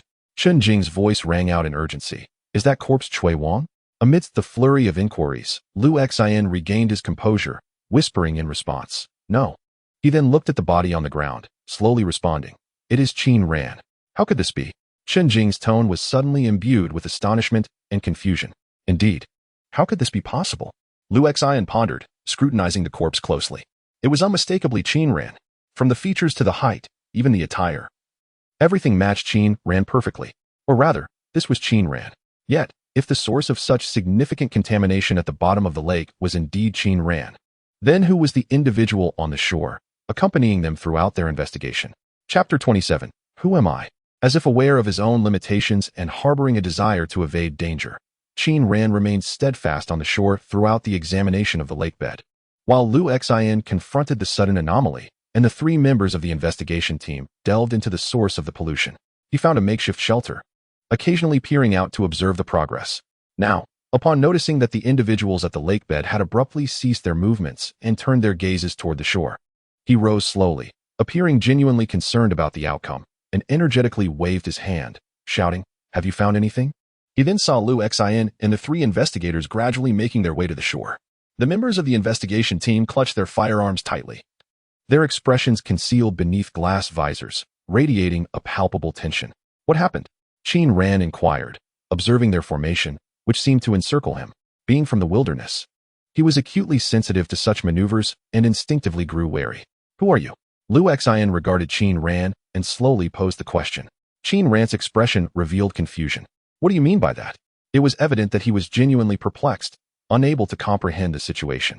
In the communication channel, the voice of Corporal Han Bing resonated. I suggest we directly confront him and observe his reaction. Agreed. Chen Jing replied coldly. Investigation team, remain vigilant. If you are indeed Qin Ran, Lu Xian methodically continued, turning to gaze at the lake bed. Then whose corpse did they unearth? What corpse? Qin Ran's countenance shifted, revealing an unnatural pallor as he inquired slowly. We have located the source of the pollution. It is a corpse. Lu Xian explained patiently. That corpse is you. Qin Ran appeared momentarily stunned, his throat constricting. Lu Xian persisted, slowly questioning. Therefore, if you have already perished, who is it that stands before us now? As he posed this inquiry, his mind raced with thoughts of Qin Ran's every action, sitting in the office, perpetually consuming food as if never satiated. And the moment he hastily reached for his firearm at the slightest provocation. He also recalled the 4 individuals confined in the underground facility, where the remains seemed fewer than anticipated. No, it cannot be. Qin Ran murmured after a protracted silence. If you have unearthed me, Then who am I? Lu Exine merely gazed at him in silence. At this moment, the three members of the investigation team tightened their grips on their weapons. In the distance, under the glare of floodlights, the patrolling soldiers maintained an eerie silence, the atmosphere oppressive. Only the crimson moon hung in the sky, its luminous glow resembling cascading strands of red silk. Qin Ran appeared increasingly agitated, as if seeking assistance. He turned to Lu Exine and implored, "Little brother, please tell me. Who am I?" He bore a striking resemblance to those fruits, and Lu Exine felt a chill as his sister grasped his hand. Upon hearing Qin Ran's words, Lu Exine immediately recalled an earlier encounter. While entangled with the shadowy figures on the bizarre tree, he had sensed a peculiar familiarity about them. However, at that moment, he paid little heed and could not make the connection. It was only now that the realization dawned upon him. Those shadows all bore a likeness to Qin Ran. They varied in height and build, yet each evoked a sense of familiarity, attributed to their indistinct facial features and movements, which resembled Qin Ran, albeit in diverse forms of stature. Yet, the more this became apparent, the more Lu Exine found himself unable to reveal to Qin Ran his true identity. Under the scrutinizing gaze of countless onlookers, Qin Ran suddenly descended into a frenzy. His throat bobbed as he cried out twice, his voice rendered hoarse. In a fit of madness, he sprinted towards the lake, causing all the surrounding firearms to sway in unison. Nevertheless, no command from Qinjing resounded through the channel. Thus, every weapon merely aimed at him without firing a shot. All eyes fixated on Qin Ran as he dashed toward the lake bed, right beside the lifeless body. Fixing a fierce gaze upon the corpse's face, he let out a primal scream, seemingly driven to the brink of insanity. "It's all a lie, all of it. You wish to harm me. I knew that entering High Wall City would bring no good fortune," he shouted, suddenly delivering a forceful kick to the corpse before charging toward the opposite side of the lake. Not far from the other side of the lake stood the towering wall. He appeared intent on scaling it to escape. Notably, his movements seemed peculiar, his speed accelerating with an uncanny ferocity. "Capture him," Qinjing urgently commanded over the channel. The three members of the investigation team promptly raised their weapons, aiming at Qin Ran's legs. Just then, gunfire erupted from atop the high wall. Surrounding the area were soldiers in full blockade, and those stationed on the wall. Witnessing Qin Ran's desperate dash, particularly noting his alarming speed, hesitated not to open fire on the frenzied figure. With a thud, Qin Ran's body collapsed to the ground. He struggled for a moment before becoming still. Lu Exine, along with three members of the investigation team, immediately gestured and hurried towards the high wall. Upon reaching the lifeless body of Qin Ran, they observed 2 gunshot wounds in his chest, blood gushing forth, clearly indicating that he was beyond saving. The resolution of this contamination source appeared deceptively simple. However, an overwhelming sea of questions flooded their minds. What exactly was happening here? In truth, Lu Exine found himself yearning for the notion that Qin Ran had transformed into a monster, as that would at least provide some semblance of explanation. Yet, Qin Ran had not. He merely exhibited a hint of madness in his final moments, his speed of escape deviating from that of an ordinary human. Upon reflection, Lu Exine pondered whether the exaggerated swiftness he recalled might have been mere illusion. What further muddled Lu Exine's thoughts was the implication that if Qin Ran was indeed the contamination source, then what of those who had sought vengeance against him prior? As he grappled with these convoluted thoughts, he felt a gentle shake on his hand and looked down to see his sister curiously gazing at Qin Ran's corpse. Instinctively, he glanced over and was startled to see that, despite the gunshot wounds, blood continued to seep from Qin Ran's body, saturating the surrounding mud, as if it were an endless flow. Simultaneously, the corpse appeared to be withering, shrinking in stature, transforming into a frail semblance of its former self. "Who is he?" Lu Exine gasped, alerting the investigation team. They too recognized the transformation, swiftly taking photographs and transmitting the data via electronic devices on their arms. Soon, the channel was filled with the sound of files being shuffled. Then, Han Bing's astonished voice broke through. This is Cui Wang. Chapter 28. The logic chain and core key. Before long, the support team stationed at the perimeter dispatched personnel to the scene. Clad in reinforced protective gear and glass face shields, they entered the area surrounding the wild lake. 2 long containers, each equipped with 3 layers of glass protection, were brought forth. The bodies of Qin Ran and Cui were placed into these containers, which were then draped with black cloth, resembling 2 crystal coffins. During this process, an uneasy silence enveloped the group. No one could articulate the bizarre situation unfolding before them. After securing the 2 corpses, they dispatched more personnel, armed with the same detection instruments previously utilized by the investigation team, to probe the lake bed meticulously, as if searching for any residual psychic traces. Cheng Hui and his 2 team members donned glass helmets, and following brief discussions and evaluations with several individuals in white lab coats from the support team, they were instructed to remain in place temporarily, resting without any contact. It was said that they would undergo a series of tests and psychological evaluations to ensure they had not been genuinely contaminated. During this process, Liu Xian wrapped himself in a thick blanket, sitting by the lakeside like a victim, gazing silently. The sound of helicopter rotors whirred above, and 2 beams of light descended from the sky. Dressed in military attire, Chun Jing emerged from the cabin, her face obscured by dark sunglasses, her high combat boots squelching in the mud as she approached Liu Xian and stated, "Regardless of the circumstances, this cleanup mission has been accomplished." She paused slightly and added deliberately, "I will apply for a special bonus on your behalf." A warm current surged within Liu Xian's heart. However, the lingering doubt remained, prompting him to inquire, "Will there be a dedicated team to analyze and investigate this matter?" Chun Jing glanced towards the direction of the crystal coffin, currently being transported into a vehicle, and replied, "In our handling of incidents involving psychological contamination, we often encounter phenomena that appear nearly inexplicable. Yet, as long as we seize upon some clues and conduct thorough investigations and research, most will reveal a logical thread. I believe this case will be no exception." Listening to her words, an inexplicable sense of reassurance washed over Liu Xian, dispelling much of the gloom that had weighed upon him. "In fact, we are not entirely devoid of clues," Chun Jing suddenly remarked. "I just received a report from the investigation team detailing the entire sequence of events." "Did you hear the fish speaking?" Liu Xian was momentarily taken aback, recalling the frenzied scene where all the fish were shouting, "Qin Ran harmed me. Kill him." His throat tightened slightly, and he nodded. "Fish cannot speak." Chun Jing continued, "I did not hear any similar sounds on the channel, so that must have been an illusion caused by the influence of the contamination source. Nevertheless, this remains an excellent entry point. For instance, if the fish were crying out for Qin Ran to pay with his life, which Qin Ran is meant to atone." Her words sent a tingling sensation across Liu Xian's scalp. He felt as if he had grasped something significant, yet it eluded his full comprehension. "Let us proceed," Chun Jing said, stepping aside to indicate to Liu Xian that there were still tasks to be accomplished. Obediently, Liu Xian stood and walked alongside her.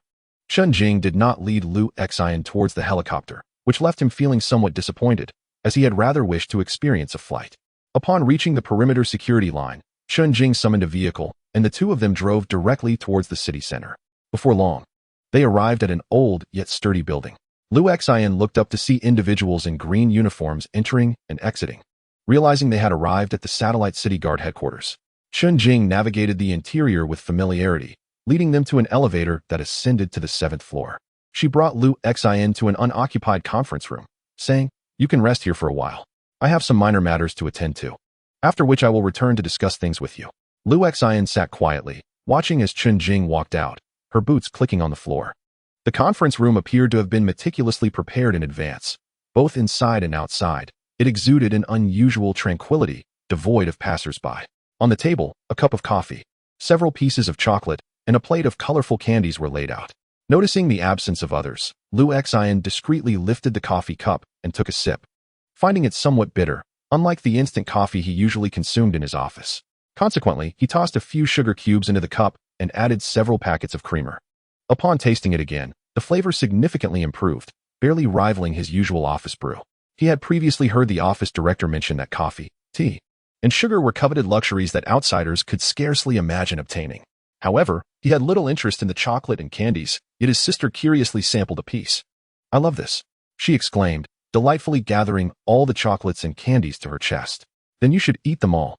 Liu Xian smiled at his sister, feeling immensely grateful for her spirited demeanor that day. "All right, I will eat them all." His sister was not one to hold back. Meanwhile, as Liu Xian sat in the office awaiting further developments, Chun Jing had already organized other tasks. This included arranging for a vehicle accompanied by a fully armed team and a psychic escort to transport 2 reinforced glass coffins to a special research institute, as well as deploying a fully equipped squad to detain everyone at the Sifong company for intensive questioning, while amassing as much manpower as possible to gather intelligence on Qin Ran and Shui Wang's activities.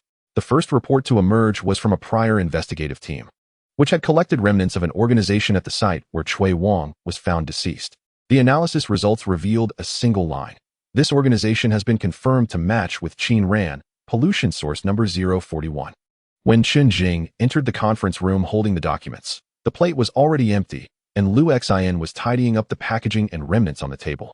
Upon noticing Chen Jing's arrival, he awkwardly stood there clutching a handful of candy wrappers, unsure of where to dispose of them. Chen Jing took the wrappers from his hands and tossed them into the trash bin outside, silently noting a detail: sweet tooth or cravings after using abilities. A thorough investigation has been conducted. After sitting down, Chen Jing produced a freshly printed document and addressed Lu Xin, stating, "No residual psychic energy was detected in that lake," which means the incident designated as 041, pertaining to psychic pollution, can be declared successfully resolved. Although there are still some lingering uncertainties, at least for now. No further individuals should fall victim. Lu Xin eagerly nodded. "That's wonderful." Chen Jing could see that Lu Xin was genuinely pleased, which evoked an odd sensation within her. Especially now, the calm Lu Xin overlaps with the Lu Xin who once confronted that superior-grade spiritual entity. She even feels a sense of fragmentation regarding her research on pollution source 041 and the more profound investigations, believing that others might take on this task. With her hands crossed, supporting her chin, her eyes, somewhat deep-set and elongated compared to an ordinary person's, gazed intently at Lu Xin. What we need to do now is to discuss and reflect on this cleansing operation. Typically, addressing a pollution source involves identifying its logical chain and core elements. Only by uncovering these 2 points can we minimize the cost of eradicating the source. However, this time, we have not truly identified these aspects. She paused slightly and continued. Yet, we still managed to resolve the issue. Do you possess some hidden abilities? Otherwise, how could you single-handedly tackle a pollution source with a spiritual magnitude approaching 200 units? Chapter 29. Your approach is quite violent. Lu Xin found himself momentarily perplexed by Chen Jing's words. After a moment of serious contemplation, he earnestly inquired, "What is spiritual magnitude?" Hearing this, Chen Jing unexpectedly laughed, then pushed a document from the bottom of the stack toward Lu Xin, saying, "It seems you haven't delved deeply into the document I previously left for you. The so-called spiritual magnitude is a metric we use to define the threat level of a pollution source, as well as the ability level of a spiritual aberrant. It specifically measures the strength of spiritual power." Lu Xin accepted the document, noting that it was filled with convoluted terms and units. He recalled seeing something similar in the earlier document, but it was in English, accompanied by complex formulas and measurement methods. He had understood nothing beyond the issues regarding treatment. Fortunately, Chen Jing continued to explain, "You can understand it this way. A healthy adult man, in the prime of his mental activity, possesses approximately 10 units of spiritual power. In contrast, a typical first-grade spirit monster or pollution source has a spiritual magnitude of around 100 units, which often determines their pollution level.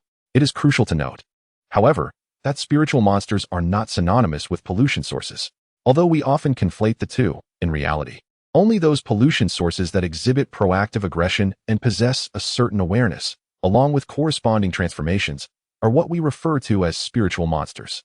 Conversely, some pollution sources lack consciousness. They merely distort the spiritual power of the affected individuals, causing a specific impact. Today's work clearly illustrates the distinction between these two entities. Jing spoke, her expression growing more serious as she said, "From the initial circumstances and intelligence, we have tentatively determined that what we are facing this time is merely an ordinary pollution incident, until ultimately, we discovered that the source of this pollution has transformed into a mental monstrosity." "Oh," Lu Xin remarked, feigning complete understanding as he nodded thoughtfully. After a brief pause, he inquired, "Why do you ask if I might be concealing other abilities?" "Because you handled this pollution incident on your own," Chen Jing replied, her face seemingly adorned with a subtle smile. "Based on our previous assessments, your abilities belong to the spider category, rated at level A, with a mental magnitude hovering around 100 units, fluctuating no more than 50 units. Typically, mental aberrants of the same level tend to possess a lower mental magnitude than their corresponding pollution sources. After all, pollution sources arise when mental aberration surpasses its limits and spirals out of control, whereas mental aberrants, despite experiencing a transformation, still operate within their control. Thus, we seldom decide to have mental aberrants confront pollution sources alone. Normally, we should resolve such matters by identifying the logical chain and core key of the mental pollution source." Lu Xin interjected at an opportune moment. The logical chain represents the surface patterns and regulations of the mental pollution source, often indicating the mode and level of its infection. For instance, The logical chain derived from the special pollution source number 041 initially identified revenge as its primary motive, which also follows a discernible temporal pattern. Through this logical chain, we can analyze the reactions of the pollution source and devise plans for containment or avoidance. The core key signifies the essence of the pollution source, essentially acting as its switch. Turn it off, and it is over.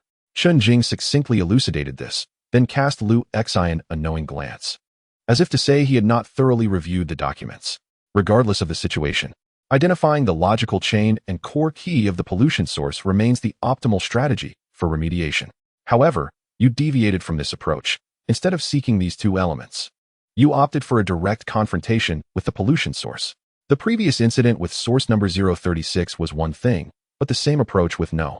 041, while undeniably direct and forceful, is rather uncommon. Having delivered this in one breath, Chen Jing paused, lit a cigarette, and smiled. Therefore, it is customary for us to inquire about this matter. Do not feel anxious. This is simply a routine work report. Considering that there may be individuals above who might find this situation intriguing and raise questions, I must prepare a comprehensive report to elucidate the matter to them. Oh, I understand, Lu Xian nodded, having experience in report writing. It may indeed be a bit unusual. Reflecting on Chen Jing's earlier remarks, he slowly added, the crux of the matter is that I did not resolve it. Chen Jing furrowed her brows. Lu Xian answered honestly, it is my sister. Chen Jing's face exhibited a contemplative expression, as if she were pondering how to articulate her thoughts, as if fearing she might doubt him. Lu Xian gestured towards the trash bin outside and remarked, the candy wrapper you just discarded was from the candy my sister consumed. Chen Jing couldn't help but furrow her brows, casually inquiring, then where is she now? Lu Xian looked at Chen Jing's head and stated, she is right above you, smiling down at you. Although this was not the first time Chen Jing had heard such a claim, it still sent a shiver down her spine. She fought to restrain herself, stiffening her neck and refraining from glancing upward. However, after some time, her resolve faltered, and she discreetly stole a glance above, only to find the space above her empty. This evoked a sense of unbearable frustration within her. Lu Xian softly added, you cannot see her. Chen Jing shot Lu Xian a piercing glare, and after a prolonged silence, she exhaled softly. She leaned back slightly, making it easier to look up, and then said, never mind that question for now. What intrigues me more is that I had already ordered your retreat. Why did you still choose to rush towards that source of contamination? Lu Xian adopted a more serious tone, responding, because at that time, the three members had not yet been contaminated. Chen Jing was well aware that the three members of the investigation team were not contaminated. Psychological experts from headquarters had already assessed them and found no signs of contamination aside from a bit of panic. At that moment, many had witnessed the three being ensnared by a distorted psychic field, even soaring into the air while firing at Lu Xian. Under normal circumstances, such a situation would undoubtedly be deemed abnormal. This implied that without Lu Xian's intervention, the three investigation team members were destined for annihilation. This was precisely where her confusion lay. Thus, she slowly inquired, how can you be sure they were not contaminated? What led to that conclusion? Lu Xian appeared somewhat taken aback by her question, taking a moment before responding, I saw it directly. Chapter 30. Estimation of psychic levels directly saw? Chen Jing paused, instinctively countering his statement. She emphasized the word saw.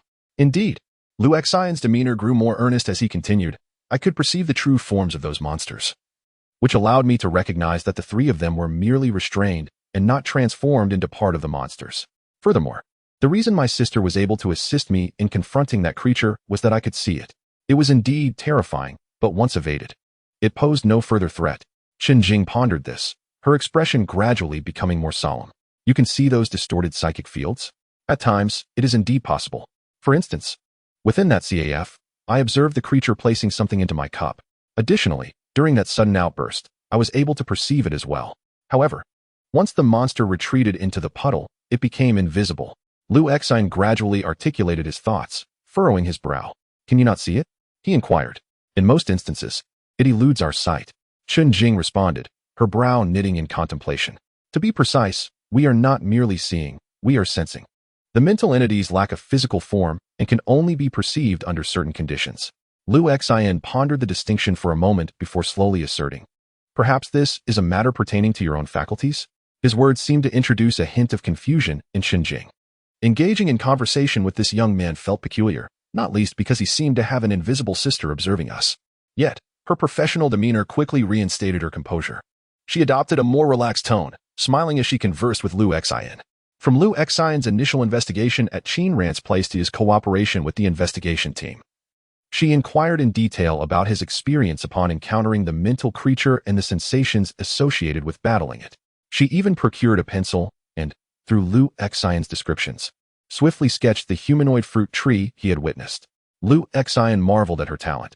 She was quite adept at sketching, capturing his words with remarkable accuracy. "You've done splendidly this time. Now, go rest," Chen Jing said, massaging her temples after their serious discussion. "I will relay updates regarding the ongoing investigation to you." "Understood," Liu Xian replied, rising with a hint of hesitation. Observing this, Chen Jing offered a reassuring smile. "There is no need for concern. Some of your behaviors are indeed uncommon. But given the aftermath of the Red Moon incident, the abilities resulting from mental mutations are inherently diverse. Your capacity to perceive those sources of pollution and even engage in close combat with them is not a misfortune nor the strangest occurrence. I have even encountered individuals capable of stealing others' abilities." Liu Xian nodded thoughtfully, saying, "I actually wanted to inquire about the compensation." Chen Jing appeared momentarily taken aback, but soon responded with a smile. "It will be promptly credited to your account." Relieved, Liu Xian nodded and turned to exit. "Many are looking at you with goodwill," his sister remarked, gazing up at him. "Brother, that woman with the deformed chest was trying to extract information from you."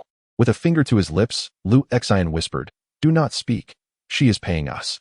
After escorting Liu Xian downstairs and arranging transportation for his return, Chen Jing, lost in thought, gradually made her way back to the previously empty conference room. Liu Xian's responses had seemingly prompted her to contemplate a myriad of intricate matters. Liu Xian was unaware of her ability to perceive pollution sources, even believing she could directly witness monsters. This could become a flaw in her work. Yet she found herself powerless, as only the main city possessed the capacity for comprehensive assessments of her particular situation. Her mental state prevented her from risking sending herself to the main city. Furthermore, her performance during the mission stirred a deeper conflict within her. The diversification of abilities often signifies a heightened risk of losing control. Nevertheless, this young individual had rescued 3 of their members during a perilous pollution incident, or rather, averted the fatality of 3 comrades. The ability to perceive spiritual monsters is not an isolated phenomenon. Indeed, many have claimed to witness various mutated spiritual forms under a full moon on clear nights, some resembling phantoms, while others morphed into grotesque creatures, thus giving rise to the term spiritual monsters. However, to be precise, it is more accurate to say they sensed rather than saw these entities. As the energy levels of certain pollution sources profoundly affect our brains, distorting our vision and conjuring such imagery. Consequently, no photographic device can capture these specific images. A fact that has been substantiated. Thus far, representations of monsters have been derived from manual illustrations, lacking significant reference value. Moreover, it is essential to note that the spiritual monster forms perceived by individuals simultaneously are often vague and cannot be described with precision. The same spiritual monster might be likened to a ghost by one observer, while another insists they witnessed Ultraman. In an empty conference room, a woman's voice suddenly echoed, "Sergeant Hanbing." Chen Jing rubbed her temples and reached for a button by the window. The projection equipment on the 4 walls of the office began to activate, casting beams of light that sculpted lifelike, pale blue silhouettes, proportionate to real humans, filling the once vacant space. To an outsider, it would undoubtedly appear exceedingly peculiar. Just 2 streets away from the guard hall, there were areas lacking phone service and timely water and electricity supply. Yet, within the conference room of the guard hall, advanced holographic projection technology had been restored to its pre-disaster state. However, an obvious distinction remained. A man clad in a white lab coat and glasses remarked that he could not only see but also discern the minutiae of our 3 team members' conditions from a distance of 4 to 5 meters, determining whether they were bound or contaminated. This is no longer merely a matter of illusion. I am inclined to believe that his mental capacity is extraordinarily high, rendering him acutely sensitive to fluctuations and changes in the psyche. Amidst his chaotic consciousness, he perceives monsters. My preliminary assessment leads me to suspect that his mental capacity has likely surpassed 300. In the office, the atmosphere grew momentarily quiet. Clearly, the emergence of an initial aberration stage, especially one that has not undergone guidance, with a mental capacity exceeding 300 units, is a matter of paramount importance, requiring each individual a moment to analyze and evaluate. Chapter 11. The risk of losing control today. This meeting is not intended for the discussion of academic research.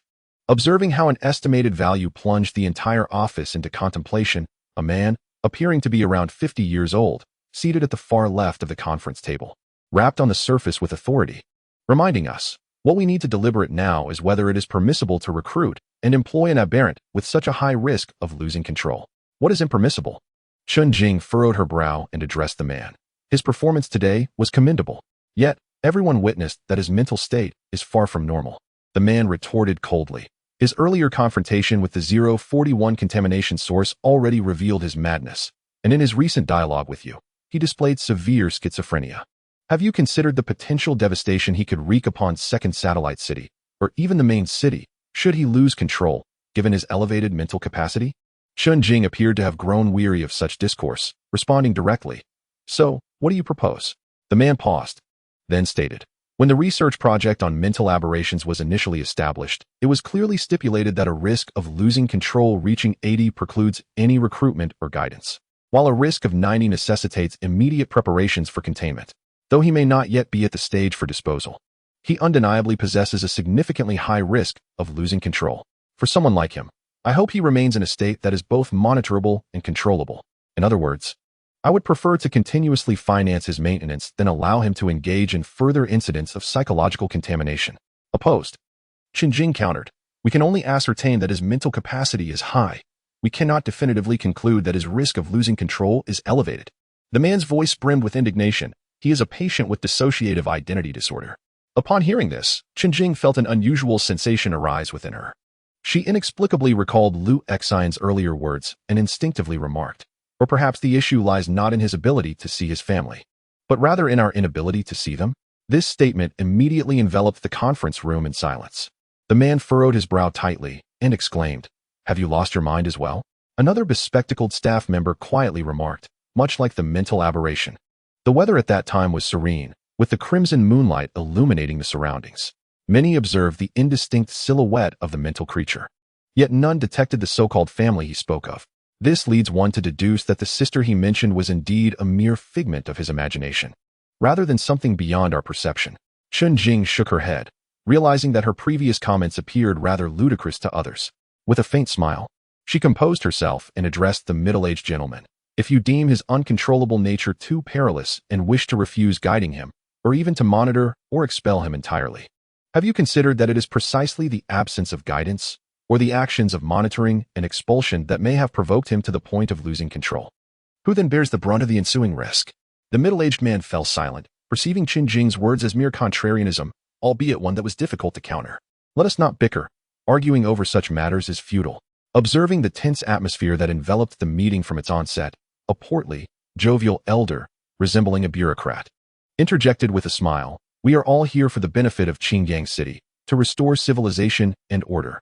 Colonel Chun is primarily focused on addressing the increasing incidence of mental pollution, while Minister Shun is concerned with mitigating the troubles posed by potential uncontrollable risks. Since our objectives align, surely there exists a viable solution. Chun Jing exhaled slowly, stating, "I maintain my stance. I do not believe that potential threats and actual uncontrollable forces should be conflated. Numerous cases have demonstrated that those who have undergone mental aberration handle pollution incidents with far greater precision than ordinary individuals, incurring minimal sacrifice. As for your concerns regarding the inherent risks of the mental aberrants losing control, this has already been addressed by Professor Bai, advocating for their guidance and cultivation to prevent such loss of control. Guidance and cultivation should occur when the risk of losing control is below a certain threshold." Minister Shin, unable to refute her argument, sneered, "And you propose to guide a patient in an extremely unstable state?" Chun Jing retorted, "The patient you speak of just helped avert a disaster for Qingyang, and did so without any casualties among the investigators." The middle-aged man's expression turned somewhat irate, stating, "There is no need for such superfluous discourse. I reiterate my position, based on the initial standards of the Qingyang Mental Aberration Research Project. The factors contributing to this individual's potential loss of control have clearly reached 80, if not higher. I firmly believe such a person ought to be recruited, let alone guided. If Colonel Chun insists on recruiting him, you may sign a document stating that should he indeed lose control in the future, all associated risks will be your responsibility." Chun Jing, incensed, slammed her hand on the table. As the dispute threatened to escalate once more, the previously silent Corporal Han Bing suddenly interjected, "Wait. We have a signal from Professor Bai." At the mention of Professor Bai's name, everyone's demeanor shifted, instinctively straightening their backs. Soon, the projection devices on the surrounding walls sprang to life, casting an image of an elderly man with silver hair, clad in a white suit and leaning on a cane. Once the projection was fully formed, he nodded to those gathered around the conference table and remarked, "I am aware of the subject of your discussion. I have also reviewed the young man's profile." Chen promptly rose to her feet, addressing him, "Professor Bai." The elderly gentleman acknowledged her with a nod and continued, "Minister Shun's concerns are indeed valid. The risk of this young man losing control is significant. Furthermore, his mental capacity may very well exceed your expectations." "What?" Chen Jing's expression shifted to one of complexity. "In my estimation, the risk of losing control is at least 80, possibly even understated." Professor Bai sighed softly before turning to those beside him, instructing, "Please scan that document and share it with them." The projection devices resumed their function, swiftly displaying an image of a physical document before each individual, including Chen Jing, who received a similar ethereal representation, allowing them to discern its contents clearly. "Explosion Incident at the Red Moon Orphanage?" The title on the document darkened the expressions of all present. This report pertained to the young man's past at the Red Moon Orphanage. Professor Bai, leaning on his cane, elaborated. "This refers to a suspected explosion incident that occurred a decade ago in Satellite City No. 2. The entire orphanage was obliterated, with only 2 survivors, him and the current principal of the Red Moon Primary School, Zheng Xiaolu. While their orphanage was compliant, the explosion incident now raises numerous questions. At that time, our department had not yet been formally established, and we lacked adequate personnel and resources for thorough analysis and observation, leading to a hasty conclusion. The police precinct of City No. 2 handled the explosion, but upon reviewing the previous case files, many inconsistencies have emerged. There were no traces of gunpowder or other explosive materials at the scene, yet all structures were utterly destroyed." Listening intently, Chen Jing's expression grew increasingly grave. "Are you suggesting that?" Professor Bai nodded, stating, "Based on my analysis, it is highly probable that this was a horrifying incident of psychic energy loss of control." "Psychic energy loss of control?" Chen Jing gasped slightly. "An incident of psychic energy loss that instantaneously destroyed a 3-story building?" In the office, all projections fell silent, their faces reflecting astonishment. If a mental capacity of 300 units could initially evoke surprise, then the notion that he possessed the ability to cause the destruction of a 3-story building a decade ago is truly unsettling. Just how high must his mental capacity be? This is a data that dares not to be contemplated deeply, akin to the distinction between a bullet and a bomb. Chapter 32. Our Responsibility. Given this, how could such individuals possibly be recruited? A moment of silence enveloped the entire office, thick with a stifling atmosphere. After a brief pause, the imposing Minister Shun was the first to rise abruptly, exclaiming, "We must immediately initiate comprehensive monitoring of him." "Stop," Professor Bai interjected. "My personal decision is to recruit him, and I agree to provide guidance." "What?" This time, it was not only Minister Shun who expressed surprise. Even Chen Jing and others present at the meeting exhibited evident astonishment. The risk of this young man losing control is indeed considerable, yet it is clear that he has been diligently striving to maintain his composure. Professor Bai continued, "I have reviewed his records. A decade after the Red Moon Orphanage incident, he has not exhibited any further anomalies. Instead, he has earnestly dedicated himself to study and work, consistently assisting in the reconstruction of the Red Moon Primary School. I believe this is a rare virtue, which at the very least signifies that, despite his high mental capacity, he has been striving to regulate himself. If we provide him with appropriate guidance and support, it is highly likely that he can maintain a stable state, thereby reducing the risk of losing control." Upon hearing this, Minister Shun instinctively replied, "But he is very dangerous, difficult to comprehend?" Professor Bai shook his head, stating, "When an individual's mental capacity reaches an unimaginable level, various unusual states are bound to manifest. From the perspective of an ordinary person, one could argue that not only is he potentially schizophrenic, but merely possessing such extraordinary mental abilities could be deemed highly abnormal, even warranting labels such as mentally ill or madman. However, this should not serve as the basis for our judgment. We ought to approach these transformations with humility and reverence, rather than with a sense of superiority and prejudice. In comparison to them, we are the normal ones. Yet, from another perspective, we too are merely ordinary people." Professor Bai's words momentarily cast a silence and hesitation over the meeting, thickening the already oppressive atmosphere. Not everyone could accept and confront these changes with the same equanimity as Professor Bai. Of course, there was an even more significant reason. At this juncture, Professor Bai turned to the plump, round-faced elder seated at the center of the conference table, saying, During my attendance at the specialized meeting of the Alliance Research Institute, I discovered that individuals in other high-walled cities, as well as in the technological church and mining companies, have already identified those with extraordinary mental mutations. Although specific intelligence remains unknown, you can imagine that when these individuals fully master the abilities of such extraordinary mental mutants, and no longer content themselves with merely addressing the mental pollution incidents in our city, but instead turn their gaze towards military applications and other high-walled cities. What shall we have to defend ourselves? Professor Bai's words instilled a palpable sense of fear among many. The round-faced elder remained silent for a moment before speaking. Isn't the child's potential considerable? The child possesses significant potential among those aberrants with low risks of losing control. Professor Bai's gaze appeared somewhat weary as he replied. Yet, many have already turned their attention to those with high risks of losing control. Minister Shin suddenly interjected. What they are doing is perilous. However, not doing so is equally hazardous. With a low sigh, Professor Bai remarked, when everyone else is acting, if you do not, you will inevitably fall behind. A profound silence enveloped the conference room. For most who had endured the hardships during the initial establishment of the walled city, they fully understood the cost of being left behind. After a period of silence, Minister Shin asserted, I acknowledge Professor Bai's perspective. Yet I firmly believe that in the face of individuals with such high precision and substantial risks of losing control, we must enhance regulatory measures. Furthermore, he must not be allowed into the main city until his mental state is confirmed stable. I have a responsibility to the millions of residents in the main city. I comprehend your concerns. Professor Bai chuckled lightly. However, there is no need for such trepidation. I trust we will discover a more effective approach. Just as a somber atmosphere settled over the group, the round-faced middle-aged man in the center spoke up with a smile. I am somewhat perplexed. If these mental aberrants exhibit unstable mental states and carry substantial risks of losing control, and we are unable to assess their risk through any means other than observation, how shall we determine if they are safe? Professor Bai turned, pausing for a moment before responding with a smile. At times, the criteria for judgment can appear rather absurd. If we truly cannot ascertain whether they are normal, yet must consider leveraging their abilities, we can only rely on standards that may sound somewhat ludicrous. For instance, is this person's heart kind? Do they yearn for beauty? Professor Bai's words once again ushered a brief silence into the office. Let us defer this matter for further deliberation. Professor Bai, upon your return, I hope to engage in a more in-depth conversation with you. At the conclusion of the meeting, the round-faced middle-aged man spoke with a smile, effectively drawing a close to the proceedings. Shadows began to dissipate from the conference room, yet Professor Bai chose to remain. Chen Jing, sensing that the professor had more to convey, took the initiative to report privately.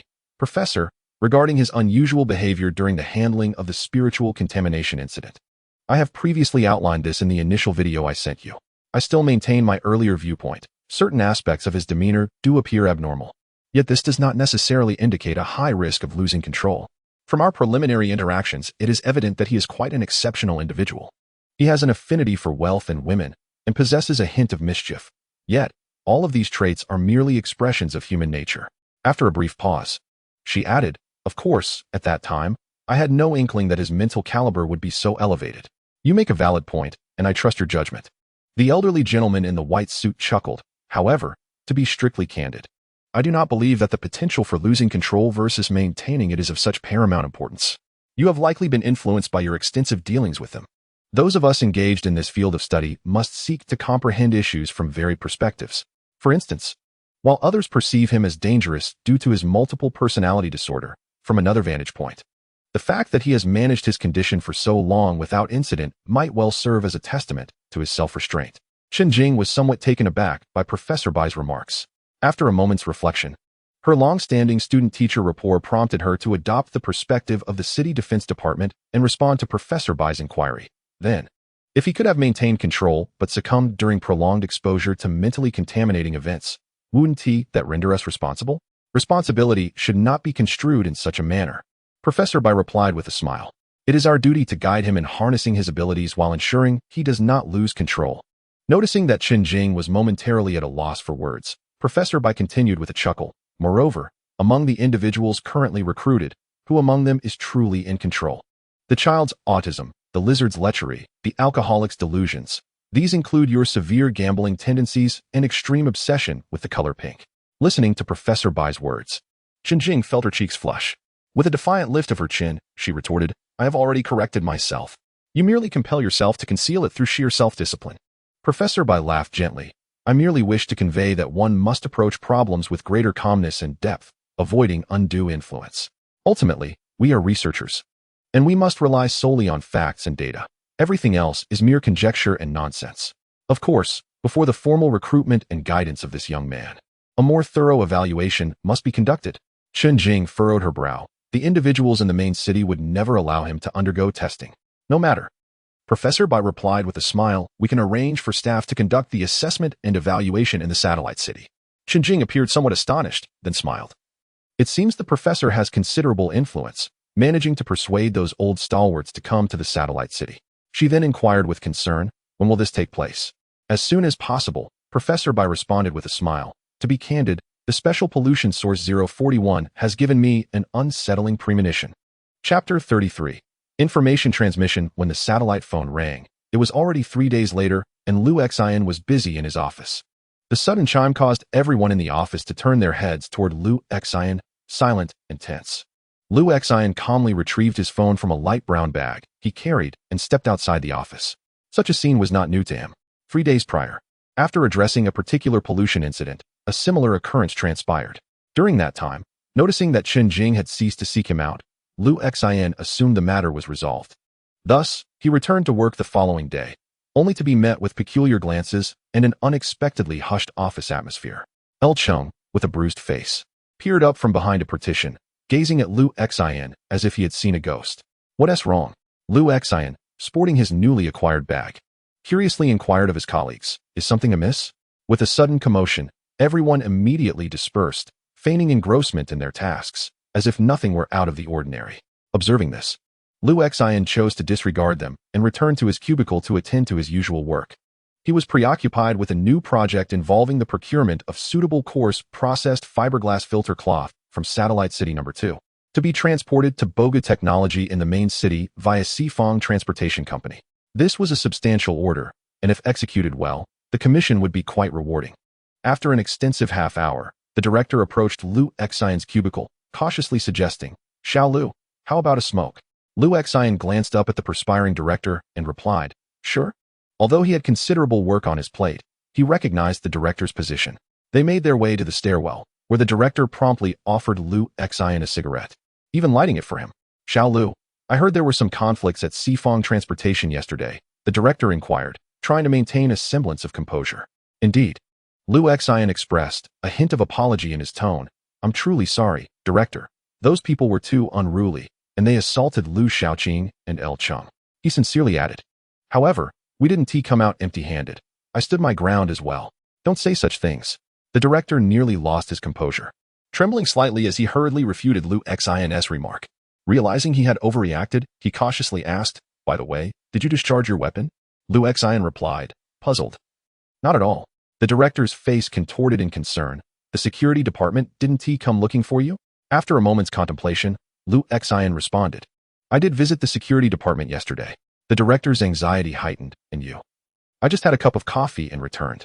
Lu Xian replied, puffing on his cigarette while observing the director. Their coffee is far superior to ours. Of course, the director nodded fervently, almost on the verge of tears. He simply could not fathom how, in a satellite city with such stringent firearm regulations, someone could shoot another person and merely return from the security department after enjoying a cup of coffee. More bewildering was how such an individual could be his subordinate.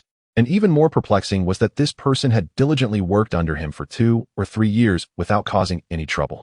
Director, there is no need for concern. Lu Xian, perceiving the director's unease, spoke sincerely. I possess connections. Indeed, I had no doubt about your connections, the director replied, a smile more painful than a frown gracing his face. I just never anticipated their magnitude. Lu Xian, observing the director's expression, felt a surge of happiness within. He sensed that his professional journey would be considerably smoother henceforth. From that day onward, Lu Xian resumed his mundane yet invigorating work, buoyed by the prospect of a paycheck. That day, Princess Xiaoqing and LV Qing, despite enduring a beating, managed to secure a contract that appeared quite favorable in terms of pricing. Thus, Lu Xian's remaining task was merely to ensure the successful completion of this order.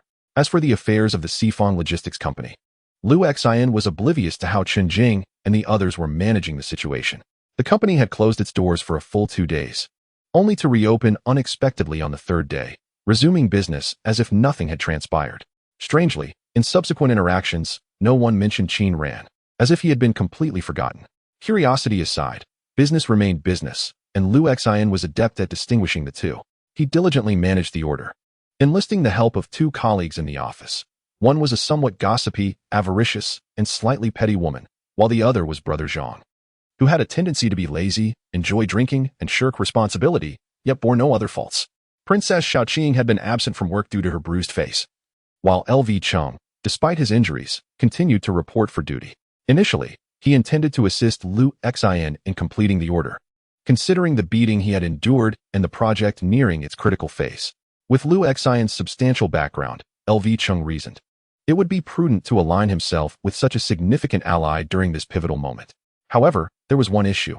At times, LV Cheng felt an unsettling gaze from Lu Xian, as if he were intentionally glancing over his shoulder.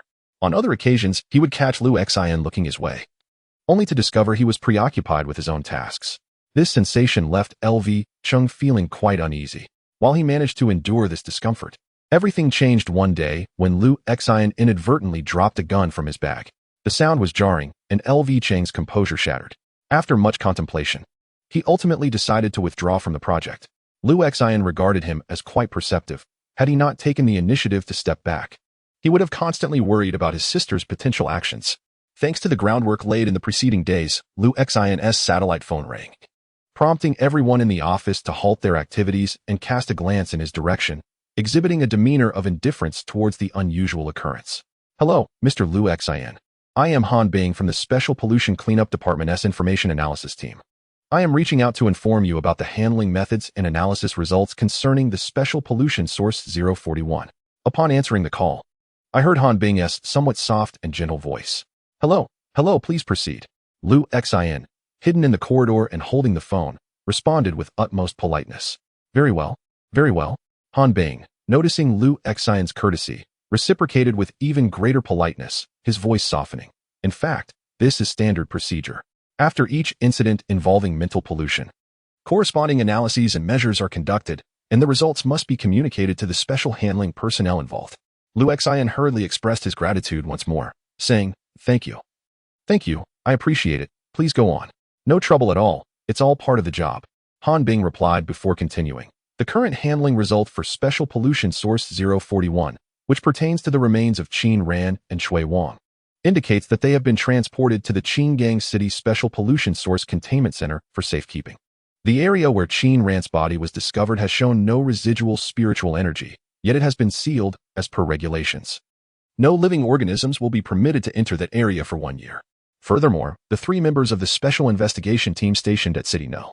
2 have undergone a series of tests and psychological evaluations, confirming the absence of any signs of contamination, and they are currently on leave for recuperation.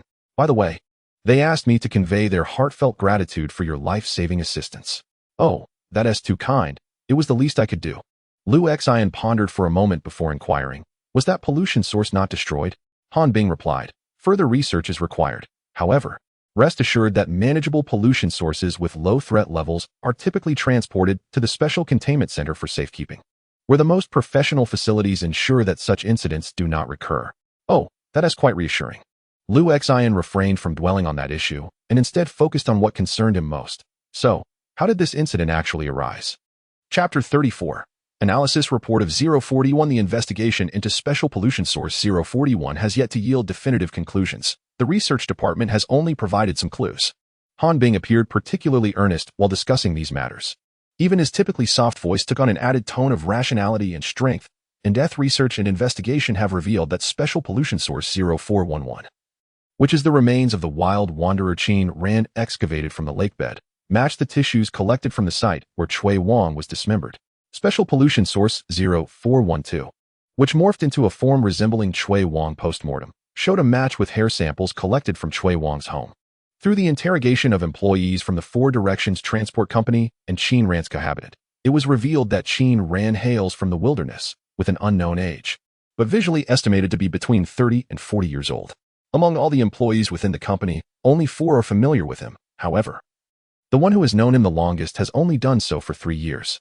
During the interrogation, These four individuals claimed to have known Qin Ran for a considerable time, yet they could only accurately recount their impressions of him over the past year. On the day of the incident, three subordinates accompanied Qin Ran during a transaction, and their testimonies exhibited no apparent discrepancies, all affirming that it was indeed Qin Ran who killed Cui Wang. They also assisted in disposing of the body, but some remarked that after that event, Qin Ran's appetite suddenly increased significantly. Although he had always had a large appetite, it was noted that his consumption during that period was somewhat excessive. Upon hearing this, Liu Xian recalled his initial encounter with Qin Ran, where the man exhibited an unusual greed for food, as if he could never be satiated. He promptly inquired, what could this imply? At present, there is little that can be definitively established. In fact, often the testimonies of bystanders do not signify much. Han Bing elucidated. For certain individuals undergoing mental anomalies, altering memories is not a daunting task. Liu Xian paused at this revelation. Memory can be altered? How insane. Indeed. It is for this reason that the research department has posited a hypothesis. Han Bing continued, stating, they believe that the initial key figure, Qin Ran, is merely a victim of contamination, and a severely contaminated one at that. His true identity is that of Cui Wang, though he remains oblivious to this fact. Perceiving himself as Qin Ran, the unique contaminant discovered at the lake's bottom, designated as Source 041, possesses the ability to capture, devour, and assimilate other mental entities, ultimately giving rise to another version of oneself. However, this remains a mere conjecture. The research department has refrained from signing off on the final report and accepts no responsibility for it.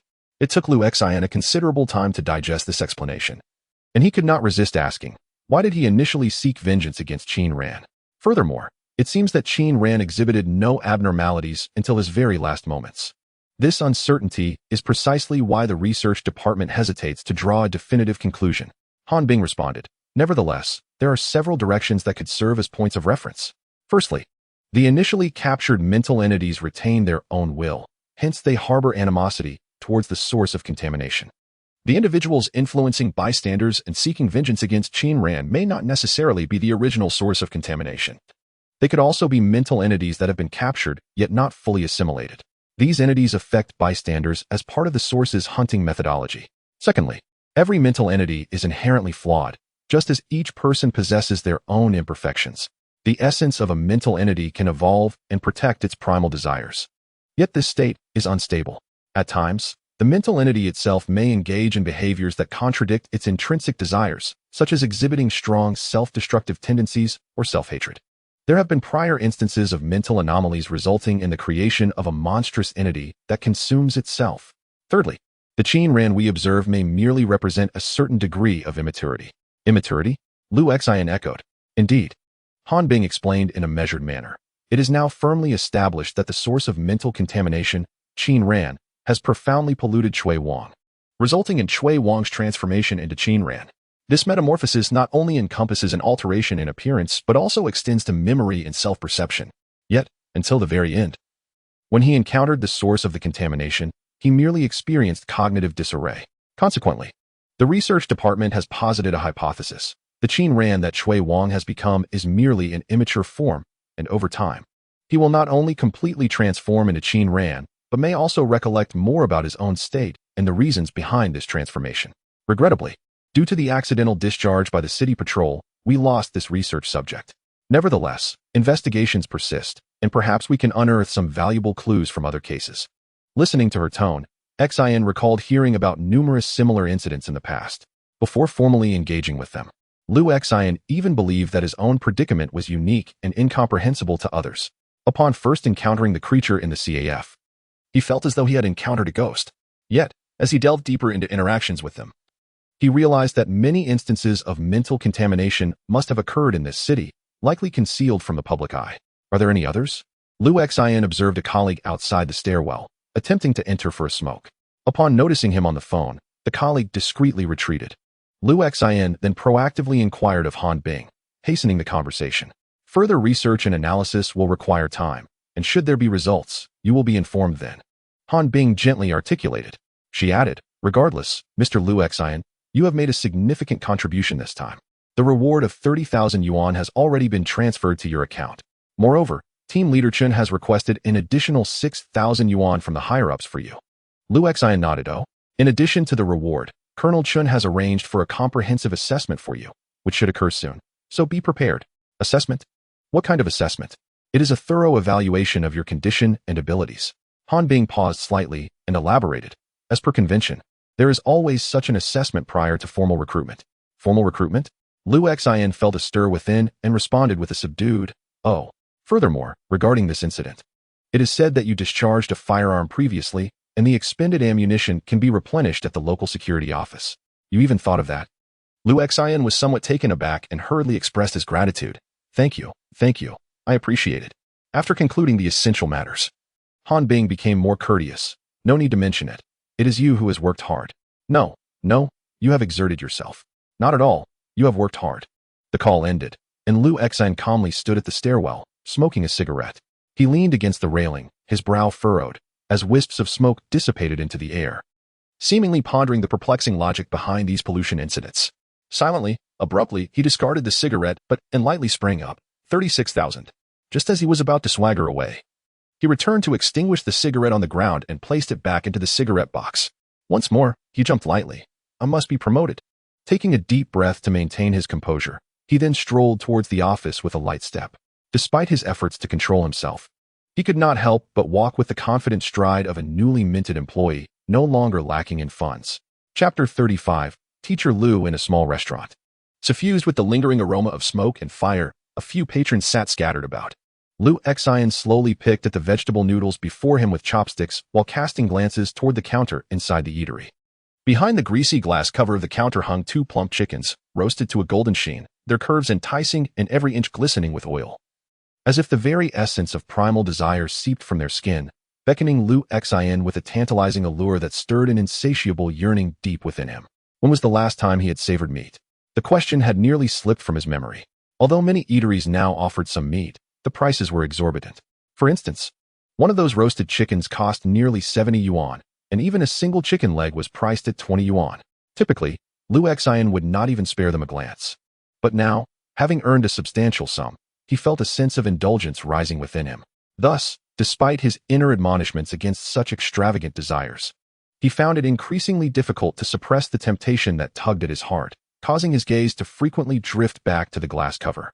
While the vegetable noodles before him seemed utterly bland, after more than 10 minutes of internal struggle, Lu Xian finally surrendered. He slowly rose, awkwardly shifting his feet, and approached the glass cover. 1 chicken leg, please, he managed to say, and then, for the sake of dignity, added, the smaller one. All right, came the response from the proprietor behind the glass, who appeared to mock Lu Xian for ultimately succumbing to temptation. Defeated by the allure of the 2 culinary masterpieces on display, with a swift motion, the owner weighed the chicken leg on an oil-stained electronic scale and announced the price, 17 yuan and 50 cents. Returning to his seat with the chicken leg wrapped in greaseproof paper, Lu Xian slowly submerged it into the vegetable noodles, allowing the broth to mingle with the savory juices. He savored this meal for a full half hour, and when he finally emerged, he was burdened with a sense of guilt. Despite the heartache, he spent a coin to board a bus, swaying along the route until he arrived at the East City Red Moon Primary School. Upon seeing Lu Xian return so swiftly, the elderly man in the security booth cast a glance at him but uttered no words, continuing instead to lower his head and read the newspaper. Lu Xian, well acquainted with the surroundings, confidently entered the elementary school and approached the solitary classroom. Peering inside, he observed a dozen or so children diligently transcribing the multiplication tables from the blackboard. Glancing around, Lu Xian noted the absence of Teacher Lu, unsure of her whereabouts. After a moment's contemplation, he retrieved the thick envelope he had tucked into his coat and slipped it into the rusty mailbox. After completing this task, he turned back for a fleeting glance and, taking advantage of the elderly man's inattention, discreetly pressed a flower atop the envelope. Sighing in relief, he felt a lightness in his step as he prepared to leave.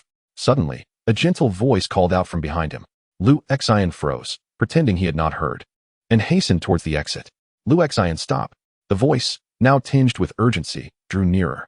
In response, Lu Xian quickened his pace, soon finding himself outside the school gates. Old son, stop him. The voice called loudly behind him, but the elderly man in the security booth merely turned the page of his newspaper with nonchalance. Don't run. The voice grew increasingly frantic. Yet, how could she possibly catch up to Lu Xian? He could hear her voice fading into the distance. Just then, a sudden cry of pain echoed, accompanied by the sound of a wheelchair colliding with an object. Startled, Lu Xin quickly turned around. There. He saw Teacher Lu in her wheelchair, exclaiming ouch, as she forcefully slapped the armrest, mimicking the sound of the collision. A smile graced her face, and she looked at Lu Xin with a hint of pride. The moment their eyes met, Lu Xin felt defeated and knew escape was no longer an option. Teacher Lu rolled her wheelchair closer, gazing up at him. At that moment, Lu Xin could only return her gaze. Teacher Lu possessed a lovely oval face, her soft hair tied back in a refreshing ponytail.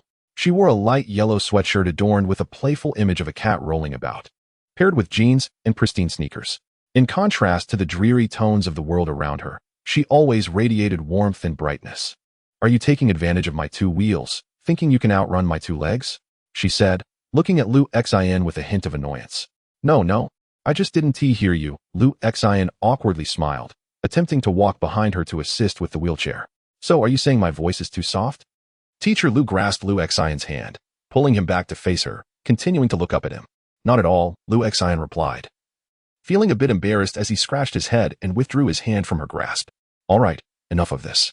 Have you sent me money again? Teacher Xiao Lu glanced at the direction of the envelope and asked, how much is it this time? Not much, Lu Xion replied awkwardly, reluctant to discuss the matter directly. It's only been a few days since you last sent money, and how did you manage to send so much then? Teacher Xiao Lu's expression turned serious, even solemn as she fixed her gaze on Lu Xion, quietly inquiring, you haven't gotten involved in any misdeeds, have you? Lu Xion, taken aback, finally understood her concern. He hurriedly shook his head and explained, no. Teacher Xiao Lu scrutinized him with a doubtful look, her expression one of astonishment. Is your kidney still intact? Of course it is, they're all there. Lu Xion was momentarily taken aback and quickly added, I just recently found a part-time job. My boss is quite generous with the allowances. Teacher Xiao Lu frowned. Is your boss out of his mind to give you so much money? Lu Xion thought about Qin Jing's lovely head and concluded it didn't appear to be one that had been jammed in a door, so he shook his head and said, no, you needn't worry. I truly haven't done anything wrong. This part-time job pays quite well, and it's very legitimate, with the headquarters in the main city. I receive over 5,000 as base salary each month, plus numerous additional allowances, of which I've only brought a small portion. Teacher Xiao Lu listened, her expression one of surprise, and suddenly asked, have you joined the scavenging team outside the city? Lu Xion hurriedly shook his head. No, you needn't worry. It's very safe. He hesitated, wanting to reveal this matter to Teacher Xiao Lu, but he recalled the document stating that unless absolutely necessary, details about the Special Pollution Cleanup Department should not be disclosed to outsiders to avoid unnecessary panic, even those within Qin Ran's company. Entangled in special pollution incidents for various reasons, sometimes had their memories erased. Teacher Xiao Lu studied Lu Xion's face intently, examining it carefully. She found nothing concerning in his features. Gradually, she nodded and said, I believe you. Just promise me you won't get involved in any wrongdoing. Lu Xion nodded firmly. I certainly won't. I remember the old director's words. Teacher Xiao Lu fell silent for a moment and then said, all right, push me back. Obediently. Lu Xion moved behind her, pushing her wheelchair slowly towards the school. As they passed the security booth, the elderly gentleman inside chuckled, flipping the newspaper in his hands and deliberately holding it up to obscure the smile on his face. Chapter 36. The Best Life Though Mentally Prepared. When Teacher Xiao Lu arrived at the mailbox and retrieved the thick envelope, her expression suddenly changed. She merely opened it slightly for a glance before quickly closing it again, exclaiming in surprise. Then she turned to face Lu Xion, her demeanor alert and questioning. The voice had grown slightly strained as she lowered her tone and asked, you truly haven't engaged in any wrongdoing? Lu Xion could only helplessly explain, all of it is legitimate income and taxes have been duly paid. That is far too much. Teacher Xiao Lu, clutching a bag, spoke with a hint of disarray in her voice. In truth, everything here is quite satisfactory. These little divine beasts are well fed and warmly clothed each day. Some kind-hearted individuals have even helped us procure educational materials for the school. Furthermore, I have been diligently visiting the administrative office, hoping to secure formal credentials so that they may obtain proper identification and eventually attend secondary school. Everything is progressing smoothly. There is truly no need for so much money. As Lu Xion listened to Teacher Xiao Lu's earnest words, his mood lifted, especially upon witnessing her anxious demeanor, giving him a sense of triumph. He smiled and explained, it is always wise to keep some in reserve. We should buy them more meat to eat, especially with winter approaching, and we ought to consider warmer clothing. In the future, we must also find a larger place. He then glanced at Teacher Xiao Lu's legs. She was indeed a rather tall young woman, yet she had been confined to a wheelchair. At that moment, a series of small faces peeked in from the window, their eyes wide as they watched Lu Xin and teacher Xiao Lu. Some stifled giggles while others whispered amongst themselves, and one mischievous child mimicked kissing with their hands. Lu Xin felt himself blush under their gaze. Teacher Xiao Lu, however, quickly shot them a stern look. Suddenly, all the small faces vanished as they obediently returned to their seats to copy notes. Seated in her wheelchair, teacher Xiao Lu appeared restless, glancing around before, like a thief. She swiftly extracted a roll of money from the bag and tucked it beneath her clothing. She then thrust the bag into Lu Xion's hands, saying, "Do not leave it all here. It is too much for me, and my little cabinet is nearly full. Besides, what if it attracts the wrong kind of people?" Lu Xion initially intended to return the bag, but, upon hearing her words, could only grasp it tightly. Teacher Xiao Lu insisted earnestly, "You keep some for yourself. If I need it, I will certainly come to you." After a moment of silence, Lu Xion gently nodded. "And remember," teacher Xiao Lu said with a serious gaze, "I am unaware of the nature of your work, but if they are providing so much money, it must either be exhausting or perilous. You ought to eat more each day. Do not survive solely on vegetables and tofu." Lu Xion accepted the money with a smile, replying, "I eat chicken legs every day. Those who can afford chicken legs daily would not limit themselves to just chicken legs." Teacher Xiao Lu wittily dismantled Lu Xion's feigned bravado with a gentle sigh. Unsure how to respond, the two sat in silence by the windowsill, before a bare flower bed, one standing and one seated. Only the pale sunlight bathed the world in a dim glow. After a considerable pause, Lu Xion hesitantly inquired, "Sister Xiao Lu, what do you wish to ask about the events of those years?" Teacher Xiao Lu turned her head and noticed the look of confusion and hesitation on Lu Xion's face. She regarded him earnestly for a moment before breaking into a smile, and, in a low tone, replied, "Little Lu Xion, do not dwell too much on the past. As the saying goes, how much sorrow can one have? Some things are better forgotten. It is indeed a blessing." Lu Xion fell silent for a moment before retorting, "Please refrain from quoting lines from old movies so casually. I have seen them too. How dull." Teacher Xiao Lu deftly shifted the topic, suggesting, "Why not come over for dumplings in a few days? We can add eggs to the filling now." Lu Xion's spirits lifted at this, and he nodded, "Sounds good." What truly transpired at the Red Moon Orphanage all those years ago? As Lu Xion departed from Red Moon Primary School, this question lingered silently in his mind. He vividly recalled every detail from his time at the orphanage and the events that unfolded thereafter. Yet, the memories in between remained shrouded in ambiguity. He had long sought to uncover the truth of those events, occasionally asking teacher Xiao Lu, but she consistently evaded the topic with awkward jokes. Even his family had been reticent to share, leaving him with unanswered questions. As time passed, he found himself reluctant to revisit those memories.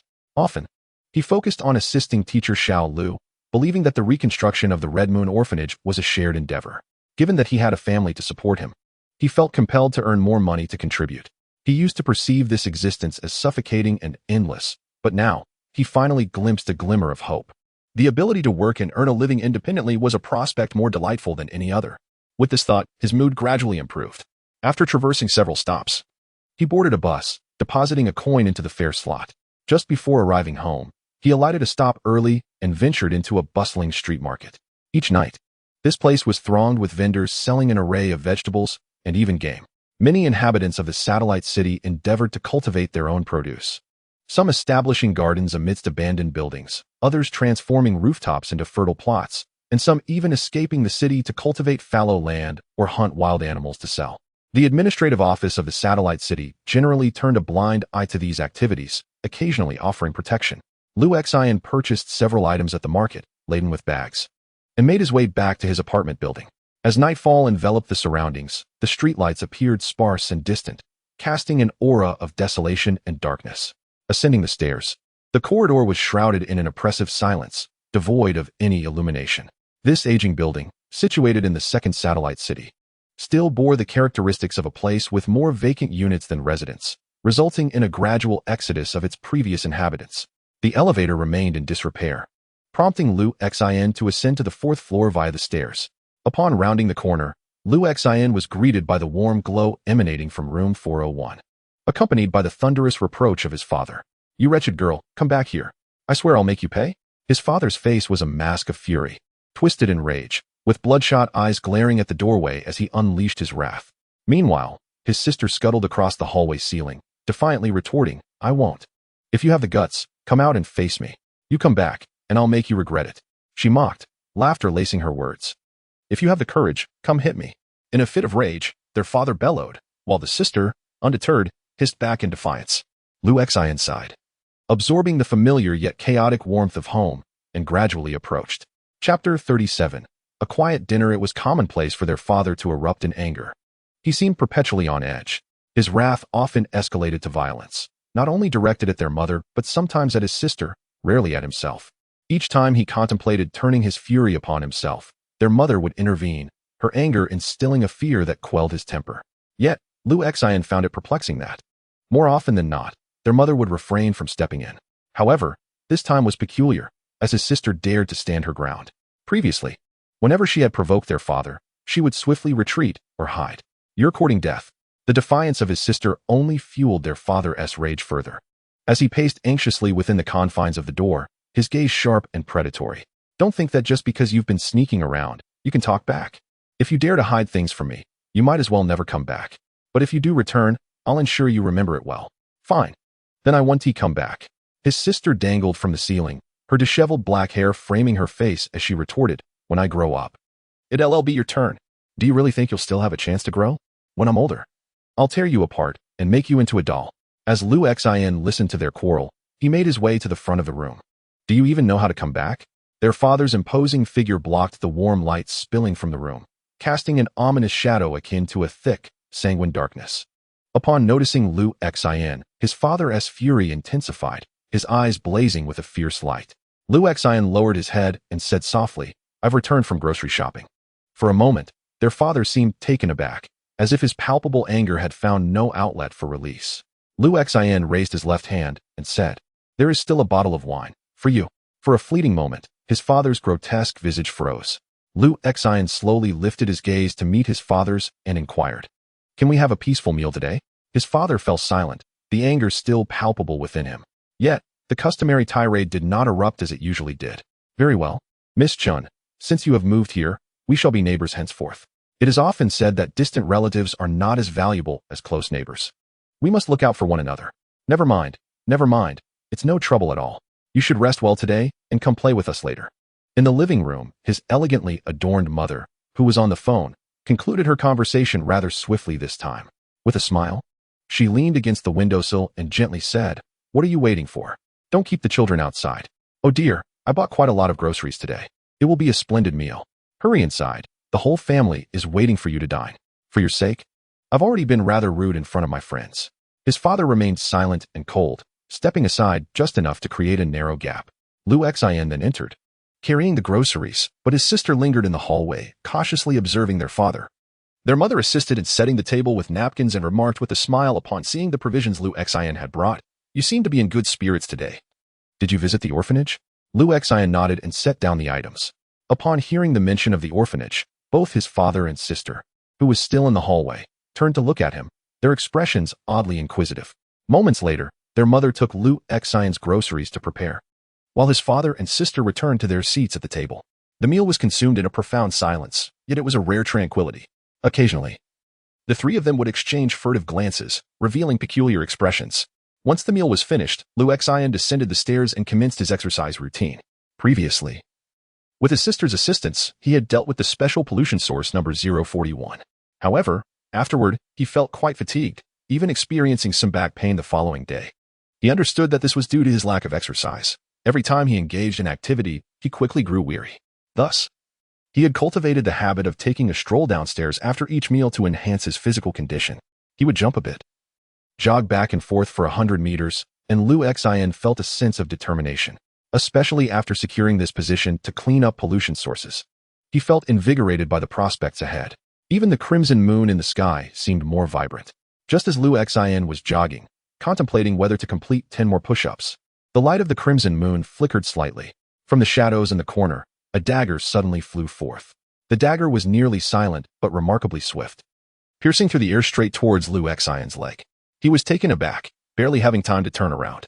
Even before he could fully pivot, the dagger had already approached him. However, it did not strike him. The younger sister gracefully descended from the nearby street lamp, seizing the dagger in a flash. Who is it? At that moment, Lu Xian could finally call out, casting a wary glance towards the shadows. Haha, truly impressive to have such capabilities akin to mine. Your reflexes are quite swift. Although there was no one in the direction Lu Xian was looking, a voice emerged from the shadow behind him. He quickly turned again, only to see a figure descending slowly from the side of the building, as if treating the structure as flat ground, step by step, until he gently leaped to the earth at a height of about 1 meter, standing upright.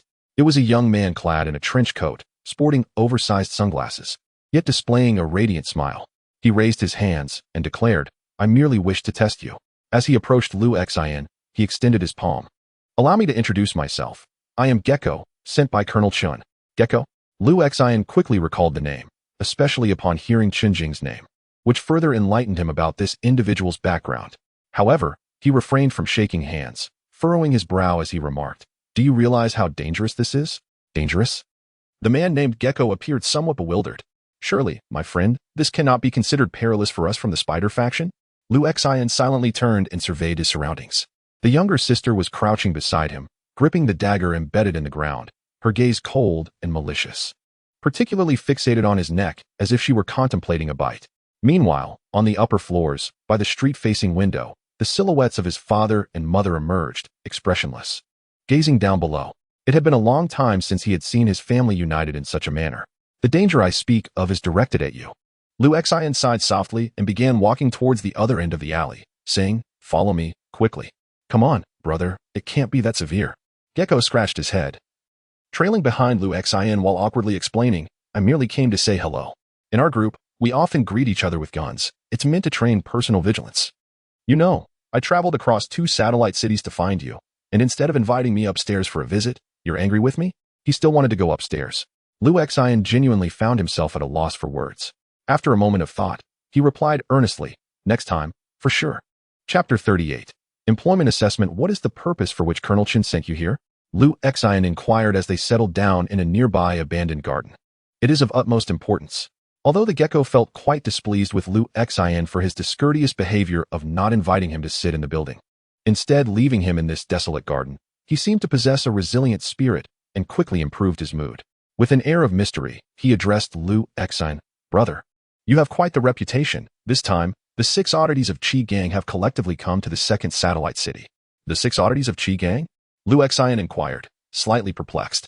"Indeed, 6 peculiar creatures," the gecko asserted with utmost seriousness. "They are truly bizarre entities. What brings them here?" Lu Xian felt a sudden jolt of anxiety and promptly asked with earnestness, "To conduct an assessment for you," the gecko replied, somewhat perplexed. "Did the headquarters not inform you?" "Assessment?" Lu Xian paused momentarily, recollecting that he had indeed been notified and had been anticipating this moment. After all, he vividly remembered Han Bing mentioning that only upon passing the assessment could one officially be recruited as a true pollution eradicator. Of course, it seemed that there were no substantial benefits once one was confirmed in the position. Nonetheless, the mere notion of being officially recognized provided a sense of security. Feeling a slight sense of joy, he then expressed a hint of concern. Why must these creatures conduct the assessment? Observing Lu Xian's puzzled expression, the gecko appeared somewhat smug and, feigning mystery, replied with a smile, "You'll understand when the time comes." "Very well," Lu Xian conceded, adding, "Sister, do not gesture towards his neck." The gecko was taken aback. "Who are you speaking to?" "My sister." Lu Xian felt there was no need to conceal anything in front of someone who had also undergone a transformation. He answered candidly, "She is currently gesturing towards your neck, as if she intends to pull it down." The gecko shuddered slightly, a chill running down his spine. Lu Xian tried to reassure him, "It's fine. She generally listens to me." The gecko instinctively shifted his position. "What about in unusual circumstances?" Lu Xian glanced at him and silently nodded. "You truly live up to your reputation." Initially intending to crack a few more jokes, the gecko abruptly stood up, instinctively distancing himself from Lu Xian, and said, "I enjoy joking with others and appreciate when they joke with me. But why do I feel uneasy when I joke with you?" "Perhaps it is because I am not joking?" Lu Xian mused curiously, asking, "What do others say about me?" "Your information is highly confidential." The gecko chuckled. "However, everyone claims you are quite dangerous. Indeed, it seems that any commentary within a company is often unreliable and rife with prejudice." Lu Xian pondered this for a moment, choosing not to delve further into the topic, and inquired, "When will the assessment take place?"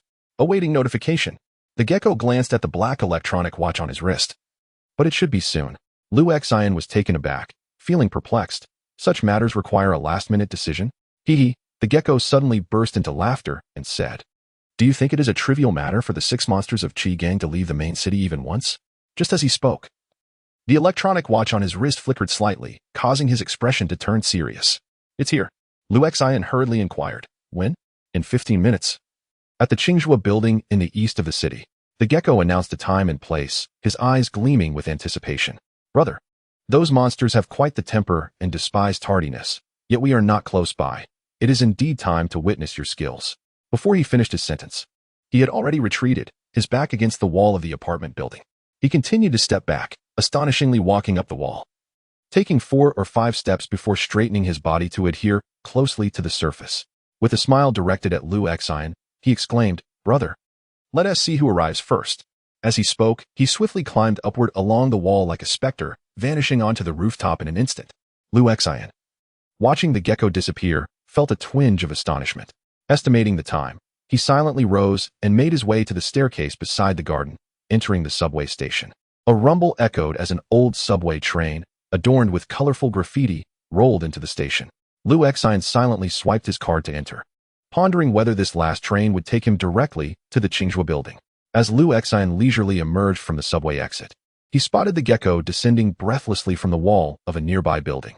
Since the night was still young and the streets were bustling with pedestrians, he had to evade their gazes, often concealing himself and seizing moments when no one was watching to dart from some secluded corner. "I'm not losing." In response to Lu Xian's peculiar gaze, he indignantly explained, "I initially saw you following, so I turned back to find you. Who would have anticipated that you would take the subway? If I didn't care about the eyes of others, I would have arrived much earlier." Though his reasoning was somewhat valid, Lu Xian still felt a bit speechless. "Is the testing location upstairs?" Lu Xian shifted the topic, glancing up at the towering skyscraper that stood tall in the satellite city. "Yes, they should be prepared. Let us go," the gecko said with resignation, gazing up at the seemingly absurd height of the building. "Should we just climb up directly?" Lu Xian scrutinized him intently before opting to enter the elevator obediently. Inside the building, an eerie silence prevailed. No idle figures were in sight. Only in the lobby and at the stairwell were armed guards visible, standing like resolute sentinels, lending a serious atmosphere to the edifice. It was Lu Xian's first time witnessing such stringent security measures in the satellite city. In my recollection, even the security bureau, the administrative hall, or the barracks of the city patrol do not exhibit such grandiosity. Under the guidance of the gecko, Lu easily entered the building, registered, and then took the elevator to the 19th floor. "Come over, the professors have already arrived." At the stairwell of the 19th floor, Qinjing awaited him, clad in a sleek black suit, exuding vitality and professionalism. "Good." Lu Xian, somewhat unaccustomed, shook her hand and followed her towards the main office on this floor. This assessment was a routine procedure prior to formal employment. Upon successful completion, he would acquire his own code name and officially receive the opportunity for guidance. Lu Xian keenly grasped the significance of Qinjing's words, and his steps became noticeably lighter. Chapter 39, Guidance and Advancement. As she introduced the surroundings, Qinjing first led Lu Xian into a spacious office. Here, Lu encountered numerous items he had only previously seen on television or described in literature concerning certain events preceding the Red Moon, but had never witnessed in person. For instance, a water dispenser, a projector, and a compact, exquisite laptop adorned with the image of a fragmented apple. The items appeared somewhat disordered, suggesting a temporary arrangement. Several individuals were already present, including 4 or 5 researchers clad in white lab coats, security personnel in black uniforms armed with firearms stationed at the corners of the office, and an elderly gentleman with gold-rimmed glasses seated at the desk, his demeanor amiable. These are the staff members who will assist you with the final assessment. Among them are experts in the nervous system, scholars in the field of neuroscience, psychological doctors, and researchers of the occult, among others. There is no need for you to feel pressured. The presence of these security personnel is our standard practice. In the past, unforeseen incidents during assessments have led to significant disasters, but things have improved greatly now. Qinjing succinctly introduced the individuals in the office without any superfluous details. "So, what about the 6 oddities of Qingang?" Lu Xian inquired, somewhat puzzled by the absence of the so-called peculiar creatures. "The 6 oddities?" Qinjing paused, casting a questioning glance at Lu Xian. Meanwhile, Lu instinctively glanced at the gecko trailing behind him, who nonchalantly turned away. "Hee. The 6 oddities of Qingang must refer to us," chuckled the bespectacled elder, rising with a smile to shake Lu Xian's hand. "I am Chun, the director of the Special Pollution Research Center in Qingyang City. This assessment will be led by myself and these 5 colleagues. The subsequent guidance plan concerning you will also be a collaborative effort among the 6 of us. But do not feel anxious. We are quite experienced. The other 5 men and women nodded in acknowledgement towards Liu Xian. Liu Xian carefully observed the 6 individuals before him, 4 men and 2 women, all of whom appeared to be in their 40s or 50s. The eldest among them was an elderly gentleman with the surname Chen, who seemed to be over 60. The men, for the most part, were balding, save for one with a thick mane of dark hair. The women presented themselves with unadorned faces, exuding a calm and composed demeanor. At that moment, they all nodded toward Liu Xian, their expressions radiating warmth and friendliness. Although Liu Xian initially felt at ease, their collective gaze inexplicably instilled a sense of nervousness within him. Indeed, these 6 individuals were the most esteemed, proficient, and beloved experts in Qingyang City, renowned for their research in the realm of psychic anomalies. Their expertise was unparalleled, not only within Qingyang but across the entire alliance.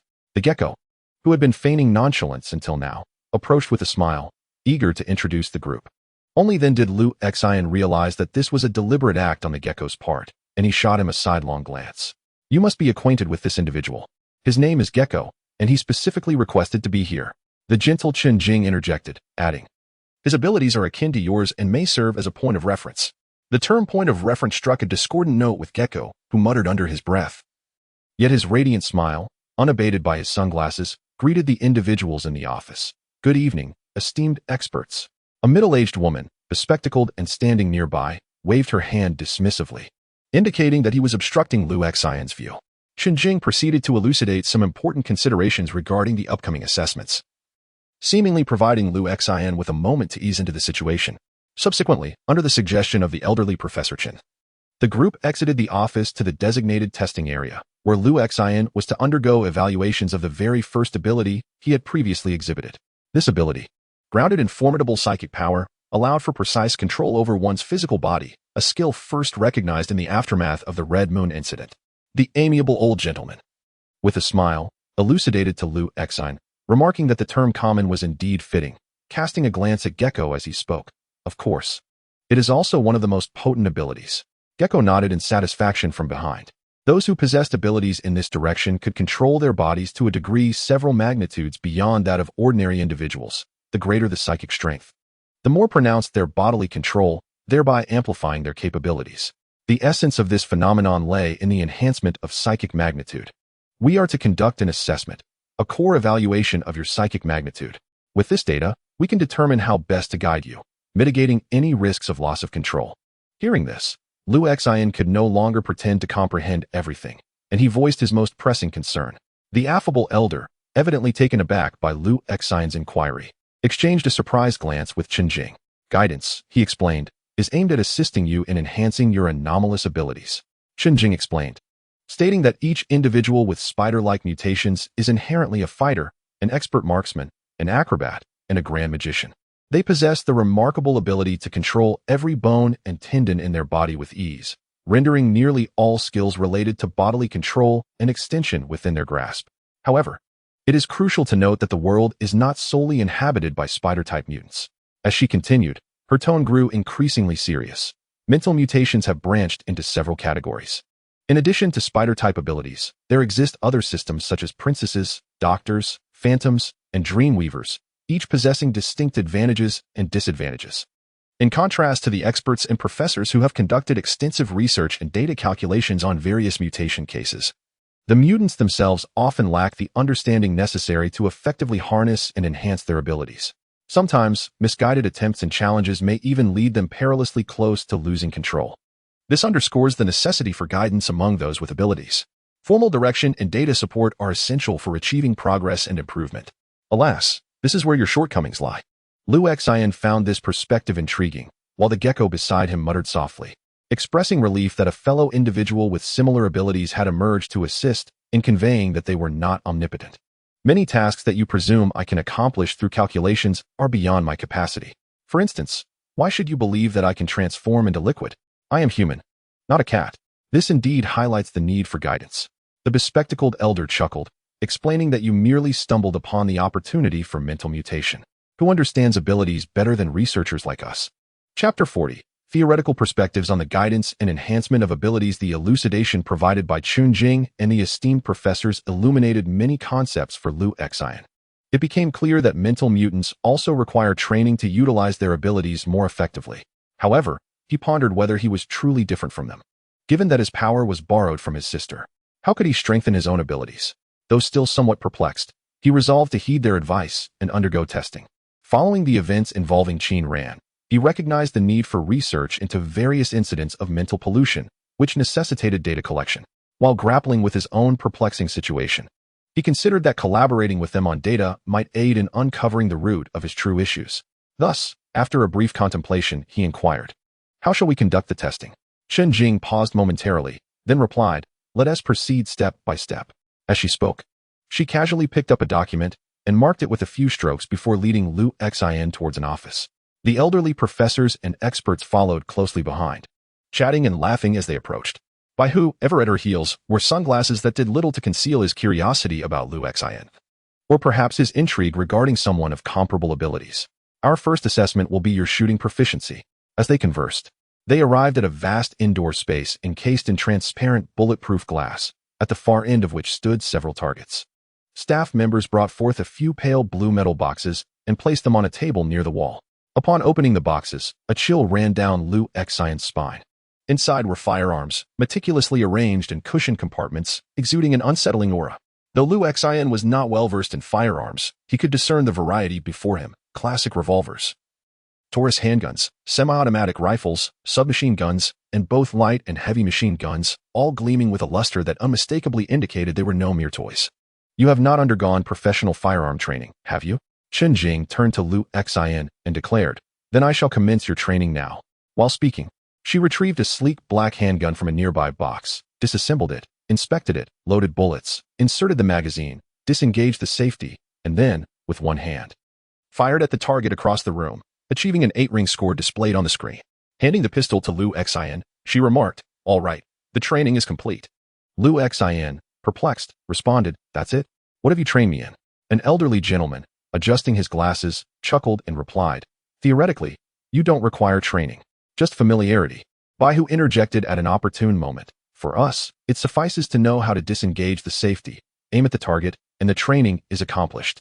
Liu Xian exhaled, striving to align his thoughts with theirs. Taking the handgun, he aimed at the distant target under the watchful gaze of the onlookers. The target was at least 200 meters away, and all Liu Xian could see was a vague shape. Bang! He fired. The screen displayed the result, and everyone leaned in to observe. A 3-ring score. No, wait, that's a 3-ring on the adjacent target. The peculiar looks directed at Liu Xian from those around him were unmistakable. A 3-ring on the neighboring target? Is this the prowess of a spider ability user? Just this? Liu Xian's face flushed. This shot was even less impressive than the one he had taken at the Sifong Transport Company. "Don't be anxious." A gecko on one side smiled at Liu Xian and remarked, "Initially, it can be quite challenging to achieve precision. You must acclimate yourself. Once the bullet leaves the chamber, there will be a significant recoil.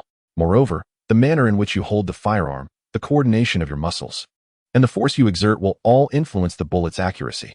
You need to first attune yourself to the inherent precision of the weapon, and then adjust your muscular strength to achieve harmony with it." Liu Xian took a deep breath and raised the gun once more. However, as he held the weapon, his arm began to tremble involuntarily. The weight of the gun was considerable. Despite his efforts to focus, the target before him remained a mere blur. He was at a loss as to how to synchronize with the firearm to unleash the bullet he desired. Consequently, he glanced around awkwardly, instinctively seeking the presence of his sister. "What is this?" A cold little hand grasped Liu Xian's hand that held the gun. Turning his head, he saw his sister had appeared beside him, curiously inspecting the gun he held. In that instant, Liu Xian experienced a wondrous transformation within his body, as if every muscle, bone, heartbeat, and breath was now entirely under his command. With each breath, this sensation intensified, and after 3 breaths, he felt as if he had become a finely tuned machine. He gazed at the target opposite him, his pupils constricting, and the target became remarkably clear. His hand steadied like a precision instrument as he gently squeezed the trigger, the recoil failing to disturb his arm noticeably. The display screen illuminated with the result: 3 rings. Yet before the onlookers could express their astonishment and confusion, Liu Xian once again pulled the trigger. Bang! 2 more bullets were fired. One struck the 8-ring position, while the other landed in the center red dot. The surrounding spectators turned in unison, their expression shifting to one of surprise and anticipation for Liu Xian's next display. However, after firing those 2 shots, Liu Xian did not continue shooting. Instead, he lowered his head in contemplation, and then suddenly, his hands intertwined, dismantling the gun's chamber. He meticulously disassembled the barrel, recoil spring, guide rod, firing mechanism, and magazine, even removing the bullets one by one. In an instant, the firearm was reduced to its individual components, which clattered onto the table. The onlookers gazed on in bewilderment. Even Liu Xian felt somewhat puzzled and turned to his sister with curiosity. Shooting isn't fun, she pouted, looking disdainfully at the scattered parts on the ground. Taking it apart is somewhat interesting, though. Liu Xian could only shake his head in resignation and turn back to the others, saying, I'm not particularly fond of using this. Is there something else I can test? The others exchanged glances, somewhat taken aback by Liu Xian's unexpected response. The gecko expressed its surprise, saying, My friend, we are inherently individuals who wield firearms. How can one from the spider lineage engage without a weapon? Liu Xian could only smile in response, choosing not to answer. Very well, he thought, as he had indeed begun to demonstrate an innate aptitude for firearms. It was time to explore an alternative. Nearby, a bald elder chuckled amiably, facilitating the situation by inviting several fully armed warriors who had been waiting at the entrance to step inside. They took their positions against the wall, weapons in hand, while the elder gestured for Liu Xian to stand opposite them. His small eyes sparkled with anticipation. What is the purpose of this? Liu Xian felt a surge of caution at the sight of the cold, unyielding weapons in the hands of the 3 armed warriors. Dodging bullets? The bald elder, with a cheerful demeanor, explained, in theory, those endowed with spider lineage abilities possess remarkable perception and reflexes, thus, at a distance exceeding 3 meters. You should be able to evade the bullets. He further reassured Liu Xian, do not worry, the soldiers are experienced and will aim away from vital areas. So even if you fail to dodge, you will not perish. Liu Xian scrutinized the 3 imposing warriors and their firearms, slowly shaking his head. He contemplated the potential consequences of injury and how his family might react. Perhaps not, he said earnestly to the bald professor. Theoretically, I may indeed survive. But your fate is not so certain. Chapter 41. Multiple assessments. Liu Xian's response left the professors momentarily at a loss for words. Fortunately, Chen Jing stepped in to clarify, stating, regarding this data, it has been evident since his previous encounter with the special contaminated source number 041 that the bullet dodging assessment can be bypassed. After all, the professors have limited time at Satellite City number 2, and we have many more evaluations to conduct, so efficiency is paramount. The professors could only acquiesce, shaking their heads and sighing. Liu Xian felt a chill run down his spine. The expressions of regret on the faces of the elderly scholars were perplexing. However, the forthcoming assessments quickly captured all of Liu Xian's attention. To his surprise, the range of evaluations was extensive. After completing the firearms segment, Liu Xian cooperatively participated in various other tests, such as short-distance speed, body awareness, high-complexity micro-movement memory and imitation, and even the seemingly impossible task of microspace infiltration. The results of each assessment were astonishing, primarily to Liu Xian himself. During the 100-meter sprint assessment, with his sister's assistance, Liu Xian achieved a remarkable time of 5 seconds. At that moment, he felt every muscle in his body harmonizing and coordinating in the most optimal manner as he completed the distance. Yet, a portly professor, seemingly unimpressed, shook his head in disappointment, remarking, "This is your weak point. The cheetah can reach astonishing speeds of 3 seconds per 100 meters. However, that is merely the capability of an ordinary animal. With the ability to precisely control every bone and muscle in your body, one should be able to unleash even more remarkable velocity. Of course, the human physique is not ideally suited for short bursts of explosive power, and one might require personal exploration and adjustments. In prior tests with a gecko, the highest recorded result was 3.9 seconds, significantly surpassing yours. Perhaps you should attempt to climb and see for yourself?" Liu Xian remained silent, declining the suggestion, ultimately promising to try it at a later opportunity. The reason was simple: it was too humiliating. The stout professor expressed his regret with a gentle shake of his head. During the physical sensation tests, Liu Xian sat still yet was able to accurately describe every object making contact with his back, including its tactile trajectory, force, and even its shape. In the assessment of complex and intricate movements, Liu Xian effortlessly discerned subtle and sophisticated actions, and with his mastery over his body, replicated them with ease. What astonished him even more was the microspace infiltration test. How could someone of his stature, standing at 175 centimeters and weighing 140 pounds, conceal himself within a wooden box measuring nearly 1 foot on each side.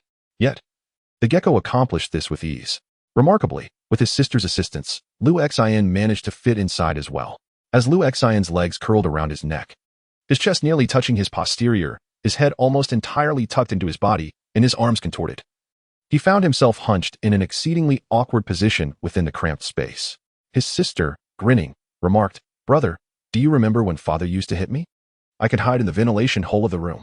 She proudly boasted that she could achieve even greater feats. Not every test proceeded smoothly, however. For instance, during one assessment, an elderly professor brandished a knife that appeared remarkably sharp and gestured towards Liu Xian while explaining, theoretically, one with spider-like abilities should be capable of controlling the muscles around a wound to prevent excessive bleeding and even accelerate healing. If you don't mind, may I make a small incision on your arm? Upon Liu Xian's stern refusal, the professor reluctantly sheathed the knife, displaying an expression of disappointment. Liu Xian found it rather peculiar that a researcher could possess such an intense fascination with blades. During a telekinesis assessment, a researcher with thick, jet-black hair, clad in a white lab coat, mischievously took a bite of an apple and scurried 3 to 4 meters away. Addressing Liu Xian, every individual with a mental anomaly should theoretically possess telekinetic abilities. In fact, anyone with a mental strength exceeding 60 units will manifest such powers, though it primarily concerns the intensity of the telekinesis. Most ability users cannot directly wield telekinesis. They merely utilize it to sense other mental energies and evade attacks. Your telepathic abilities had been observed previously. Come on, make an effort and retrieve that apple. Liu Xian sat on the chair, surrounded by a circle of onlookers. After a prolonged moment of contemplation, he turned to his sister with a hint of exasperation. "I am your sister, not your servant," she retorted, aimlessly pacing the ceiling. Utterly uncooperative. "If you were in danger, that would be one thing, but now that nothing is amiss, why should I foolishly assist you in obtaining an apple? I'd rather pluck that wig off your head," she added, her eyes sparkling with mischief as she fixated on his thick, dark hair. Ultimately, Liu Xian, resigned, chose to forego the endeavor. He signaled to his sister with his gaze, indicating that she should abandon the notion of disturbing the wig's owner. While he also discovered an intriguing fact, the professor was, in fact, bald. "Do you require a day of rest before proceeding with the subsequent evaluations?" After conducting various ability tests and blood sample collections, Chenjing approached Liu Xian with genuine concern. Liu Xian paused momentarily, inquiring, "What else is there?" Chenjing, cradling a file, smiled and replied, "The following assessments are to determine whether you possess the potential to uncover additional abilities." Liu Xian hesitated, asking, "Is it possible to forego these?" Chenjing, observing Liu Xian's demeanor, chuckled and said, "Certainly, you need only complete the final assessment." Unexpectedly, the final evaluation turned out to be merely a conversation. A gentle, kind-looking middle-aged woman clad in a white lab coat engaged in a soft-spoken dialogue with Liu Xian for over half an hour. This should suffice, shouldn't it? Meanwhile, in another office, several elderly professors were swiftly organizing their data. Unlike their usual amiable appearances, they now bore solemn expressions, meticulously verifying or calculating the freshly acquired data sets. Some with increasingly grave countenances, while others exhibited fervent enthusiasm. After they had been working for a while, a bald elder with a prominent dome sighed. "What level?" A bald man in a white coat echoed the question, chuckling softly. "Abilities at this level, but potential." "How did the psychological evaluation fare?" As they whispered amongst themselves, the psychologist in a white coat entered, perusing her documents. The entire office fell into an abrupt silence. All heads turned towards her, as if her report held greater significance than all the other evaluations combined. "There is a significant issue," the psychologist stated after a moment as pause. "What issue?" Tension surged among the group. "It's too normal." After a brief interval, the psychologist provided her conclusion. "It's astonishingly more normal than I am." Chapter 42. Too normal. The individuals in the office, upon hearing the psychologist's analysis, exchanged peculiar glances. Upon observing the expressions of those around him, the psychologist let out a sigh and explained. "Ever since the occurrence of the Red Moon incident, everyone has been confined within the walls of a high fortress.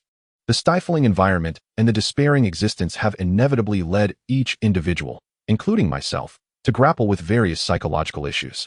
Yet, after conversing with him for half an hour, I discerned that he was disturbingly normal, too normal, in fact."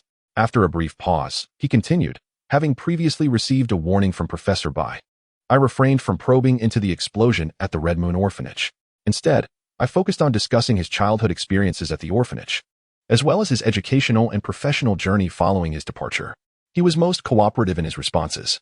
Ultimately, I even directly inquired about his family. At this juncture, I glanced at Jing and remarked, he did not resist my inquiries. He elaborated on his interactions with his family, deliberated on the boundaries between illusion and reality, and even engaged in a serious discussion regarding the distinctions between mental and personality disorders, as well as the potential reality of his family's existence. To be honest, I nearly felt as if he were one of my students. As the psychologist spoke, the atmosphere in the office grew increasingly unsettling, leaving everyone with an inexplicable sense of dread. He cannot possibly be too normal, someone ventured after a while. The psychologist shook her head and replied, if he were lying, I would see through it. It is precisely because he is not lying that he appears abnormal. After a brief pause, she exhaled softly, placing the conversation notes on the table, removing her glasses, and rubbing the small indentations on either side of her nose. I endeavored to discuss various topics with him, and ultimately discovered that aside from some vague memories and a portrayal of his family that might seem less readily acceptable to ordinary individuals, this young man is optimistic, cheerful, proactive, and kind. She chuckled ruefully, adding, I find myself questioning how someone like him could be a person with mental aberrations. The silence in the office lingered for some time, until Professor Chun, bald and bespectacled, finally remarked, just hearing you describe those qualities makes me question his normalcy. How can a child raised in the aftermath of the Red Moon incident embody such traits? Although he did not finish his thought, the others in the office clearly understood the implication. The psychologist, donning her glasses, stated, in our discussions, I discerned that he is profoundly influenced by a particular individual, namely, the former director of the Red Moon Orphanage. From his descriptions, it is evident that this director maintained his clarity, rationality, and moral boundaries throughout those tumultuous, bewildering, and chaotic times. It was this individual who sheltered several orphans, including himself, within the orphanage, imparting knowledge and recounting the life, work, and aspirations preceding the Red Moon incident, as well as promoting artistic works. The profound impact of these teachings on him was undeniable. The director's words cast a hush over the office, as all present understood the difficulty of maintaining such composure in the aftermath of the Red Moon incident. Jing broke the silence, inquiring about the findings of the other professors. For him, his family undeniably existed. An elderly professor with a bald pate raised his pen and spoke. I have observed that during the assessment, he exhibited several fleeting glances, suggesting he was gazing at an invisible presence, even as if negotiating with it. Although he subconsciously masked these gestures, it is evident that he genuinely believes in the existence of such a person. This revelation connected to a prior hypothesis. The bald professor twirled his pen and addressed the group. Given that he has 3 family members, if the spider-like abilities stem from his sister, we might reasonably speculate that he possesses 2 additional powers. At this juncture, a psychiatrist gently raised his pen, adding, I broached this topic with him as well. Following his line of thought, if one family member can bestow a power upon him, could the others also confer abilities? His response was unclear. It is crucial to note that he stated unclear rather than denying it outright. The bald professor nodded, suggesting, perhaps, for him, it is merely a matter of not being able to easily wield those 2 powers. Jing remained contemplative, lightly nodding as she marked a point on the document before her. The notion of possessing 2 additional abilities seemed somewhat implausible, yet not entirely unreasonable. Another researcher, adorned with a wig, interjected, his mental capacity is indeed remarkably high. Typically, we assess mental capacity using a 3-point estimation method. After all, compelling these psychically altered individuals to fully exert their mental abilities is perilous and may heighten the risk of their losing control. Hence, Professor Bai devised this method, allowing for a more accurate estimation of their psychic potential by engaging only a portion of their mental energy to derive a rough index of their overall psychic capacity. I had prepared an apple for him during the assessment, yet he did not cooperate. At this revelation, all individuals in the office paused their tasks, attentively listening. The researcher was responsible for the rough index evaluation of mental capacity, but it was well known that his assessment had failed, since Liu Xian did not cooperate. How could he provide any numerical value? My wig has slipped. Amidst the gazes of the crowd, the researcher solemnly declared, when I left home, I certainly wore my wig correctly. After disembarking from the plane, I even took a moment in the restroom to adjust it. Furthermore, due to my personal habits, no one would dare to tamper with my hairpiece. From that moment on, I maintained a distance of 5 meters from him. Yet, at some point, he employed a method unbeknownst to me to manipulate my wig. If we were to deduce from this, his mental prowess must be at least 400. At this juncture, He paused slightly, adding, "The figure of 400 is merely a lower threshold. The upper limit is difficult to ascertain." Observing the puzzled expressions of his colleagues, his excitement began to swell.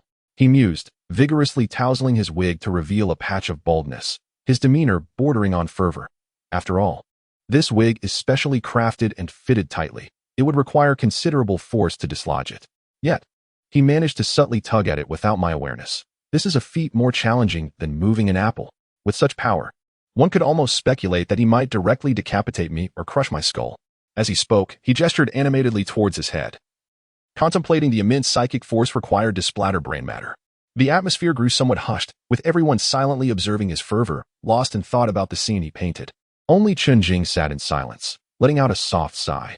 If the explosion incident at the Red Moon Orphanage is confirmed to be connected to him, it may not merely concern scattered brain matter. It could very well imply the disintegration of the entire being.